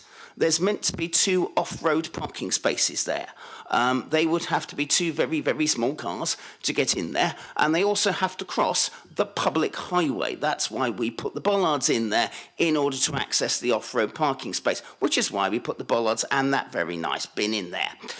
Now, as you may know, Tangier Road is also a main east-west thoroughfare. Parking spaces have to complete with lorries, sometimes articulated, and other vehicles dropping off stuff for local shops, not just the takeaways and the restaurants next door, but also places like the Co-op and the Spa, which are further on. Now, both of the dwellings either side, as you can see, have flats on the first floor. Those who know it know that the entrance is narrow. You'll also see from the photograph that there are currently 2 entrances, whereas under the new plans there will be 1. So increasing the space from the 2 people currently on the electoral register at the address to 7 will lead to the, quotes, increased instances of vehicles hunting for space in the vicinity, unquote, outlined in the highways report. Carrie-Anne rightly talked about some of the parking issues that exist across the whole city. That is perhaps a more detailed discussion for another day, but I certainly don't know 7 cars around in family homes in the Baffins area, mainly because the entrances are usually slightly narrower than that, and getting 7 cars in front of the dwelling would be a bit tough. But anybody who's been to the site knows parking space is limited as it is on a main road. And that is supported by what the report does not say. Paragraph 826 refers, as I've indicated, to the 2 off-road spaces this dwelling needs. However, it does not say, either in that paragraph or the 2 paragraphs underneath, if this development actually can accommodate the 2 off-road parking spaces that we need. Therefore, I wish to know whether the officers believe that you can fit 2 cars in front of this site. I don't think you can. If you agree, as Councillor Atwell, when he was here, believed with Shirley Road and Councillor Hunter's been doing all afternoon, then this plan breaks the parking standards SPD and cannot be accepted. The second is local infrastructure. And I think it would be good to know as we go along whether the developer will carry out the permitted development in the report if you refuse this application today. But the key thing for me is sewerage. Now, the plans that you've just seen currently show 1 toilet. In the new scheme, there'll be 8. The current plan, and this may be wrong, shows no laundry facilities. The new one will have 2 washing machines, 2 jumble dryers and 8 sinks. You'll be told this will not affect the sewage system. I suggest this is wrong. It's hard to see how such of an intensification won't have an impact. Now, I note condition 5 of the main report, which says the occupant has to show the development will produce no more than 110 litres of water per person per day. It's not clear where this figure has come from, how the proposed water efficiency calculator will work, or what happens if the figure is exceeded. I'm assuming it'll just be a slap on the wrist. I don't know. But it would be interesting to find out. Again, I doubt that these figures will actually ever be met. I suspect it will be more, especially given the extra sinks, the extra tumble dryers and the extra laundry room. I note one of the complaints from local people mentioned noise. The changes to the dwelling to accommodate all this will be massive, as you can see in the front. You only have to compare the current and future plans as well. Given the proximity of the first floor flats either side, it's not clear what noise insulation will exist, either to deal with the construction, which will be extensive, or the residents. I believe you need that clarification before we can even think of approving this, as this will impact the amenity of residential neighbours. Now, there is some cynicism amongst some Baffins residents about the worth of taking these sorts of applications to this committee. The government agrees, which is why in future they don't want HMOs like this to be decided in public. So I and the Lib Dem administration, I believe the rest of the council oppose that, not least because of the anger that HMOs in particular generate, and we've seen some of that this afternoon. There are also the siren voices of the unseen planning inspector and chief planning officer telling us not to refuse these applications or else we lose money. Indeed, those of us the inspector told didn't know planning law for refuse them still bear the scars of those particular comments. Well, I hope you can defy them today and refuse this application on the grounds that it negatively impacts on the residential amenity of 43 and 45 Tangier Road, especially relating to sewerage and noise, and it also breaks the parking SPD by not providing sufficient off-street parking. Susie, thank you. Thank you, Councillor Saunders, and again, thank you for waiting. I know you're not feeling great. So, okay. Questions? I'm going to go with Councillor Cordy first. Thank you. Thank you, Chair. Councillor Sanders mentioned about the 2 parking bays out the front of the building there. How would the residents actually access those parking bays? It looks like the bollards are perhaps blocking the way. So I think there's some confusion and there's been a misunderstanding in the comments that you've just heard. The frontage isn't a parking space. So what we're conveying to you is there's a fallback lawful use of the property for C3, and that has a parking standard of 2 spaces under our adopted guidance, and the proposed use has a parking standard of 2 spaces under our adopted guidance. So we can't demonstrate an increase in demand for parking as a result of the scheme. We haven't said anywhere we think there's 2 parking spaces on that forecourt. So I think that's a confusion. So just happy to put that straight. Oh, thank you for clarifying that. Any other questions? Councillor Hunt. We haven't teased this out for a while, but I mean, Councillor Sanders points out there's 1 loo currently, I think he said, and now we're going to see how many in there. Did he say? I think it was 7. But how does this not impact on the sewerage? How does it not push more water into the system when we have massive problems with the system which comes out into the sea? Chair, so that appears to be another misunderstanding. So the report does not say that there will be no additional discharge into the sewage system.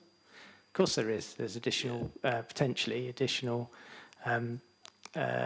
bathrooms shown in the property. What we need to consider is that a material consideration in whether the application should be approved or refused. So in that regard, you need to look at paragraph 838 in the report and understand the implications of what we set out there, where previously applications have been refused on the basis that the purportedly the area can't cope, inverted commas, with any more sewage going into it, and the conclusions of the inspector, who both allowed the appeal and awarded costs against the council for its unreasonable behaviour in that regard. So again, it seems to be a misunderstanding. No one here has said the scheme does not mean that there will be more or less sewage going into the foul water network. What we're saying is, in terms of it as a material consideration, it is someone else's responsibility to deal with that foul water, not the planning department's. Thank you for answering that. Any other questions? Councillor Hunt again. Could you just explain when?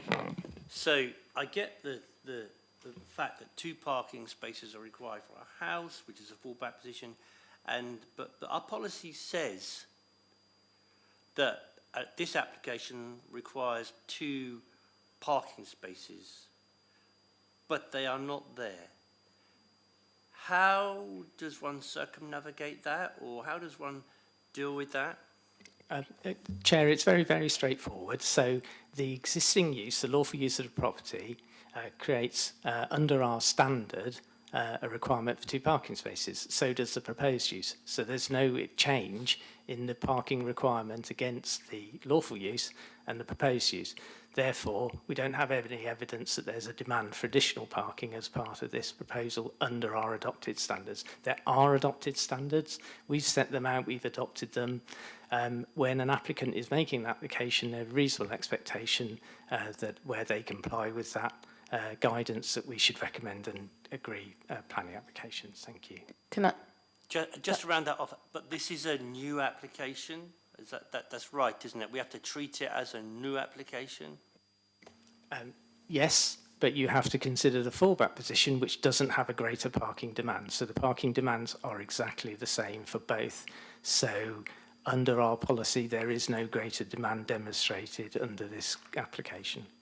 Even though the previous application couldn't meet the demand? Yes, because it's a pre-existing problem. You're not making the problem worse, Chair. You can't de facto be making the problem worse if the standard is the same. If a supermarket has a requirement for 200 spaces and it's replaced by cinema, which has a demand for 200 spaces, the demand is the same under our policies. Thank you, Chair. Can we go back to the specific property? Because I get the principle, but I just want to look at the, like, case by case, yeah? And that's what we do. Can you get the photo of the front of that? I suppose my point would be, notwithstanding the principled bit about the parking, is the actual context of this property. There is nowhere to park in front of it. And that, for me, does make a difference. So if it was a family home, 1, maybe 2 cars, I know, notwithstanding what Carrie-Anne said about some properties do have more, but if there are a number of cars there, where are they going to park? I know the answer is the side roads, but I think when you have a pedestrian crossing and zigzags in front of presumably the whole of that parade, I think there's more of a case to argue about the impact of going to not a C4 even, but so about how many potentially more cars could be in that, and therefore the parking bit becomes more pertinent to me, I suppose. That's what I'm saying. I guess the answer to that, I'm probably answering my own question here, is that doesn't actually change the policy. Yeah, I think I'm going to disagree, because if you went round the corner and you just had a property with a forecourt, you couldn't park in the front there. So I can't see in planning terms how it's different to the frontage that you've got there, because you just can't accommodate an off-road parking space. So I think it's the same as if you go round the corner. So I think the logic would still apply to something which isn't in the commercial frontage as well, Chair. I thought that would be the answer. But any other questions? Any comments? Here we go. Councillor Hunt. Yeah, I mean, it's almost an academic debate, because we got to stick 14,500 or thereabouts new homes into Portsmouth for anyone and connect them into the water supply and the sewage supply. So that's going to be a massive load of more sewage heading down Old Victorian pipes. I have no idea how we're going to do it, but that's just to put some context. I am going to move a refusal on parking grounds, not least incorporating the views, the comments that you made, Chair, and that is that in here on page 64, the city's highways officer actually says, and Councillor Sanders raised it, where's it gone then? Oh, sorry, it's not that one, it's prior to that. It says here on page 58, I beg your pardon, I hope I'm on the right report. Yeah, on page 58, that there may be an increase in instances of vehicles hunting for space in the vicinity, but this is an issue of residential amenity. So this application requires 2 parking spaces. Those 2 parking spaces, notwithstanding the previous use, are not in this application and are not provided. And in fact, the number of people living in the property is going to go up, we've heard, from 2 or so to 7 people. That's probably 7 cars. The bus services along here are all right, but I bet we all know that people will be bringing cars with them. So I'm going to propose that on the shortfall of 2 parking spaces, it's not 2 parking, sorry, that this application does not provide 2 car parking spaces as required in the policy, and therefore it should be refused for that reason. I'm very sympathetic about the sewerage, but I'm afraid we're down the pipes on that one. Thank you. I beg your pardon. The context to it, Mr. Turner and Dave, is that this property is situated in front of a pedestrian crossing. It has a betting shop alongside it and other shops and services nearby, and people will be competing and going around in circles, therefore harming residential amenities and have an adverse impact on highway safety. I think that takes into account what you were raising. Anyone want to comment? Just going to second that proposal. Thank you, Councillor. It just doesn't, you can clearly see you can't get on the parking, so. Okay, Councillor North seconding it. Councillor Valerie. I just want to ask a question about refuge and where it goes, because I'm not seeing a forecourt. No.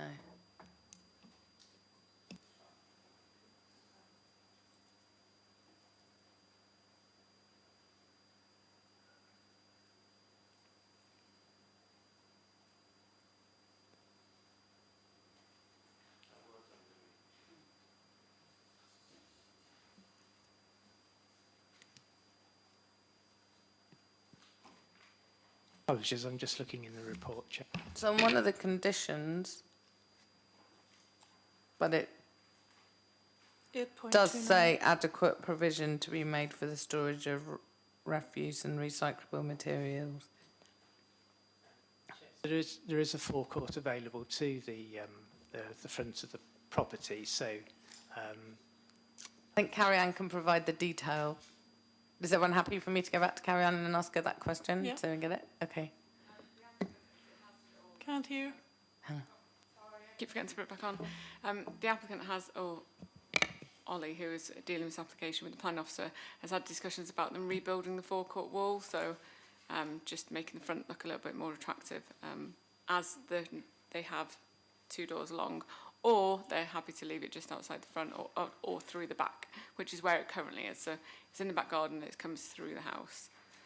But they're happy to build at the forecourt wall if that would be a preference.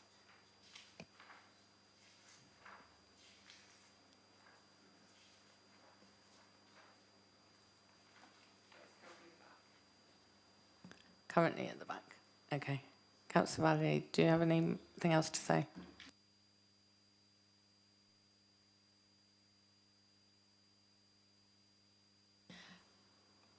Are there any other comments? Chair, if there is a vote on the move to refuse, you'd need to add the habitats mitigation as well.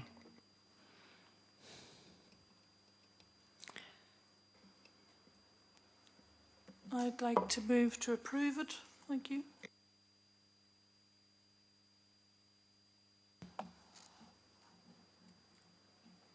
Anyone happy to second that?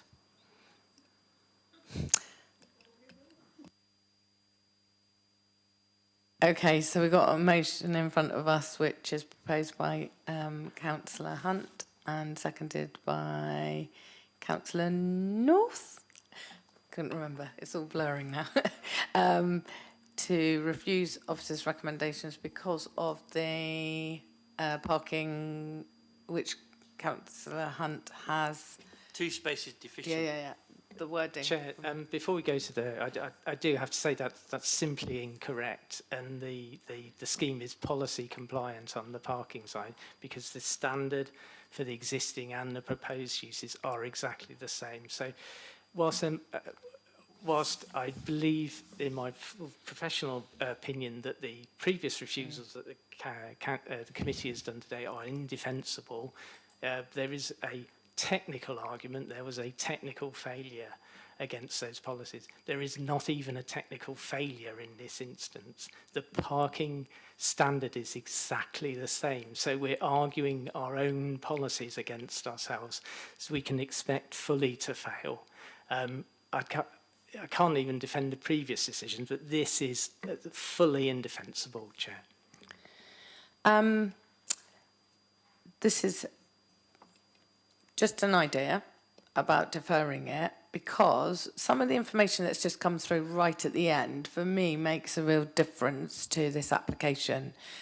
The vagueness around the bin storage, it might come through the house. And I'm very experienced in dealing with houses that have gone from C3 to SUIs in flat-fronted properties, and I have concerns about that. We are actually taking bins away from people because it doesn't work. It's a bit vague.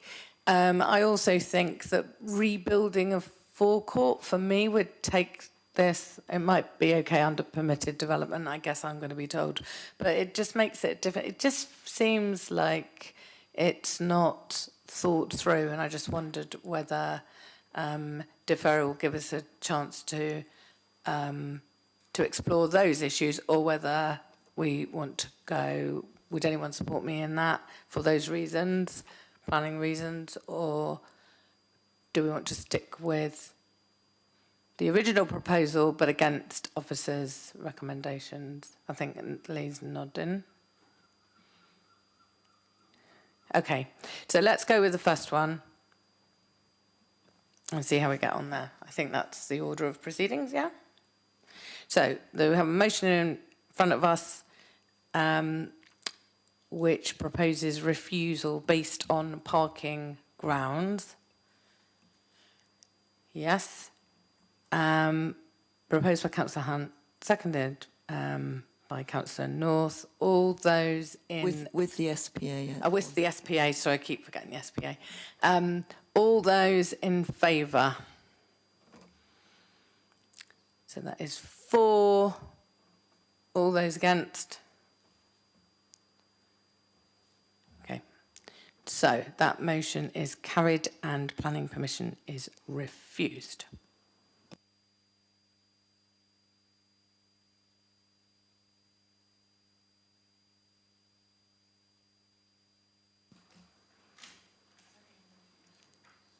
Yeah. So we're on the Home Street, the last one, Laburnum Grove. Who's presenting this?